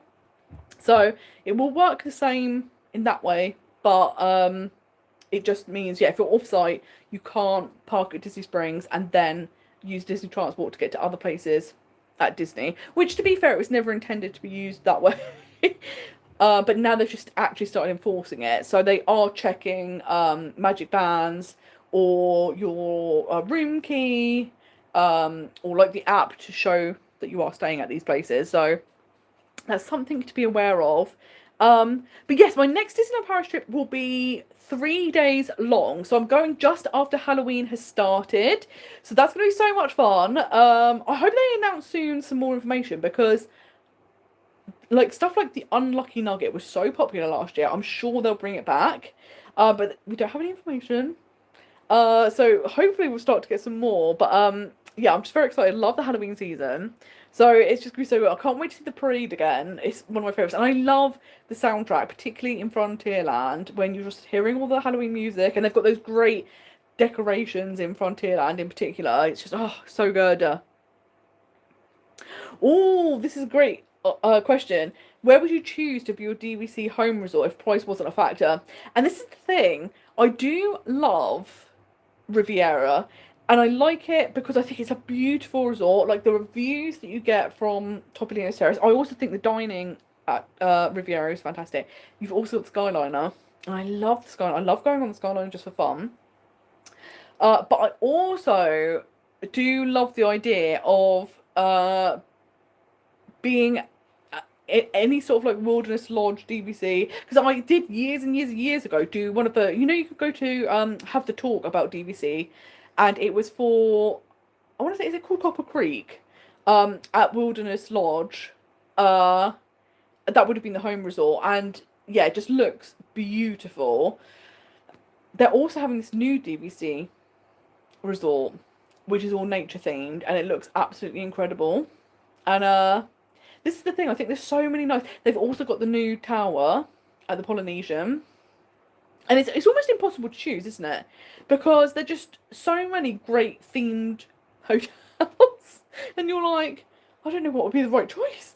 But that again, that's something I do like about DVC. It's not like you're locked in, like you have to pick a home resort and then that's the only one you can stay in. I think it's fantastic that they're like, this is your home resort, but you've got X amount of points and then you can do with it what you want, which is going to be so, so nice. Hi Sarah, how are you doing? It's so exciting that you have a countdown, 193 days. Yeah, it's just the best, isn't it? It's just so good when you know it's not going to be that long until you're back in the magic, and it's just so exciting. And like we say, like the build up to the trip is also part of the excitement when you're thinking about all the things you want to do, where you're going to dine, what you're going to pack and wear. I absolutely love it. Jose said, what do you think will be some of the announcements at D23 in a couple of weeks? See, this is the thing. In my head, I'm like, wouldn't it be amazing if we had a huge year again with loads of updates? I've got a feeling it's mostly going to be just information about things that are currently in the pipeline. So I think we'll get more information about Lion King Land, Villains Land, Piston Peak, Monsters Inc. Land. I think we'll get a lot of updates about those things, and maybe even like some video footage, stuff like that. There's rumours, I don't know if they're true, but there's rumours that there might be a second part coming to Shanghai. So that could be one of the big announcements that they're actually going to go with. That would be really, really cool. I think that would be absolutely amazing. But yeah, I've got a feeling because 2 years ago, it was such a bumper year. Like, and because they also announced like 4 new cruise ships or whatever it was, 5 cruise ships. It was mad how many things they announced all at once. And I'm like, surely they can't repeat that again so soon, because financially, where are they getting the money from? And it's us. That's the answer. We're the problem. No matter what they charge, we keep going back. So they're like, brilliant, let's just build 5 new cruise ships and like 4 new lands in Disney World, and they're paying for it. That's where they're getting the money from. But I would love, love, love if they did do some sort of, because this is what I liked last time. It was so many unexpected announcements. Nobody knew Villains Land was coming. Nobody knew about Monsters Inc. Nobody knew about like so many of the things. So it was just such a surprise. But I feel like budgetary wise, they can't announce loads. Obviously, the dream would be if they did announce more lands coming to Disneyland Paris, and then like a time frame of like, this is when Lion King Land's gonna come, and then these things will start after that. Because we also know they're gonna have to build a 3rd gate at Disneyland Paris. It's very, very overdue. The French government are getting bored of it being pushed back. They are gonna have to build that. I don't think they're going to announce it this year. I think they're still very much in the like development of Adventure World. But what would you all like to see? Is there anything you think, oh my god, if they did that as an announcement, it'd be next level? Is there any like land you would like to see come? Would you like extra parks? And I think this is the thing, isn't it? Like, in my mind, I feel like they can't delay the 3rd gate at Disneyland Paris too much longer for 2 reasons. One, the French government are bored because they keep pushing it back and it goes against their agreement. And 2, with Universal coming to the UK, they're going to have to do something to compete. And I feel like the reason D23 2 years ago had so many bumper announcements was because of Epic Universe. Like, they knew that Epic Universe, for the following 2 years, was going to be everything to everyone and what everyone's talking about. So they knew they had to compete, and it's like, okay, you can enjoy Epic Universe, for a couple of years, and then we're going to come in with all of these new things afterwards. So, yeah, it's going to be interesting to see. But I've got a feeling it's not going to be another bumper year, but I'd love it if we got something unexpected. Hi Kelly, thank you so much for watching. I'm so sorry it's taken me so long to answer your question, but I thought it was such a fantastic question because it is that thing of, like, at first the wording was very vague in general, so originally it sounded like you could only go to the resort that you're staying in, but then there is that whole question of like, yeah, but what about Swan and Dolphin? Because it has the same benefits as being in a Disney hotel, even though it's owned by other people, so surely you can use the buses, but they didn't kind of clarify it, so I'm glad that they have clarified that now. And it's great that if you're staying at any of the Disney hotels, including Swan and Dolphin, you can go wherever you like, which is lovely. You're so right, Lakeshore Lodge, the pools look unbelievable, don't they? And that's the thing, they're not even like just a pool. They look like little water parks, which is going to be absolutely incredible at a hotel. So yeah, it just looks lovely. Karen says she'd like a date for the new Upride. That would be fantastic, wouldn't it? Because we know it's supposed to be opening next year, but it'd be great to have an actual date, and then we know that's when it's happening, which is going to be so good. Oh, hi Vegas baby! Love this name. Fantastic. Thank you so much for watching. This is so lovely of you. And I love that you're obsessed with Disney World as well. We're all in good company. I love that you're down in Bath, a lovely part of the UK. 4 Disney World trips last year with your annual pass. The dream. Living the dream. Which hotels were you staying at? We need to know all of the details. And that's the thing, isn't it? It's so nice when you have the annual pass to be able to hop back anytime. And I think that's the thing. Obviously, the Disney World annual pass is more expensive than the Disneyland Paris one. But I feel like you get so much for it. And then, like, the discounts, the hotel deals and stuff is so good that I think it's such a good annual pass. Same with Universal. A lot of people do that hack where they upgrade their 14-day ticket to the Universal annual pass, and it's not like a huge amount more. So if you're doing more than 1 trip a year, it's so worthwhile. And yeah, it's so lovely. I love that, Sarah. You're feeling a bit stressed about what to wear in February, and this is the thing, isn't it? It is trying to work out, like, what's the weather going to be like? How many layers do I need to pack? What's going to happen? And I'm feeling this way about January because I've never been to Florida in January. And from all the reports I'm hearing, they're like, it could be 25, it could be 30. You might have an unseasonably warm day. It could be 0. So I'm like, we'll just pack for everything then. Perfect. This is great. I think the new land at Adventure World will be released.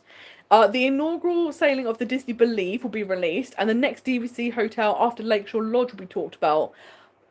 Those would be amazing, wouldn't they? Like, it would be so great to get information about things that we know that are coming, but to also hear, like, about what's going to be another DVC resort would be fantastic. I'm wondering as well if they'll start talking about this new hotel we're getting at Disneyland Paris. I caused a lot of problems on TikTok by talking about, there's this trend. If I was the CEO of Disneyland Paris, what would I do? And I said I would build another value resort, because we know the next resort coming to Disneyland Paris is going to be more like a high, moderate / deluxe. It's going to be between Newport Bay and Disney Village.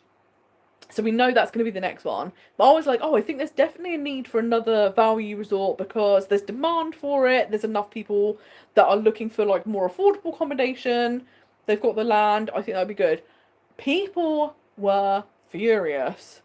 They were just like, why would Disney do that if they can make more money building more expensive resorts? And I'm like, I mean, I get that. I know that Disney is all about making money. So if they can build a more expensive hotel and sell that hotel out financially, that's better for them. Like, guest experience wise, I think it would be nice to have another value resort. People were very up in arms about this. I did not think that was a controversial opinion. People were very, very angry. But yeah, it'll be really interesting if we got more information about that hotel that is going to be coming to Disneyland Paris, and see what the theme is. And it better not be Stitch, because we know that's been floated around, and I'm like, don't start. But yes, Karen, apparently the next hotel to be refurbished is going to be Newport Bay, which kind of makes sense because, like you say, the rooms are getting a little bit old. And I love the nautical theme. I think it's super, super cute, but it'll be great. And then I'm hoping afterwards it'll be Santa Fe so they can install air conditioning. But the problem is I think they need to install the air conditioning like immediately. Because, this Sequoia Lodge renovation is going to take a couple of years. Then Newport Bay will take a couple of years. They've got the new hotel. That's going to have broken ground by 2036, which feels a very long way away. So yeah, I hope Santa Fe get their air conditioning soon, because it's definitely going to see a big drop, I think, in people staying there in the summer months.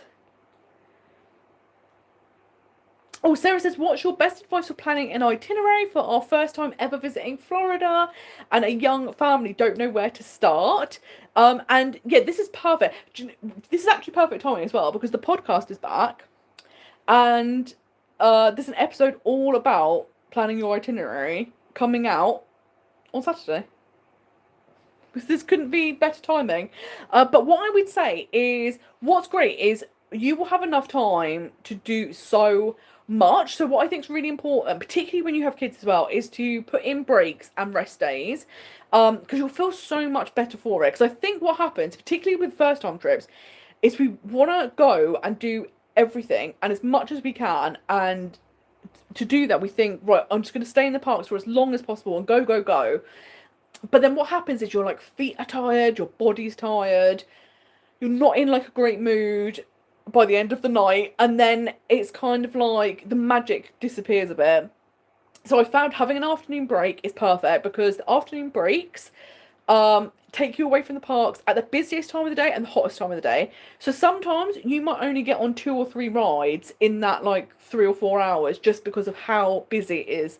And if you're in a queue, that's no fun. But also if you're in the hot weather in those afternoons, it could be miserable. So having a little break back at the hotel where you can either swim, relax, have a nap, anything like that, lovely. And then when you go back to the parks in the evenings, you've got so much more energy, you feel so much better for it, and you get more done because the crowds have died out. Because all of the people that think they're going to go from park opening to park close, and they never make it because they've had that very hot afternoon where everyone's energy gets depleted, their feet are killing them, everyone's arguing with each other, they're not in a good mood, they're all leaving the park, they're not staying to park close, it's not happening. So you come in and you have quieter parks, you get more done, and it's wonderful. And then also rest days. And what I love about rest days is it doesn't mean just having to sit down and do nothing and be bored. Like, you could go to Disney Springs, they have a cinema there and bowling, as well as obviously the shops and restaurants. You can go to a water park, you could do the miniature golf. Like, there's so many things you can do that's still Disney but are more restful. Or even stuff like the Epcot festivals. I love, when I'm there in September and it's food and wine, whenever I go to a Halloween party, the next day I'll always plan a food and wine day, because I know I'm not going to be in any queues for rides. I'm not going to be doing as much walking, because it's literally going to be going to a food booth, getting like food or drink, sitting down, enjoying it, moving to the next one. Just eating your way around Epcot, seeing some entertainment, wonderful. But yeah, having those rests and those downtime will make such a difference. And like I say, this Saturday, the podcast, we go into depth about how to create an itinerary. So I break it down into like the 4 building blocks to create an itinerary, and then all of the tips so you can get the most out of it. So hopefully that will be really helpful as well, which will be so good. Vegas Baby said a Disney park in the UK in the next 10 years. It's amazing we're getting Universal. And I think this is the interesting thing. So when they were looking at doing a European Disney park, they did look at the UK, they looked at Spain, and they looked at France. And then I think France ended up winning because of the transport connections. It was the best connected. Because there was always talk they could have come here. I think the problem is, I think now they've got a destination in Europe, I don't think Disney will build another one in Europe. And I think if they did, they would build it very far away from France, because I think they would think we're too close, which is such a shame, because I feel like, would it be the dream to have a Disney park in the UK? Like, can you imagine just popping over there? It was so good. But I think the good thing is with Universal that they are coming here, because again, I'm sure they must have looked at different destinations in Europe, because obviously Spain has great weather and it would be much more reliable year round. Germany is famous for having really great theme parks already. Like, there's places they could have gone. So we're very lucky they're coming here. And yeah, I just think it's going to be so good. And yeah, anything that gives us like more things to do and also creates that rivalry so that all of the theme parks across Europe and the UK have to like step their game up.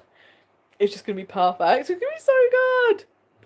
Jose said, I'm hoping for some opening dates, but I think it's too soon for this. I would also like to hear something about Disneyland Park in Disneyland Paris and, of course, a third park.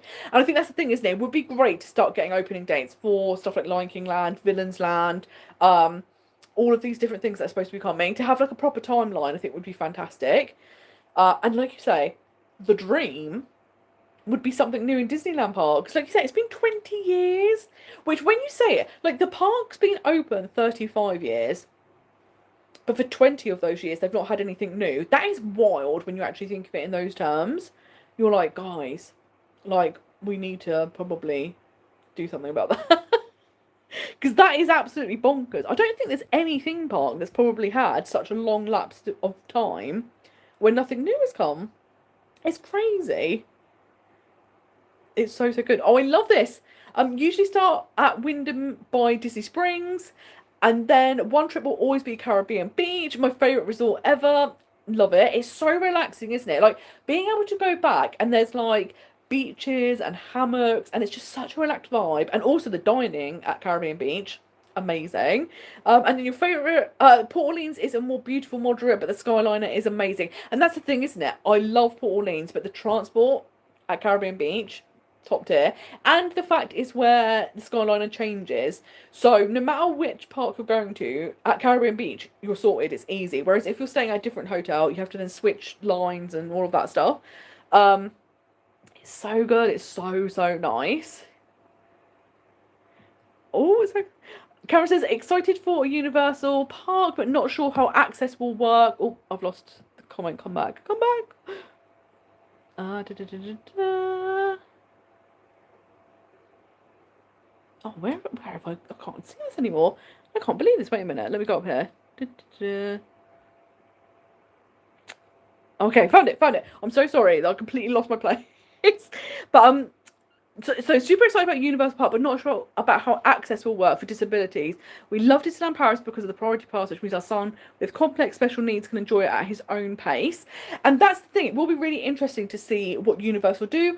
What's interesting is Universal in Florida is much better for disability access than Disney World. Since Disney World changed the DAS pass, so many people have been excluded from using it and it's making things very difficult. Whereas Universal have a much, much better system. It's kind of similar to Disneyland Paris where you just have to provide proof and they give you the pass. Whereas Disney World say that breaks HIPAA law, we can't do that. But it's like, but if Universal can do it, you definitely can. I don't know why Disney World have taken this route. It makes no sense to me. So it's interesting because where I think Disney in America haven't been good about that, but they are much better in Disneyland Paris. It'll be interesting to see if Universal are as good in the UK, which hopefully will be the case. Because yeah, it's so important. So I think that'll be so interesting to see what they do. But hopefully they are like they are in the US and really good. So is the hotel going to be on the same side as Newport Bay? So basically it's going to be in that space between Newport Bay and McDonald's. So I think at the moment there's a conference centre there, and I think that's going to be knocked down. So yeah, basically, when you walk from Newport Bay to Disney Village, you will then along that route see a new hotel there. So that's going to be really interesting. Hi Marcus, how are you doing? Lovely for you to join us. Oh, I thank you so much for such a lovely comment. This is so lovely of you. Thank you for joining and spending your Sunday with us. This is so nice. Thank you. And yeah, this is my favourite thing. I love getting to chat to everyone. It's just such a joy. So thank you all for being here. And Jose said, I've been 3 times in January. Weather was great all 3 times. Just bring a sweater or vest for the mornings or evenings and a thin jacket for one of the 2 other days because it will drop to like 15 degrees. And this is the thing. I have been, I think, going overboard with the amount of layers I'm planning on taking. And I'm like, I don't think we need, it's not going to be that cold. But that's the thing, because like, I'm used to going to Disneyland Paris in January where it's very cold. And I'm like, oh, I'll just pack similar to that just in case it ever gets really cold. But like you say, really, you probably only need a few, like one or two things that are like for really cold weather, and the rest of it you can just have, like you say, a sweater or vest or something, and you're going to be fine. So it's good to know that, actually. And the fact that you've been 3 times, you're like, yes, this is going to be fine. It's good to know, because the thing you fear is overpacking and then just being like, I didn't need to bring any of this, and it's taking up all this space, which would not be the one. It's not acceptable. Karen, I'm obsessed. Geppetto Hotel. Can we please petition? We've got to make this a thing. It's like Stitch Who? Geppetto now needs his own hotel. But actually, do you know how cute that would be? Like all the like little wood and like the cuckoo clocks, and like that would actually be so lovely. So I think they need to do it. That, like, what's stopping them? That would be incredible. It would be beautiful. They need to do this immediately. We've got to start getting the Geppetto Hotel ready.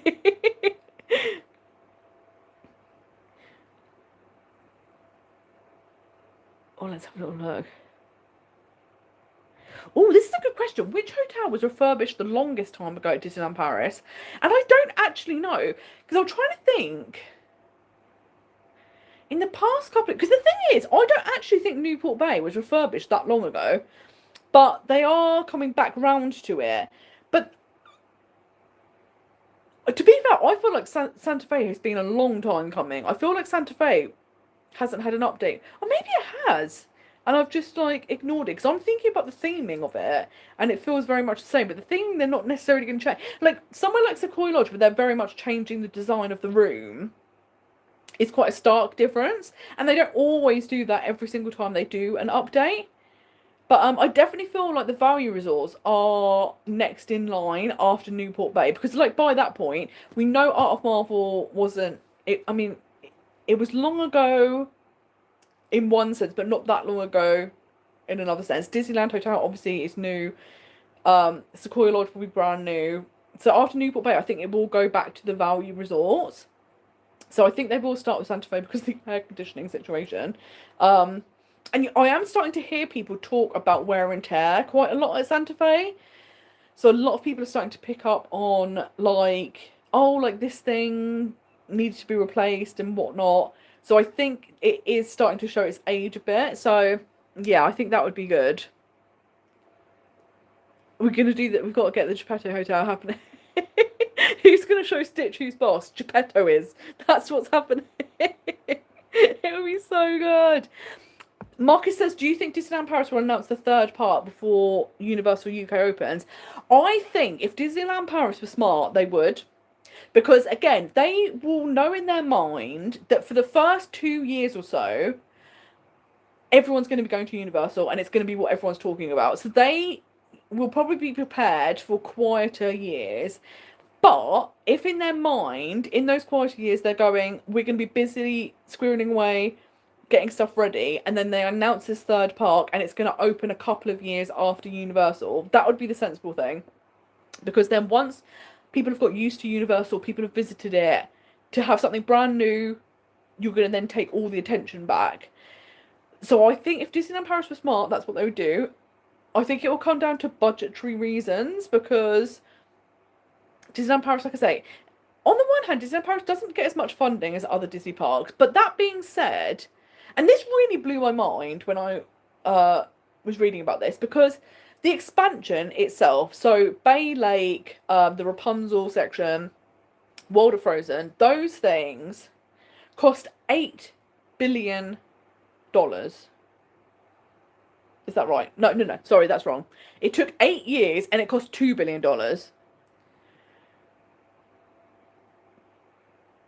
To be shady for a second, it doesn't. You wouldn't think that was a $2 billion expansion, because, like, most of it's water with the lake, and then World of Frozen is beautiful, really high quality, but very small, and obviously Rapunzel's one ride. So I don't know where the $2 billion went. Those Viking ships are very nice. I don't know if they cost like 5 million each or something, but like and obviously it took an incredibly long period of time. Epic Universe plus 3 hotels took Universal 5 years to build and cost $7 billion. which is insane to me, because I was like, knowing that this expansion was 2 billion, I could not believe Epic Universe cost 7 billion in total, and that's a whole theme park. So I think this is the problem with Disneyland Paris, that one, I think they don't get as much funding, but also I don't understand why things are so expensive, because that blows my mind, those statistics, and the fact it took so long to build. And that's the thing, I think when they announce the third gate, we will not see a third gate for a very long period of time. As we all know, the bane of my existence was that bloody awning at Casey's Corner. The fact that an awning took 18 months. Can you imagine how long a third gate is going to take? I think it's just going to be diabolical. So, yeah, I think if they're smart, they will announce it before Universal opens, to kind of be like, okay, well, you go and enjoy that for a couple of years, but then look, we're going to have this. But seeing how long it takes them to build things, I have no clue when that will materialise. They might announce it and it just takes like 40 years to build, something like that. It'll be so good. Jose said, I had a colder day during my November trip. Went to Mickey's Very Merry Christmas Party when it was 9 degrees. I was not prepared for that, but only felt the cold when I was standing still for the parade of fireworks. And this is the thing, isn't it? That what's so funny is we're used to colder weather in Europe, but it's harder to deal with sometimes in Florida. I think because the rest of the day it's quite nice and warm. So when the temperature drops quite significantly, it really feels much colder. I'm glad to hear that actually, apart from when you're standing still, it wasn't too bad. So it's like, yes, it's cold, but if you're moving around, it's not terrible. But yes, you're so right, Ollie. Hopefully at D23 we'll get information about the 35th anniversary of Disneyland Paris, what they're doing, if they're going to do like a new parade or something, which will be lovely. So that could be fantastic. Oh, this is a good question. Does anyone know if Paul and Cheryl, that UK Disney couple, are still vlogging independently? I don't know. This is the thing. It'll be interesting if anyone has any information. But it is always difficult, isn't it, when there's someone that you really, really like watching, particularly couples, and then they do unfortunately split, and then you hope that you'll still get to see them do content independently. So yeah, hopefully in the long run that would be amazing. Because yeah, it's the hardest thing, isn't it? Because you know, when you're watching vlogs, you feel really invested, and like you know, because over time you do get to know people, so it's, you just like, we want to keep seeing you, please don't disappear. And yeah, I know, I think that's one of the nicest things about vlogging, isn't it? There's people that you watch for years upon years, and it's mad, like when you start thinking about how many years you've watched people, and like all the things they've done over that time period, and the things that have happened in their life in those time periods. It's amazing. And yeah, because it's particularly like when Adam the Woo passed away, it really kind of brought into sharp focus, like, particularly because Adam was a daily vlogger, how, you know, it was so stark at how life can end so abruptly, because not only did his life end abruptly, the fact that his vlogs just stopped, it was so jarring and so final. And I'd been watching Adam for nearly 10 years. And it's that thing, isn't it? It passes so quickly, the time. You don't realise how long you've been watching people.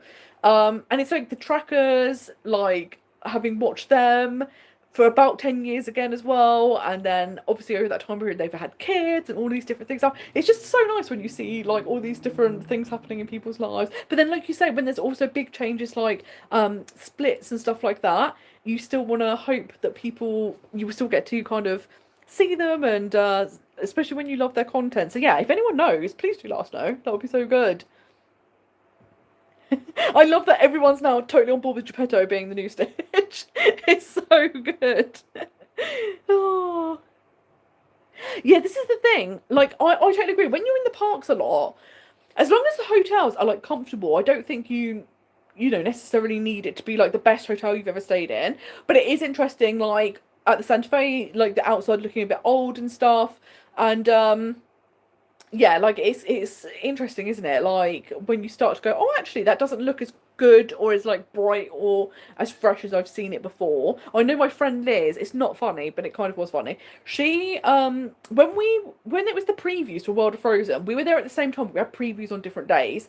And she had stayed at a few different hotels during the trip. And the day of their preview, or was it the day before? That's basically they've moved to Santa Fe. And oh no, that was it. So the night before they'd moved to Santa Fe, and then she went in the bathroom, and the toilet was no longer attached to the floor. So if you sat on it, the toilet just completely moved. And she was like, "Oh, well, we went to our reception," and then reception were like, "You absolutely cannot go in that bathroom. Like it's a risk. Obviously, it's dangerous." So they were like, so we need to like move you now. But by this point, because they'd been in the park all day, it was like gone midnight, and they were like, oh, but we don't really want to move in the middle of the night because we've got to be up early tomorrow. And we've got our preview for World of Frozen. Like we're super excited for that. So they kind of let them stay, and they were like, as long as you promise you won't go in the bathroom, which I think was really funny. And then when she was at the preview, they were phoning up saying like, oh, can you come back and move rooms? And she was like, I'm at the preview, like I can't leave, like no. So again, I think they had to like not use the bathroom that night, and then the following day they were moved to a different room. Luckily, Disney did refund like those nights of the stay, so it was good. But it's one of those things that it was funny because she took it super well, and as an annual pass holder, you've been to Disneyland Paris loads of times. You know that that's unusual for that hotel. I dread to think if it was someone's first day, what they would have thought, because they would just been like, "Are you actually joking?" Because you know they're not cheap, these hotels, regardless. Even if it's value resort. But because obviously the situation, luckily she was able to laugh about it. But yeah, when you hear things like that, I'm like, I think they might need to renovate that hotel. So they might need toilets that are stuck to the floor, or just that might be something that might be useful. It's amazing. And yes, it's so sad, isn't it? Yose, when someone you watch not only kind of like stops vlogging, but also like takes down the videos, they kind of like disappear altogether. And particularly like you always just wonder like, are they okay? It's kind of like you get to know people like a friend, and if your friend just suddenly disappeared, you'd be like, oh, I hope how are they doing in life? I hope everything's going well. So yeah, there's always that thing, isn't it? Because you kind of do see like people through all these different stages of their lives and the different things they get up to, and like we were saying, like people like Adam the Woo became part of people's daily routine. Like people would watch his videos every single day, and you know, some people don't even like see the people that they're related to or their friends that often. So yeah, it's amazing, isn't it? I do think I think YouTube is amazing because you get to connect people from all over the world. Whatever people love, they can find the people that love those same things. Like it's an amazing thing. Like YouTube really is wonderful. So it's just the best. It's so good. Lou says the Disneyland hotel was an absolute eye-opener for me. Wouldn't stay anywhere else now, even though it's really expensive. Early afternoon naps for the win. And that's the thing, isn't it? The proximity and just being able to go back to a room because it's basically in the park is absolutely incredible. It's so, so, so nice. And it's one of those things, it's definitely on the bucket list. But yeah, like you say, it's just the price, isn't it? But it just looks so beautiful. Such a stunning resort. It's so, so lovely. Oh, that's so, so sweet. And this is the thing, like, I'm not planning on going anywhere. How can you imagine if like, tomorrow I'm just like, I'm quitting YouTube, and then you never see me ever again. You're just like, but she said there was going to be a podcast about her itinerary. She just disappeared. Like, that would be terrible, wouldn't it? And that's the thing, I just love doing this so, so much because, like I said, when I first started, it was just a way, because I had met people who were having a good time, but they were missing out on so much just because they didn't have the access to the information. And I was like, oh, for all these tips I've picked up, if I could put them out there and, you know, anyone it can be a help to, amazing. And it never ever occurred to me that over time you would get to know people. And then you'd make friends from all over the world, and then we get to do things like this, and we chat every month and get to see each other in the parks. It never occurred to me. I thought it would just be a thing that you would put your video out, and if somebody watched it and got something from it, it would be amazing. And it blows my mind now how many amazing people have all come together. And it's genuinely the best side effect because I didn't think it was going to be something that was going to happen. And yeah, it's just the absolute best. So yeah, I'm not planning on going anywhere because I just absolutely love it, and it's so nice to be connected with so many people. And there's just so much Disney joy, isn't it? I think that's the nice thing. Like Disney has such a nice community, because I'm sure there's other things that people love with the community. Like we all know Star Wars is famous for its quite toxic community, and the fact that no one can agree on anything. So like it can get a bit like when you talk about things. Whereas Disney tends to be much nicer. Although TikTok, there's quite a lot of like you could say the most simple thing and people will just argue to the death over it. But here it's lovely. We're having a lovely time on YouTube, which is so good. And yes, it's so difficult, isn't it, when it's people that you've loved watching and then just suddenly like something happens in life and there's a big life change and they just are gone and you're like, I miss them. I hope they're doing okay in life. Oh my gosh, this is the thing. Next time we're in the parks and we meet Geppetto, we're going to think about this live stream. And that's the thing, isn't it? It's going to have a different meaning now. I'm going to be so excited because I'm going to be like, he's the new Stitch. Like, we're going to be, you know, like people that get into something before it becomes a thing. And then they're like, oh yeah, I was big into Geppetto like years before everyone else was. This is what's happening now. We're making it happen. Can you imagine though if he all of a sudden had this big fan group? Because I think even he'd be shocked. He'd be like, what's happening here? This is amazing. It's so fun. Because this is the thing, I don't know how Stitch has become so popular. Because like obviously there are fans of Stitch, but when I talk to people, it's not like he's the character that comes up like, who's your favourite character all the time. So Disneyland Paris have definitely like concocted this. There's just clearly someone that works at Disneyland Paris high up that loves Stitch and is really going in on Stitch. And everyone else is like, well, okay, I suppose so.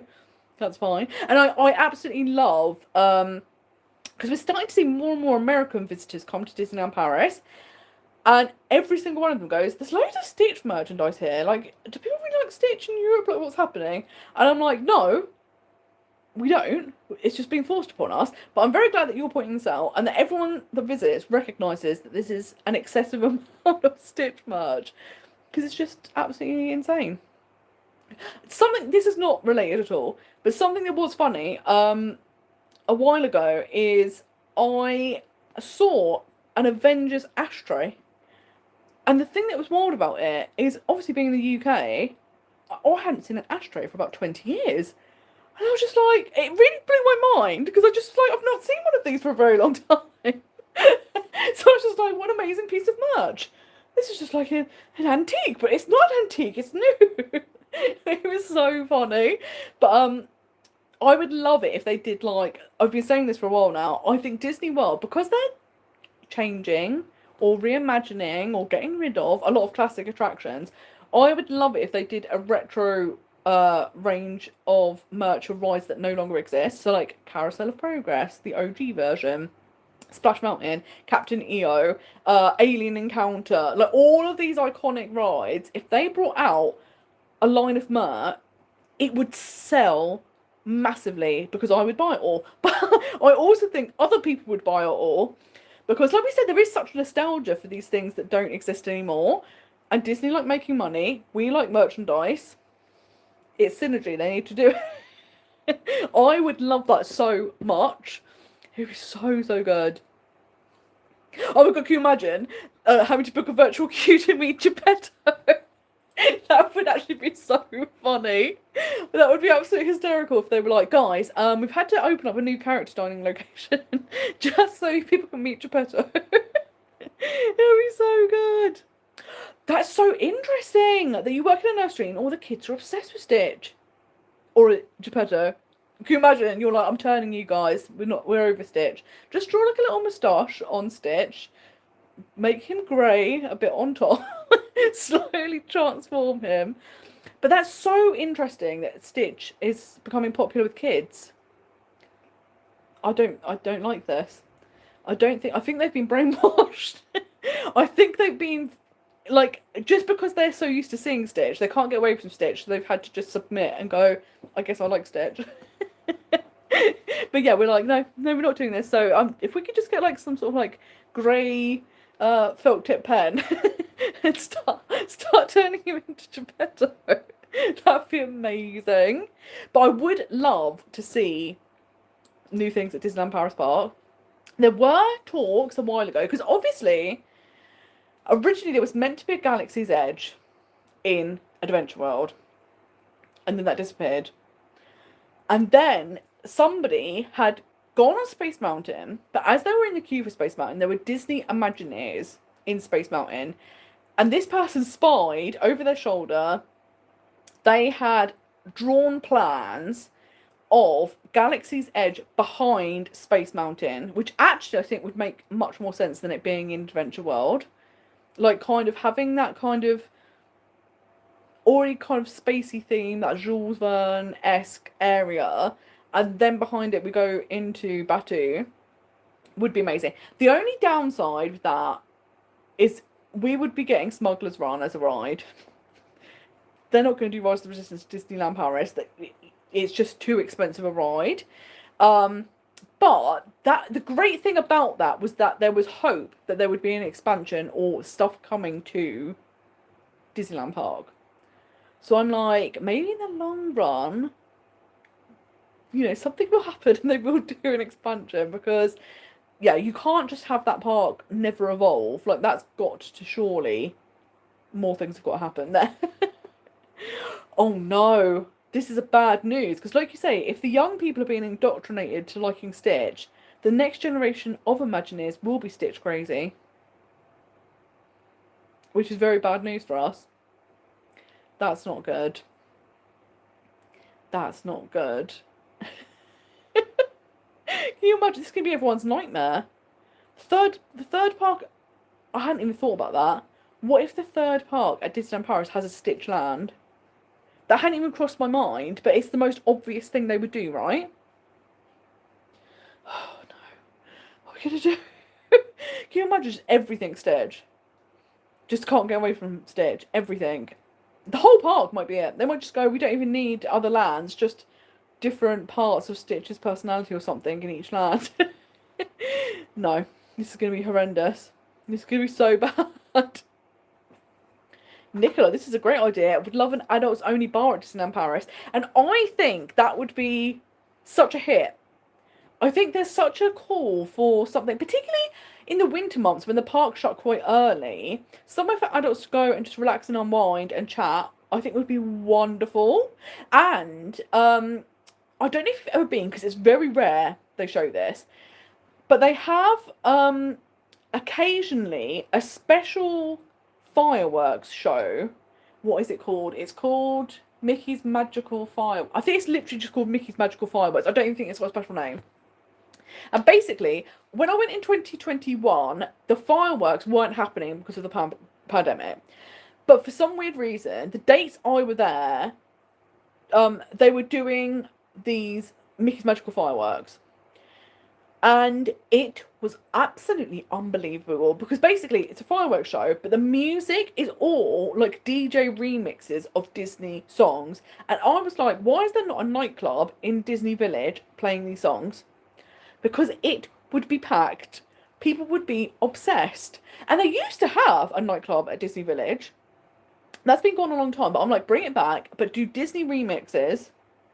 I don't need to hear modern music. Give me a Disney remix. Because you know, like, they've started doing this with, like, musicals. They've started doing, like, events that are for adults, but it's, like, remixes of musicals and you can sing along, and, like, it's like a nightclub at musicals. They need to do this with Mickey's Magical Fireworks or whatever the show's called, because it's so good. But I'm obsessed. I'm absolutely obsessed with that. And every now and then I will still go and watch that because I just want to listen to the music. It's so good. Yep, Tracy, I totally agree. Stitchland wouldn't even be funny. This is the thing. It's like we might have to start boycotting them and be like, Geppetto, all on board. Stitch, absolutely not. This is the thing, Jose. This is a good point. If they build a Stitchland, they can remove him from the rest of the park, and then you can just avoid that land. This is the thing. Keep him contained to one area and control the spread. That could actually be a great idea. Can you imagine? That would actually be fantastic, because then it could be like, okay, we don't need to visit that part. We'll just skip over that. Karen says I would love an Epcot at Disneyland Paris. And this is the thing, I do feel like Adventure Bay is going for a World Showcase vibe, where it feels like they're going to have like 5 or 6 lands next to each other, which I think would be fantastic. But I think it would have been more impressive if they'd all been built at once rather than one at a time, because to fit those lands in, they've obviously got small lands. So like World of Frozen, 1 ride, 2 shops, a quick service. I think Lion King Land's going to be exactly the same. So it does look like that's going to be like the blueprint. It'll just be 1 ride, 1 shop, maybe some sort of dining. So it would be interesting if they did have that kind of World Showcase feel. But yeah, it's interesting to see what they're going to do going forward. And this is the thing, with a third park, it's going to be so interesting to see just what the feeling and the theme's going to be overall. Because obviously, like, when they built the Studios park, it was themed around movie making, much like MGM, which became Hollywood Studios. And then over the years, they've got rid of that movie making element. So now they're trying to, like, retroactively make it fit, and which is hard to do. But when they've got like a whole new park, it'll be interesting to see, will there be like an overarching theme like you get with Animal Kingdom, things like that, and then what will the lands be within it? Or will it be more like Adventure World in the sense of like there's a loose theme, but it's really the lands that's are what you're there for? Kind of like Universal, isn't it? Universal doesn't have like an overarching thing per se, but it has really good lands. So yeah, I think it'll be really interesting to see what they're going to do. So, Jose said, I just had a summer camp with a scout group where I help sometimes. It was Hawaii themed. The only song I heard was Hawaii Roller Coaster. I like the song, but enough is enough. This is the thing, you're like, guys, there's got to be more than one song from Hawaii. We can't be doing this. It must be so difficult because you're just like, this is absolutely outrageous. Don't do this. It's gone too far now. To be fair though, I am surprised, and I don't want to be advocating for this, but I am surprised they haven't done a Stitch character dining meal. Because they're saying he's that popular, but I'm like, obviously, Disney World, you have Ohana where you have the breakfast. They could easily do that somewhere. And I'm surprised they haven't. Because I think the problem is, this is something I do think is interesting. Obviously, there's not many character dining meals at Disneyland Paris in general. However, it's a lot of the same characters. So obviously, you've got 2 princess character dining meals now. Actually, you've got 3. If you consider Le Table de Lumiere as well, so it's actually 3 princess character dining meals. Then you have Mickey and pals in all their regal regalia, which looks amazing. But Plaza Gardens, you sometimes would have those characters, obviously in different clothing. I do like that Plaza Gardens, though. You do get a big range of different characters. But that's it. Like, they've very much kept to the same sort of characters. So I totally agree. Marvel character dining meal, I don't know why they haven't done that. That would be absolutely incredible. I'd hate it, but they should probably do a Stitch meal. And I'm surprised, they just haven't done more. And this is the thing I always said. One of the things I will always be sad about is not having stayed at the Galactic Star Cruiser. Because it looked amazing. The whole experience, I would have loved it. But I'm surprised that they didn't just keep it as a Star Wars themed hotel, took away all of like the LARPing aspect, and then kept the restaurant and had a Star Wars character dining meal. I don't know why they didn't do that. Because the thing is, if they took away the like LARPing aspect, I think they could have cut their costs down. And also, because the concept was you had to go for a set number of nights, and really you stayed in the hotel the whole time because you took part in these like activities and whatnot that fit the storyline.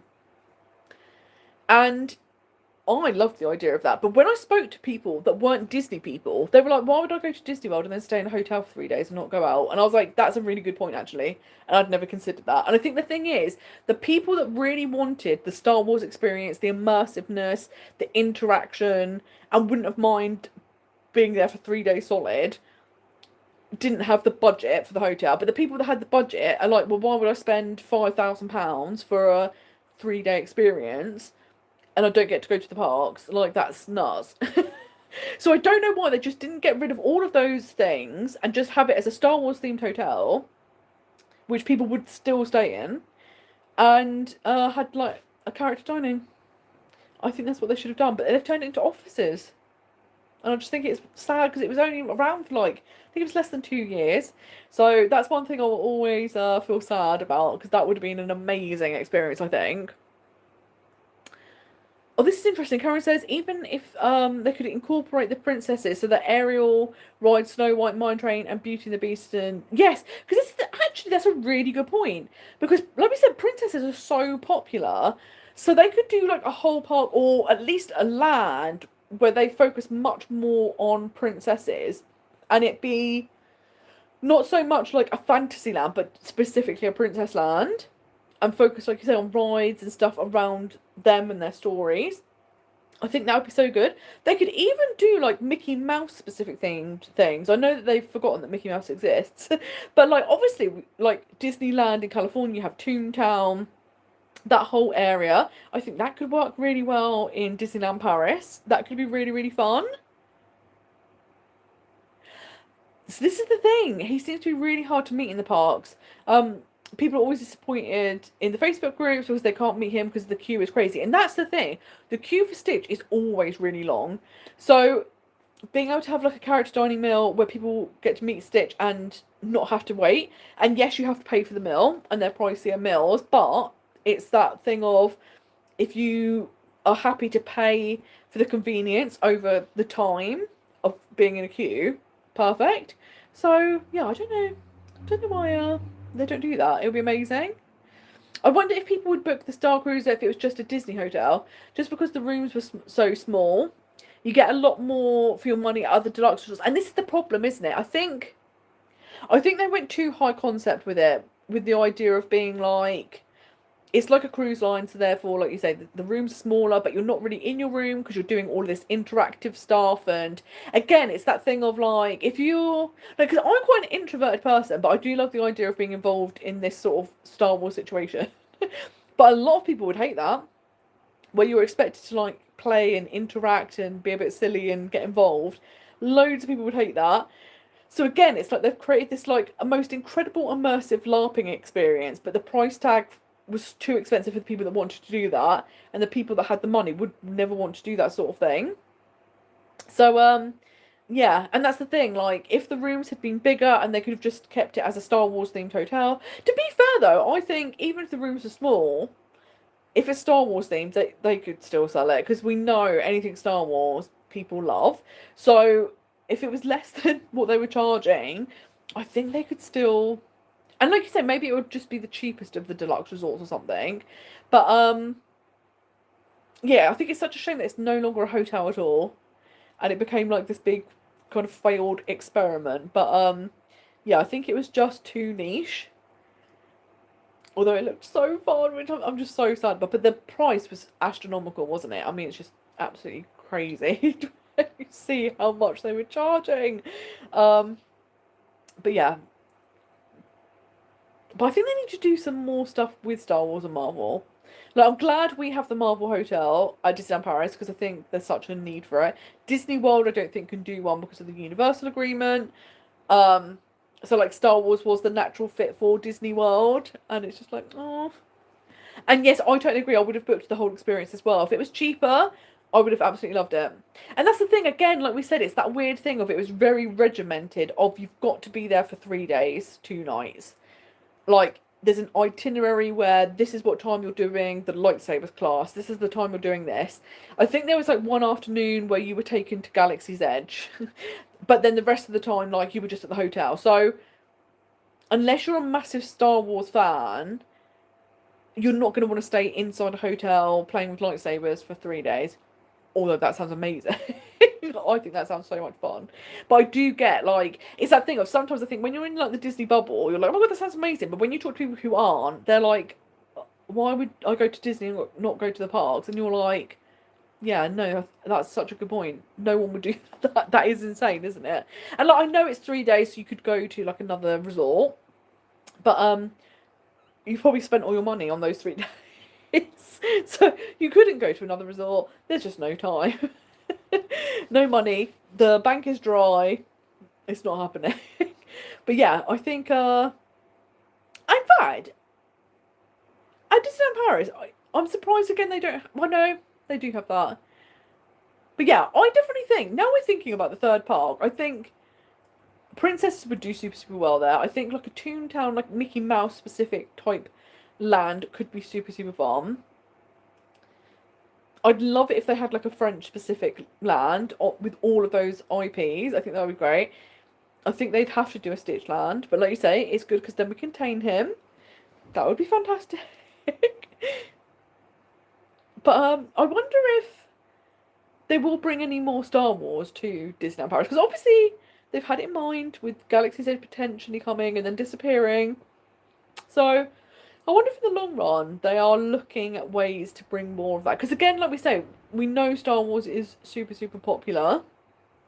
There's always a call for it. And that's something I think is good, is that with Disneyland Paris having Star Wars and Marvel now, I think for families it can be easier because there's more variety of things. Whereas I think before, when it was kind of like Mickey and his pals and princesses were the main things at Disneyland Paris, you're not necessarily going to have everyone in the family that likes those specific things. So now it's more varied. I think it's great because there's something for everyone. So yeah, I'm not mad about it. I think, although I keep hearing people say this, and I'm like, stop saying that. Loads of people are like, because they're trying to make Adventure World more cohesive, shouldn't Tower of Terror just become uh Guardians of the Galaxy? And I'm like, no, is the answer to that. Because it is the best version of Tower of Terror in the world. So I don't want them to change it selfishly because it is the best. And interestingly, when they announced the changing of the theming of Adventure World, I thought they were going to get rid of Hollywood altogether. And if that was the case, it would make sense to retheme that to Guardians because it's right next to Avengers Campus. Fine. But when they started doing the artwork and they showed world premiere, and I was like, oh, so they're still keeping some sort of like old Hollywood vibe. It makes sense that Tower of Terror is still there because once you step out of world premiere, you see that, so you've still got that kind of like old Hollywood feel. I think if they'd completely got rid of that, which is what I thought when they announced this was what they were going to do, I think they would have changed it to Guardians. But, and I know it makes sense because of proximity, but I'm like, don't touch it because it's literally the best version of Tower of Terror in the world, so please leave it alone. Cameron, that's a great idea. Radiator Springs would be fantastic. And this is the thing, it always makes me laugh, but I always feel a bit bad whenever you have people from the US come to Disneyland Paris and they go, oh, Cars road trip, can't wait to go on that, and you go, maybe lower your expectation. It's not going to be like what you're used to. So yeah, if they could make it more, although I have to say, I do think Catastrophe Canyon is always impressive. Like, that moment is worth going on the ride for. I also love the iFuel Tower. Love the joke. I think it's also hysterical when they have all the posters for, like, the Ghost Garage, and you're like, oh, like, they're showing us what we're going to see, and they're like, no, use your imagination. I'm not going to build it. It's ridiculous. Just imagine what the Ghost Garage would be like. So I actually find it quite funny when I go on the ride. But I always think, I feel so bad for people when it's their first experience and they're like expecting Radiator Springs and they're like, no, it's quite different. But yes, I totally agree. Tower of Terror cannot change, and I love that we're all on board with this. Because yeah, it's just absolutely the best. They cannot ever touch it. It's the best version in the entire world. If they dare try and touch that, it will be the end of it all. And this is the problem. I feel like it would be so unpopular, but I think I don't know. I suppose Disney can't really think about would this be an unpopular opinion or not, because they've done loads of things that are unpopular and people get used to them in the long run. But I'm like, don't do it. But I love that Tower of Terror is the only ride you will never go on. And that's the thing, isn't it? There are some things where it's just like, no, I don't think this is going to be my thing. But it is so good. Like, the theming, everything about it, the thrills, it's amazing. I can't wait for you to go on Cars Road Trip just to see what it's like, and then you can let us know what you think of it. It'll be so good. And this is the thing. I think you make a really good point, Jose. If you've never ever been on the tram tour and you don't know what it was like before, you might not necessarily think it is as bad as we all joke about it being, but I think it's partly because we all know what it used to be like and where it was double the length and had all the move making. It was an amazing tram tour. But actually, if you've never done that, like I said, Catastrophe Canyon will never ever not be fun to me, and particularly if you're going on it with people who've never been on it before and seeing their reaction to it, I think is wonderful. So we need to see what you think. Oh, I love that it's your son's favourite ride, and it's so nice he's been going on it since he was so young and like growing up with it. And I think that's the thing, isn't it? Like, it's like, in Hollywood studios, people loved the Great Movie Ride and were so upset when it went. But I kind of love Mickey and Minnie's Runaway Railway, and I think that's the thing. Like, if you can separate things from what they used to be, or even if you never went on the Great Movie Ride, so you've only ever been on Mickey and Minnie's Runaway Railway, it is a fantastic ride. There's no arguing about it. But I think people, when something changes, it's like we've still got people going on about Splash Mountain, and I'm like, it's been shot for years, guys. And like, they did it for a reason. Tiana's Bayou Adventure is fantastic. Princess and the Frog made perfect sense. Like, it's great. But I think sometimes it is hard to let go of the past. But that's the thing. The people that are experiencing it for the very first time, it's great because they're just having that first time experience, and you're getting a true reaction from them of what they think it's like as a ride, because they aren't thinking about, oh, but this used to be like this, which is so nice. Oh, I love this. You went on Tower of Terror when you were in a kid because your sister was desperate to go on it. Oh, but your mum wouldn't take her on it as she was scared of the parachute drop. This is the thing, isn't it? If you don't like the parachute drop, you're probably not going to like Tower of Terror. The one thing I would say, though, is the parachute drop, because you're outside, can feel scarier. Because in Tower of Terror, like, you feel you're dropping, but you don't see the ground being far away from you, if that makes sense. Whereas parachute drop, I think, is so much scarier than it should be.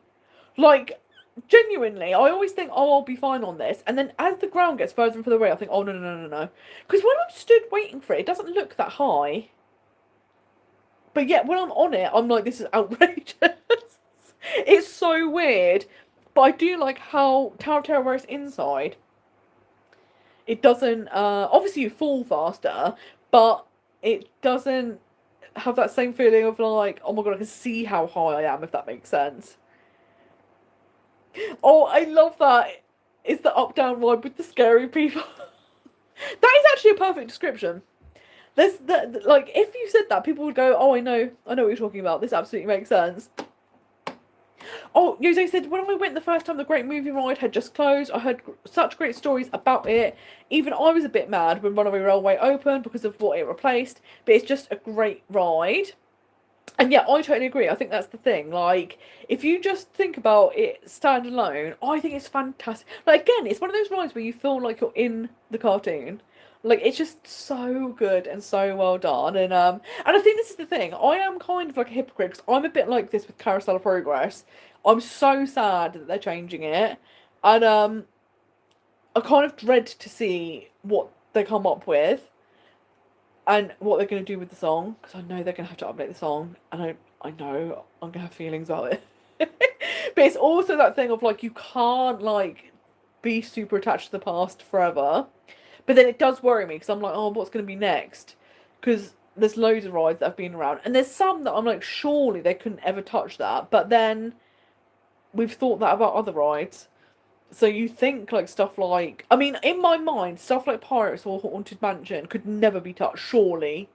Like, to me, that would be like, you've lost your minds. But I'm like, I suppose there is a chance. Because I suppose people didn't think Splash Mountain would change. But then, it's kind of naive to not think Splash Mountain would change. Because you know, it's a film that's been in the Disney vault for a very long time. Most people have never seen it. And, you know, Disney, for good reason, were like, we want to retire this because we don't want it to be kind of a representation of what the company is now. Um, so yeah, I'm like, it was inevitable that sort of thing was going to change. But I'm like, surely those rides they can't touch, right? They've got to leave them alone. But you're so right. The parachutes is great to have a little look at Adventure World, and that's why I used to mostly go on it, was to see the update, to see how's the construction going over there, which was always so fun. And it does have like you say, it does have amazing views. To be fair, and it's so funny because I will see kids on it, and they're like 2 or 3 years old, and then I'm like sitting there, like, I'm absolutely terrified. And they're just chill, and I'm like, how are you this relaxed? What's going on? Well, no, this is true. Like, uh, Jack Sparrow being added to Pirates, but I think because it was done in like one scene and stuff like that, it hasn't had so much of an impact. Whereas if they went, we're entirely stripping it out and creating a completely new thing, like I think that's when people would be like, wait a minute, like what's going on here?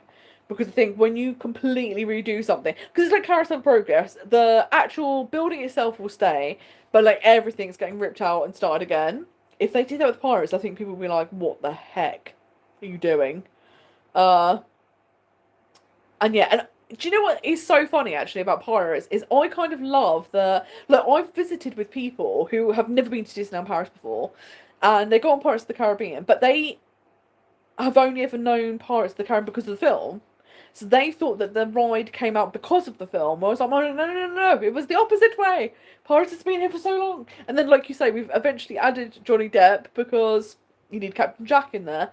And, yeah, it's so funny how that's such a classic attraction, but a lot of people have only ever known it from the films. And, yeah, I think that's so interesting when, like, things have been around that long that happens. It's like Jungle Cruise, isn't it? And, it's interesting how they have had, like, you know, Haunted Mansion, they've had different uh films based on rides, but it's Pirates of the Caribbean that really took off. To be fair though, I have to say I did quite like the Jungle Cruise film, and I did love that there were so many references to like the jokes and things on the ride, that if you know the ride you got it, but if you didn't, you know, it's just part of the script. But it's interesting, isn't it, that Pirates is the only one that's really taken off, and I'm surprised like Haunted Mansion and stuff. Although I do think the most recent Haunted Mansion film was quite good, and I'm obsessed. I loved when they did the Muppets Haunted Mansion, and I'm still dying on that hill. We don't need any more live action remakes. What we do need is Muppet remakes. I would love that. It'd be so good. Oh, it's so interesting. Karen said, maybe turn the music off in It's a Small World. In fairness, that was my favourite ride at Disney World growing up. And then Stevie said they better leave Small World alone, which that's a good point. Because what's going to happen there? Something I do like is when Disneyland Paris did their update of It's a Small World, and they did add a few of the like Disney characters. I thought that was really good because they've kept the ride with its essence, but they've just added a few more Disney touches, but it's subtle. So I thought they did that quite well because, like you said, when they suddenly start changing it massively, you're like, don't start. But yeah, there's some things that you're like, you just can't just leave that. Don't start. You're so right, Jose. People in Disneyland do not like this new like animatronic pirate thing, and it is the thing that I think is interesting about it is that the animatronics with the projected faces on them had loads of problems. So Frozen Ever After in Epcot always had problems because of this. So they moved away from that with like Hong Kong and Disneyland Paris, and now Epcot they've also updated to the proper animatronics. So I do think it's interesting that at Disneyland they were like, let's go back to the projected face thing, because I'm like, did we not just talk about how this doesn't work? So I wonder if it will be one of those things that becomes an issue. Hopefully not. Maybe the technology has improved and, you know, that won't be a thing now. But yeah, it is that thing, isn't it, of like, people are not happy with that. And it's one of those, I'd like to see it in person to see what it's like, because sometimes in-person things can look different. If I'm honest, it doesn't look great, but it just feels a bit disjointed from the rest of the ride, because they've only done it for like one person, right? But that being said, if you're on the ride, it might not feel that way. So yeah, I think that's going to be really interesting. It's like when they did the Walt Disney animatronic at Disneyland, and people were going spare because they were like, it doesn't look like Walt Disney. And again, on like photographs and whatnot, it doesn't look like it doesn't look like a direct replica of Walt Disney, although you could obviously tell it was Walt Disney. But again, I've known people who've then seen it in person. They're like, "Oh no, actually, it was amazing." And obviously, we're going to be having a Walt animatronic coming to Carousel of Progress. That I'm excited for. I don't think they need to redo the whole ride because of that. But yeah, we need way more Muppets. Muppets everywhere. I think they're so underused. And that's the thing, like, they always get a massive reception. So it's even, like, at the World Cup, when they had this horrendous, like, I don't know why they started to try and make the World Cup like the Super Bowl. Like, let's not ever do that again. We didn't need the halftime show. But the Muppets, people loved it. Online, I kept seeing people be like, oh my god, I can't believe it's the Muppets. And I'm like, Disney need to listen to this, because people clearly want more Muppets. And, yeah, I was like, this is amazing. And I was just very interested to see how much the World Cup cost the halftime show, because they did have so many big stars appearing for like 30 seconds each, and I'm like, gosh, I wonder how much that cost just to have people for like such a short period of time. But yeah, I will do everything like the Muppets, like even like Star Wars. I think you could have hilarious films if you did like Muppet Star Wars, and I think every live action film could be improved with the Muppets. Oh, interestingly, so Jose said you've heard it's in B mode for the last couple of weeks. Apparently, it looks like it did before. So yeah, that's going to be interesting, because that's the other thing, isn't it? When obviously you have to have a B mode in case things aren't working properly, and yeah, it'll be interesting to see like what's happening when it's correct and all of the good things. Karen, I love this. I remember the cable cars in Magic Kingdom growing up too, and I've got I had a VHS tape, because when I was 7, I went with my nan to Disney, and there was like video clips from it, and one of them was me and her on the Skyway, going over Fantasyland, and like you could see like 20,000 Leagues below the sea. No, 20,000 Leagues Under the Sea, and all of those things that don't exist anymore. And it was so fantastic. There was a bit in Toontown, and yeah, it was just so good to see all of these things that don't exist anymore. And I did actually put this up on YouTube.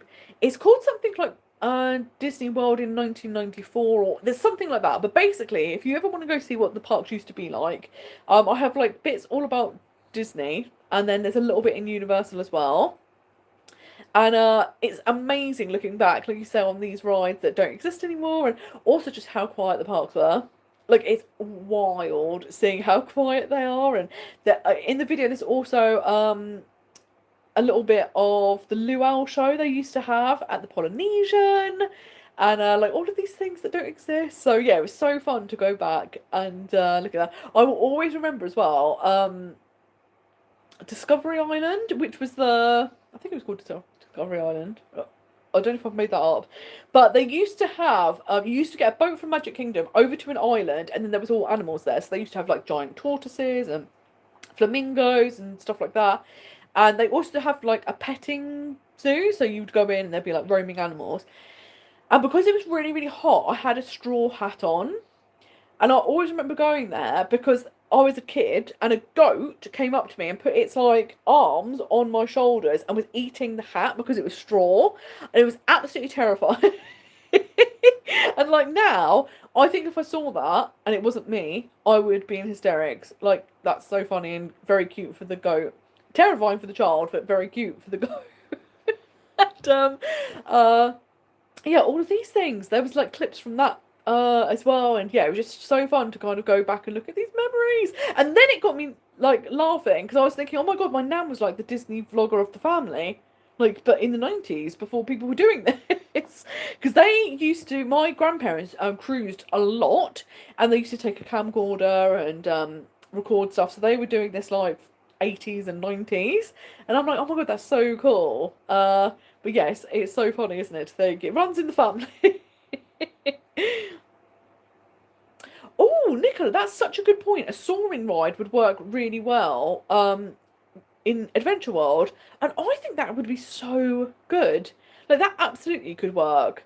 And Soaring's just such a great ride, isn't it? And the fact that it already kind of takes you all around the world, so it could be put in any park and would work. It doesn't have to be specific to a certain country or destination.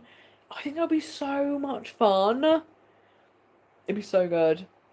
Yes, Muppet Vision is a core memory from my first ever trip to Disney World as a 3-year-old. Sad it's gone now. And this is the thing, like Muppet Vision, again, I don't want to be one of those people that like bleats on, but it's so, and I think what makes me so sad about them shutting it is it was Jim Henson's legacy project. And I just think to get rid of it is so sad. And I'm like, don't do that. And my vision, if I was the CEO of Disney World, is what I would do is once Villains Land has opened in Magic Kingdom, get rid of the villain show, Muppet Vision 3D back in there, and then make that whole area of the park Muppets. That's what I think they should do in the long run. And maybe that is the plan, but yeah, it's such a shame, isn't it? Because it was so good and it's still so funny, and this is the thing that I think is great about. I know we like talk about them doing remakes of films, but the thing is, because the Muppets all have distinctive personalities, if you said to people like, right, they're going to do a Star Wars version but Muppets, people immediately know which characters would play who, and I think that's what's so good about them. And it would just bring so much humour and fun and joy, and like, it's just so good. And like, there's been so many iconic films by the Muppets. Like the Muppets Christmas Carol, I think is the best Christmas film that's ever been made. And I'm just like, and that's the thing that I think the Muppets do so well is that they do play it as if they're people. Like they take it seriously. It's not just like, oh, isn't it funny because it's puppets? Like they genuinely take it seriously as if they are characters, but then there is a humour to it. And I think that's what's so good about them. So I'm like, do more Muppets, please. Yes, this is the thing. I've stepped into my grandparents' footsteps and definitely have the same love as your grandparents. And that's the thing, isn't it? It's really funny because my grandparents loved travelling and like were essentially vlogging way back before it was a thing. And then like my dad, he skipped that generation. That didn't happen. But then my generation, so me and my cousins all really love Disney as well, which is so much fun. And then my cousin, she now has a baby, and he's been to Disney a few times already. And I love that he's definitely going to grow up being a Disney person. So it's just so fun, isn't it? When you're just like, we can just pass this down to everyone. It's just so fun. And yes, Jose, I've heard this as well, that they have saved Muppet Vision 3D, so hopefully they can bring it back. I did hear though, and I've obviously not been on it, but the Rock and Roller Coaster featuring the Muppets, I can't remember which characters it was. I don't know if it was Statler and Waldorf, but I've heard apparently some of the Muppets from Muppet Vision 3D are in either the pre-show or the ride. But obviously I haven't been on it, so I don't know. But surely they can just make new versions. If there's only like 2 characters that have been used, you can remake them. So like you say, hopefully they've just kept it all. And then once Villains Land opens, change that show, Muppet Vision 3D, everyone's happy again. They can be the hero of the story. It'll be great. I think it'll be so fun. Oh, I love that you watched 2 Muppet films yesterday, and that's the thing, isn't it? They're just they're just so good. They can do anything, and it just works. And yeah, I really hope that Disney, because like we said, they had the Muppet special around Christmas time last year that did really well. They've had the Muppets the World Cup. People were really excited. So like, hopefully Disney will go. Oh, actually, there's like people want more Muppet things. So let's give the people what they want. I think the problem Disney are having at the moment is because of the pandemic, when they lost so much money, I think they're afraid to take any financial risk. And one of the reasons that you do remakes is because you don't have to spend money on marketing, because everyone knows what Snow White is, what Moana is. They don't need to kind of get you interested because you know the story already. And it's kind of like a lazy way of making money, because they know even if the film isn't particularly good, it will make money because people are going to go and see it. Which is why we keep seeing live actions, and very few of them are that like great particularly. But then because they're so focused on that, or like uh franchises, so like Marvel and Star Wars, where again you know you're going to get a guaranteed audience regardless of what the films are like, that I think they've become nervous of doing new things, because like if you can't get people interested, they will flop and you'll lose a lot of money. But interestingly, I think there have been good films that have come out in the past couple of years, but they don't market them. And I'm someone, I go to the cinema, so I always have a target in mind to see 52 films in the cinema each year. So I go a lot. So I knew that certain films were coming out purely because I go to the cinema all the time. If I hadn't seen a poster in the cinema, I wouldn't have known these films were coming out, because Disney don't advertise them. And you're like, guys, it's like Elio. There was so little publicity about that film and marketing, and then it's like, oh, but it was a flop, so it obviously wasn't good. And it's like, I actually think it was a really cute film, but I think because no one knew it was coming out, no one went to see it. And yeah, I just hope that they are less afraid to. And here's the thing, like a really controversial take, strap in. Obviously, when you've had big Disney films, the ones we all think about, like Snow White, Cinderella, Little Mermaid, all of these things, they were all written by someone else. They're all classic fairy tales. So again, there is that thing of it's easier to sell something that people already know. So people know those fairy tales, so they kind of are like, oh, I want to see a film version of it. So it's kind of easy. And then when Disney are coming up with their own films, it's almost like they lack the confidence to be like, we're good at writing stories. And it's like, is it that you lack the confidence, or do you genuinely can't write stories? And I think it's just that their brand was so built on these classics. I think they're just scared to put out something, and then what if it doesn't get the reception? And I think they just have more belief in themselves and just actively publicise and promote these films, and then people will go and see them. Because you can't see something if you don't know it's coming out. So it will be so good. Karen said we had a French teacher at school, and she reminded us, and she just reminded us as Miss Piggy in the nicest way possible. She had blonde, wavy hair, and always wore a pink jacket, and had really blue eyes. And I love that. And then Jose said, you've made me laugh. She looks like a pig, but in the nicest way possible is how I read it. Which is so funny. Because that's the thing, isn't it? Like, Miss Piggy, she's got sass. She's like a diva. She's in charge. But you always worry about comparing someone, because you're like, I don't want you to take this the wrong way. I want you to take her as a persona, as a star, not as a pig. That's so funny. Oh, it's so good. But yes, you're so right. I didn't know about Elio's existence until I sat in the screening, because my partner wanted to see it. And I think that's really common. I think so many people were like, what?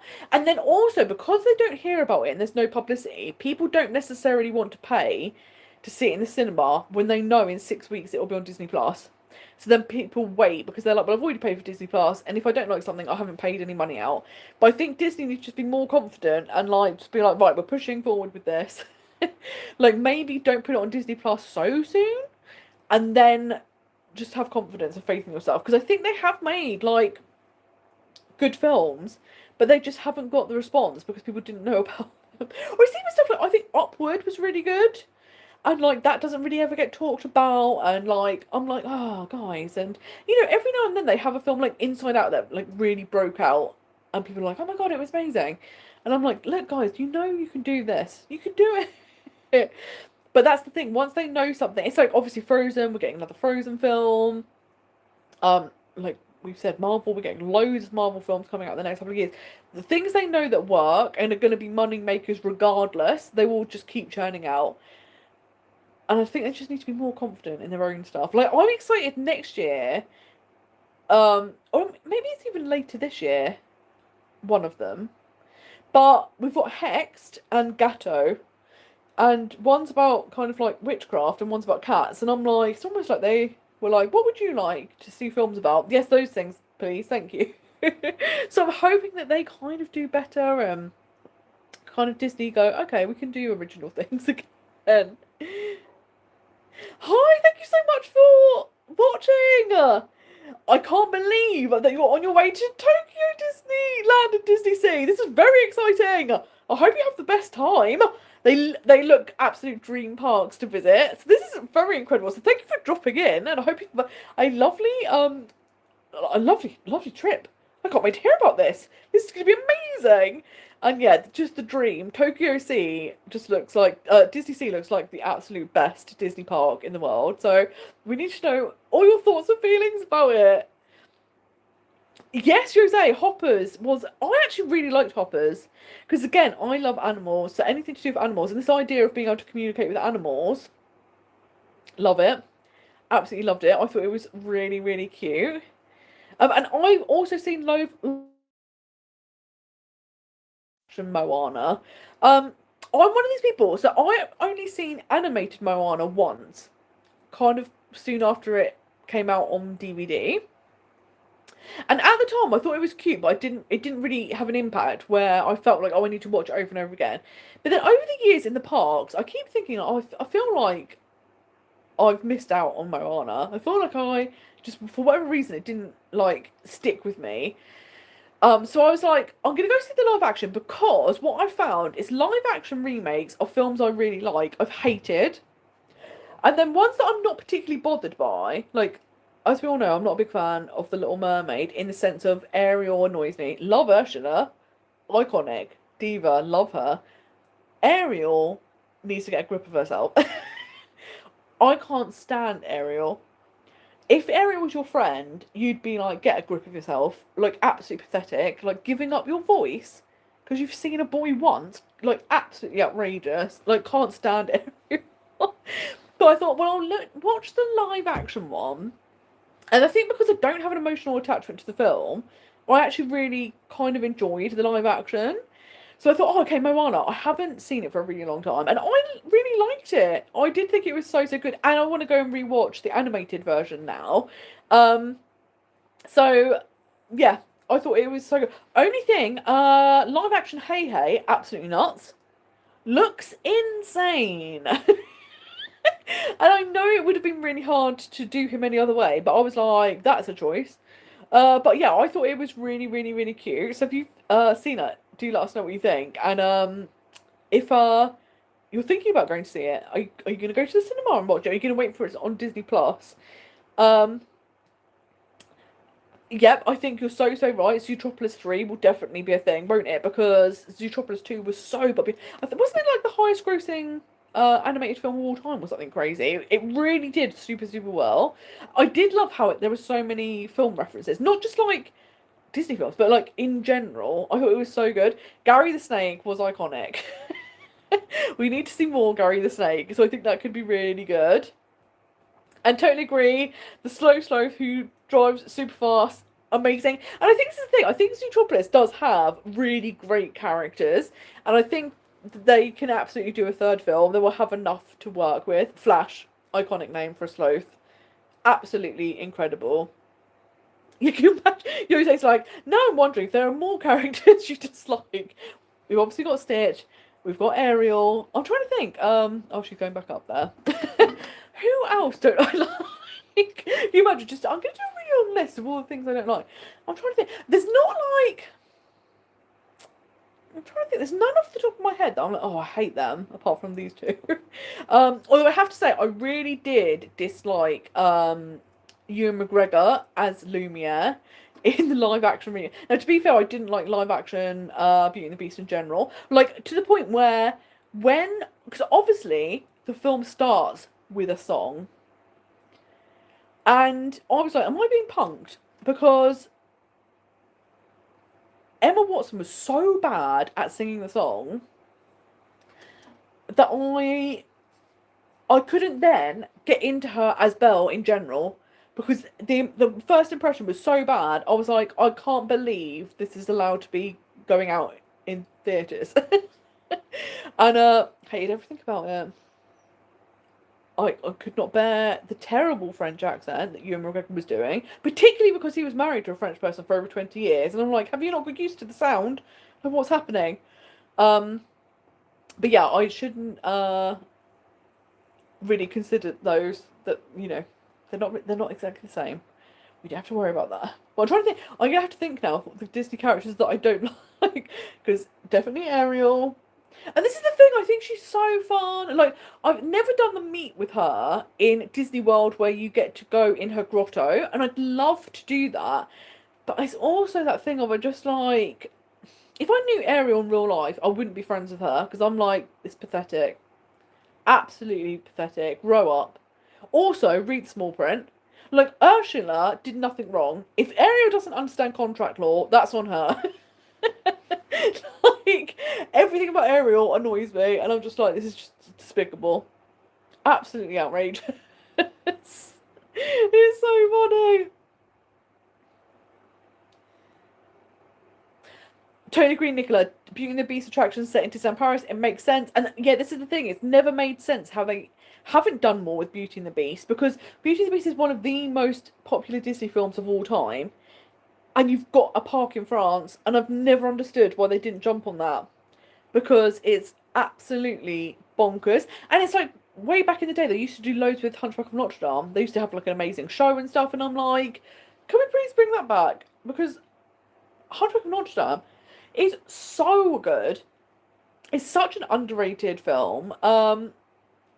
Love that. They could do the Aristocats. There's so many French IPs.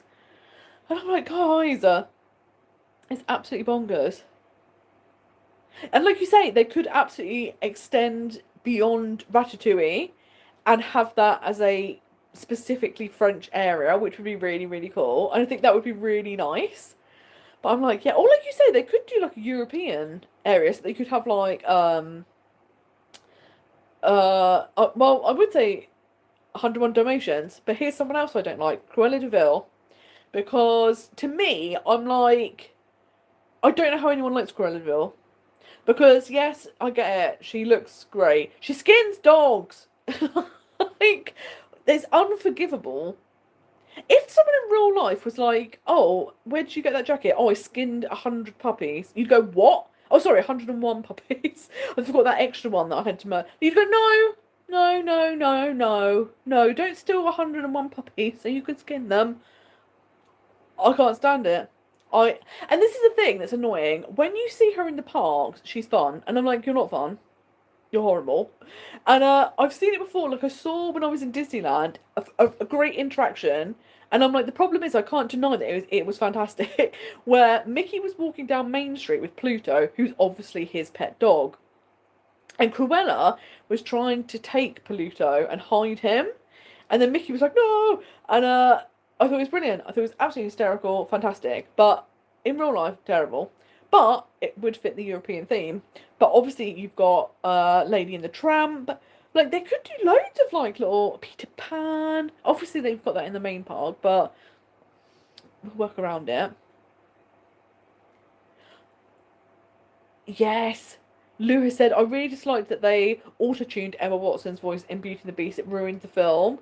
And yeah, this is the thing, isn't it? Like, all of these things you pick up on. So I know when they're going, okay, well, this will make it better. And it's like, I don't know, because we kind of can notice that as well. And this is the thing, like, if you have to auto-tune, just get someone who can sing. Just don't bother. Get someone who... Because this is the thing, the only thing I really liked in live action Beauty and the Beast was Gaston and LeFou. but both of those people have a musical theatre background. And it worked so well. So I'm like, let's do that, guys. Jose, this is a great question. Speaking of Moana, did they keep the name Moana in the UK or is it Vaiana? And yes, it is Moana here. If anyone doesn't know why it's Vaiana, put it in the comments because it is actually quite funny how in Europe, or certain countries in Europe, they had to change the name to Vaiana. And it's one of those funny things. And I do think it's funny. Now, there's loads of people that I don't think would know why, but I think people that do know, if you take your kids to Disneyland Paris and they're like, why is she not called Moana here? Why is she called Vaiana? And you have to explain. I don't know what they're going to explain. I don't know what they're going to tell their kids. They're going to have to get very creative. Oh, it's so good. Lou said, loved the film, Cruella. Really couldn't get my head around the fact that she was the hero of the film and not the villain. And yeah, this is the thing, isn't it? Like, I saw Cruella and I did actually like the film, but it's that thing of like, but we can't just ignore the fact that she skins dogs, guys. Like, that's why she's a villain. And this is the thing, this was back in the day when Disney villains were just bad people. The idea now that all of them have to be like complex and maybe there's a chance that like they could be redeemed. I hate that. Like, sometimes you just need an out and out villain. And Cruella de Vil is one of those. It's just like there's no excuse for skinning dogs. It's just nuts. And yes, Jose's like, it's something about an Italian woman, which is 100% facts. And I will tell you all, it's late night. It's late night Disney chats. But basically, Moana was a famous Italian porn actress. And they were very worried about children looking up Moana and seeing something they should not have been seeing. So I'm very glad that Disney did their due diligence. And they worked that out before they released the film. But it is quite funny because I do think, like, I think it's one of those things that people would never necessarily know. But I do love the idea of like a British family going to Disneyland Paris and their kids are like, who's Vaiana? And then they're like, don't tell them.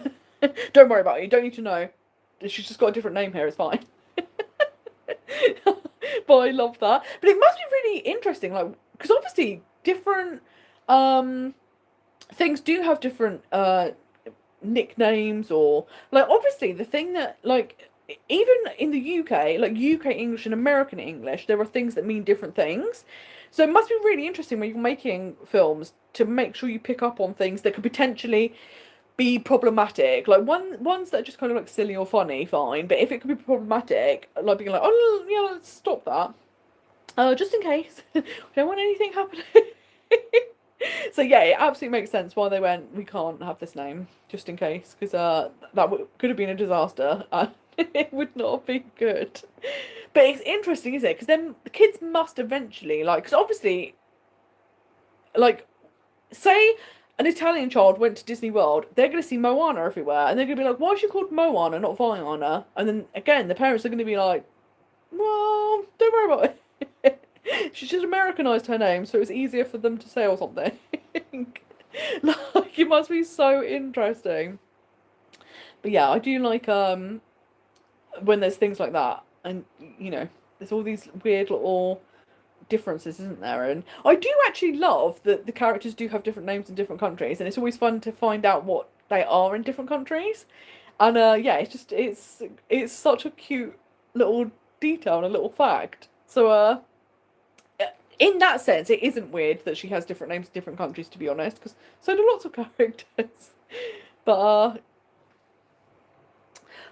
this is a good point. Why was Zootropolis changed? And I don't actually know why Zootropolis and Zootopia, because there's nothing seemingly like offensive about it. Oh, Karen says, I think it would already been trademarked. That would make sense. That in certain countries you have to change it because of that. So yeah, that makes sense. Yeah, Jose, I love that. The first Harry Potter film, let's change the name in the US. They can't pronounce the name. And this is the thing, isn't it? Because they were like, if we keep it, the original, they won't know what that is. They will just be like, what are they talking about? So they were like, we'll change it because otherwise, and it's funny, isn't it? Because it's two nations divided by a common language. And And I do love that, like we said, that some words have completely different meanings in the UK and America. And the big one, obviously, in the UK is bomb bags have a very different name in America that definitely wouldn't be used in the UK. And I do think it's really funny when you have all these little weird quirks. And yeah, it's so interesting. It does make me laugh. But yeah, so then it actually makes sense that in obviously different languages, of course, we're going to change things up with names and stuff. If even in the UK and the US we can't agree on the same thing, so we're to switch things up. We're like, nope, can't be doing that. But it's so funny. But yeah, and I think it's funny, isn't it? It's only when you go places and you start hearing things and you're like, does that mean something different here? Or I love one of the things I really like is the word quite. Because in the UK, it means it's okay. So like if someone was like, "Oh, what's your food like? Are you enjoying it?" "Oh, it's quite nice," which means it's okay. It's not particularly great, but it's not terrible. But in the US, quite means like very. So what's really funny is a lot of Americans were like who have like maybe moved to the UK and they'll ask someone like, "Oh, what do you think about this?" And they're like, "Oh, it's quite good." And the Americans think, "Oh, they mean it's very good," and they think you really like something. And then further down the line, they find out that you were saying the whole time, "Oh, I don't think it's that good," but in a polite way. And they're like, "Oh no," because maybe it was like something they wore or something. Like, "Oh, that's quite nice," and you're like, "We don't think it's nice." So I love things like that. It's so funny. Yes, Jose, you just learned the other day that words like colour and neighbour are spelt without the U. And yeah, I don't know why in the US they've dropped the U. It's very interesting, isn't it? They're like, we don't need that. Not using that. Takes too long. It's very strange. Or even stuff like I've never understood why in America they call herbs herbs. Because they don't do it with any other like what they don't go, "Would you like to come to my house?" They don't say that. It's very weird that for herbs they've gone, "We're not saying the H," but all other words will happily say it. So it's really funny. Oh, I love that cover, and I have no idea why, but the movie Bed Knobs and Broomsticks just popped into my head. That was a fabulous movie growing up, and that's the thing, isn't it? That was so much fun, and yeah, it's great, isn't it, when you have all of these classics to look back on, and that was a really fun film. But it's one of those things you do think in the long run that's going to get remade, isn't it? Like they're just going through the archive now of like anything we can remake. What can we do? And then what's interesting to me is things that people would be interested in, they scrapped. So like Princess and the Frog, they were going to do a TV series, and then they went, "No, we're not going to do that." And I'm like, "But we actually wanted that. We don't want the live action Snow White that was an absolute disaster. We wanted the Tiana show." So yeah, it's interesting. I don't know how they're making these decisions about what people want, because I'm like, I think that some things we could have skipped over, and other things we would have loved. But I do think when they were doing stuff like Cruella and Maleficent, the idea of doing like a deeper dive into the villains and like their background, where they came from, I think that is great, and I think they could do that with more villains. Like I think that would be really cool. So I'm like, maybe we could do more. I mean, I love Dr. Facilier, so if they could do anything with Dr. Facilier, and I'd watch it. I think he's so much fun. But I think there's loads of characters you could kind of do that with. And yeah, but just don't do a Cruella and pretend like, "Oh, but she's actually really nice." She's not. She skins the dogs. It's like Frollo from Hunchback of Notre Dame. Like, the more you think about it, it's absolutely insane that he's become a Disney character, honestly. And like even when like if you go to Mickey's Not So Scary Halloween Party and you see him in the Boo Too Parade, I can't believe he's there, because I'm like, he's like a next level villain. There's no redeemable qualities about him. Like he would be an absolute pariah in society. It's absolutely nuts that he is a Disney villain. So it's crazy. Oh, I love that, Lou. You said, "I had a blister while in Orlando, so went to first aid and asked for a plaster," and the poor guy was so confused. And that's the thing, you're so right, Karen, they call it a band-aid. But this is something I think is really interesting. And I suppose because we all grow up seeing American films and TV shows, like, we know the American words to things. So I know when I go to America, I immediately code switch and I will start saying zucchini and cilantro and all of these things, you know. But it's interesting because obviously people did also kind of see UK TV shows and films and stuff, but it's interesting that they don't do the opposite. So like they have no idea what plaster is. And that's so funny that they're just like, what do you need? And you're like, don't worry about it.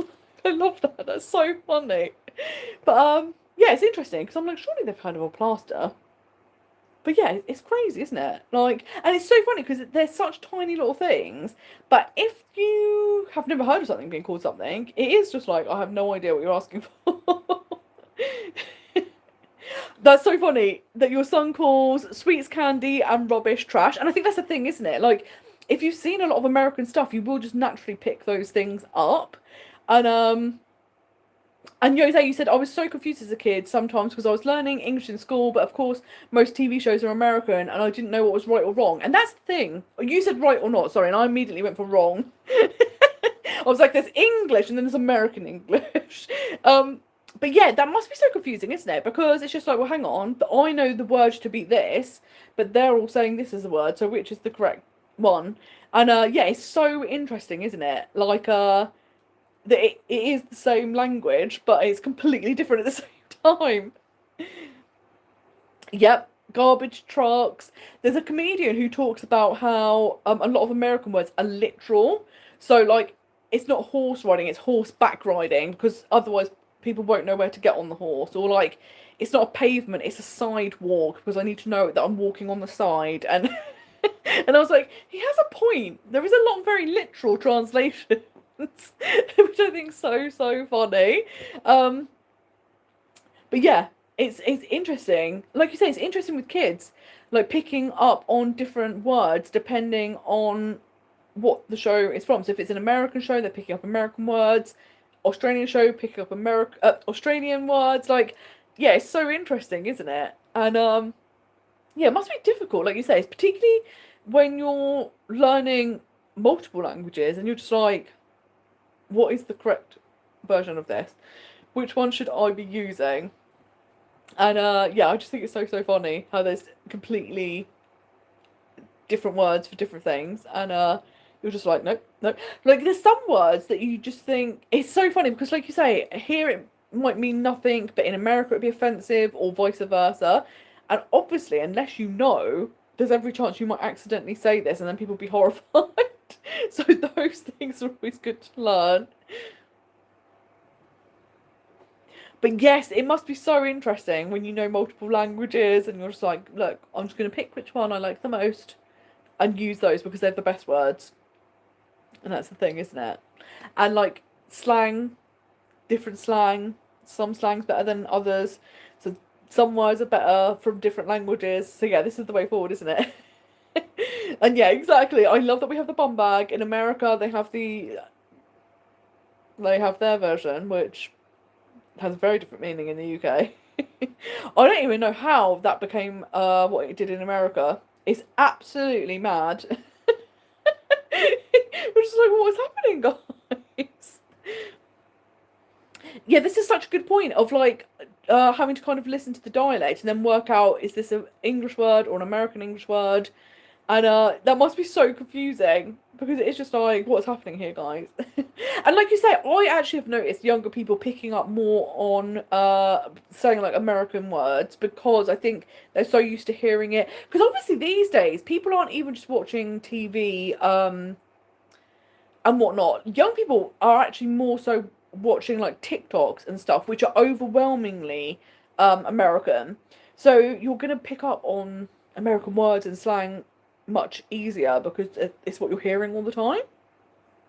But yeah, it's just crazy, isn't it? It's just like, this is so interesting.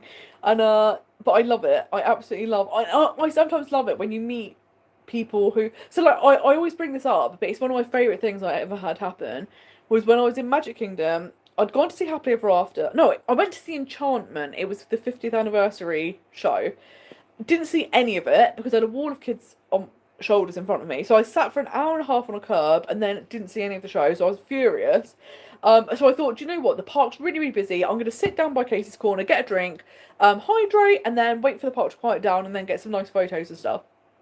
And then there was an American lady doing the same thing.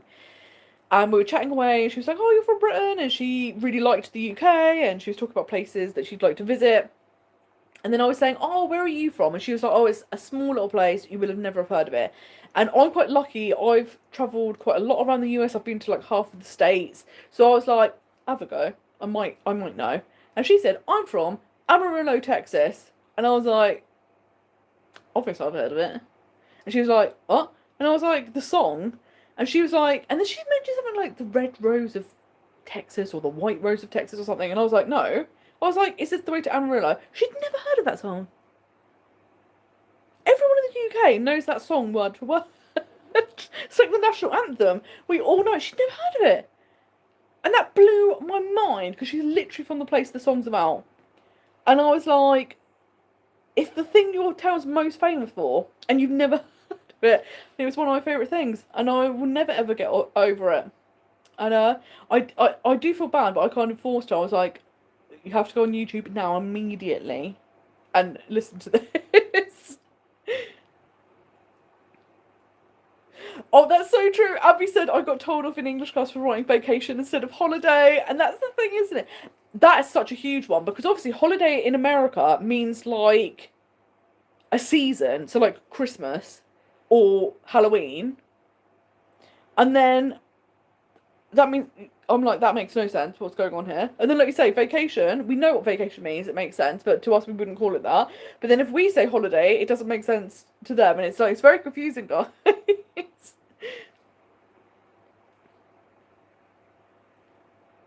Oh, it's so interesting that Karen was saying your husband speaks Afrikaans and there's a crossover between Dutch and Afrikaans, so he can kind of understand some Dutch, and yeah, that must be really interesting. Interestingly, I did German at school, and this is the thing, I wish in school they taught you languages properly, because essentially in the UK they just kind of teach you phrases to repeat. You don't actually learn how languages are constructed and stuff like that.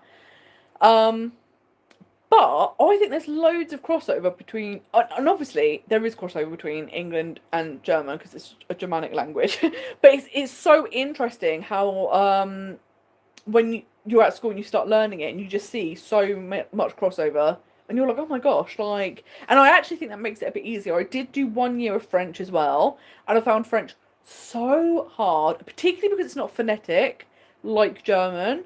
But yeah, that's something I wish in the UK they taught so much better. If we could learn languages properly, I think having an understanding of how languages work gives you a good foundation, and then you can go on and learn other languages if you want. I just wish we did it properly. And we start too late. I mean, I think they start much earlier now, but when I went to school, you didn't start until you were 11, and you only did 5 years. And like I say, you were just kind of repeating words. In fact, my last year of school, our teacher left and we had a brand new teacher. She was Austrian, and when she came into the class, she would only speak German, never would speak English. And I was like, we should have been doing this from day one, because you pick it up so much quicker if you're just immersed in it. And I was like, guys, why have we waited till now? It's nuts. I love that, Tracy. The first time I got a hot dog and chips, I never twigged it was a hot dog and a bag of crisps. That's so true. Because that's so disappointing, isn't it? When you're thinking you're going to get chips and then they give you crisps and you're like, that's mental. Because I would never think of having a hot dog with crisps. Like, I don't think anyone's ever done that in the UK. So yeah, it's just absolutely nuts. I love that. I was always so bad at languages in school. We always used to sing about cabbages. And this is the thing. The one thing that always sticks out to me is the songs we used to learn in school. And same for you. I love that. But they're like, we're not going to teach you anything practical or helpful, but you're just going to remember these songs that you're never going to need to learn. It's so funny. But yeah, it's so weird, isn't it? Why do they teach us like this? It's so crazy. Yeah, exactly. This is the thing. Now you might as well just switch between like English and American English. Because the thing is, I think so many people are so used to hearing them both now that if people switch between the two or use like some American English and some English in the same sentence, I don't think anyone minds because we're so used to it. But yeah, it's always funny, isn't it, when you go somewhere and you're like, oh, like why am I eating crisps? And it also is annoying because I'm like, crisps are crisp, so it makes sense. And chips are chips of a potato. So I'm like, it doesn't even make sense. So that's my rant. I'm like, why we changed this? It was working before. We had a system in place. And yeah, this is the thing, isn't it? I think eventually we'll all just use all the different words. Just say it, anything. Anything will go. But yeah, it is funny. And it's funny if you don't know something is different in a different language and then like if you go to America and then they're just like looking at you like you said with the plaster and they're like, I don't know what's happening, and you're like, how do I explain this? It's so good. But yeah, love it. Absolutely hysterical. Guys, I can't believe it's 20 past 11. This is absolutely this might be the longest live stream we've done, guys. And this is the thing that I love about it. The time flies by so quickly because it's such a joy. Like 4 hours and 20 minutes we've been talking. That's definitely a record. We should do a talkathon one day. Can you imagine? Just like we'll just chat for like 12 hours straight, it'll be fine. But this has been so much fun, such a joy. And like I said, this is always one of my favourite things to do. I look forward to it every single month because it is just the best time getting to chat to you. And as we can all see, the time just flies. You don't even realise. So thank you for joining me. But I'm sure we've all got things to do. Monday morning, we'll have to all go to bed. We've got to get up. It would be more fun if we could just talk about Disney forever. But like, it's annoying we've got to go on and do things. Outrageous. This is really interesting, Jose. Jose, you're saying that in the Netherlands there's different words in different parts of the country, and actually that happens here a lot as well. In the UK, it's famous for a bread roll changes its name about every 30 miles. There's about 50 different names for a bread roll in the UK. So I love that this is something that happens all over the world. That like we live in the same country, we're calling things different things. This is so true. We spent a good hour talking about Geppetto. This is the thing. We have to come up with an action plan. It was a very important meeting that we had today. But yes, it's been so much fun. Thank you all so much for coming. And yeah, I hope you have a wonderful rest of your evening, a fantastic week. It's the final few days of July, so I hope you have an amazing rest of the month and an awesome August. And then we're properly in spooky season. Once it's August, nobody can say anything because the Halloween parties have started. It's going to be so good. Oh, well, have a lovely time. I hope you have a nice time camping. That's going to be so lovely. So yeah, it's going to be so, so good. But thank you once again. And I will see you all soon. And of course, in the meantime, there's going to be more videos. There's the podcast. I'm on Instagram, TikTok. There's Patreon. There's all the different places. Everywhere. There's so many places you can come and talk to me. But thank you all so much. And I will see you all very soon. See you soon. Bye-bye. Oh, this is the bit where I always feel like a pensioner. You know when they're like looking at things and they can't find. This is how I feel. This is how YouTube makes me feel. I feel like an ancient person. See you soon. Bye bye.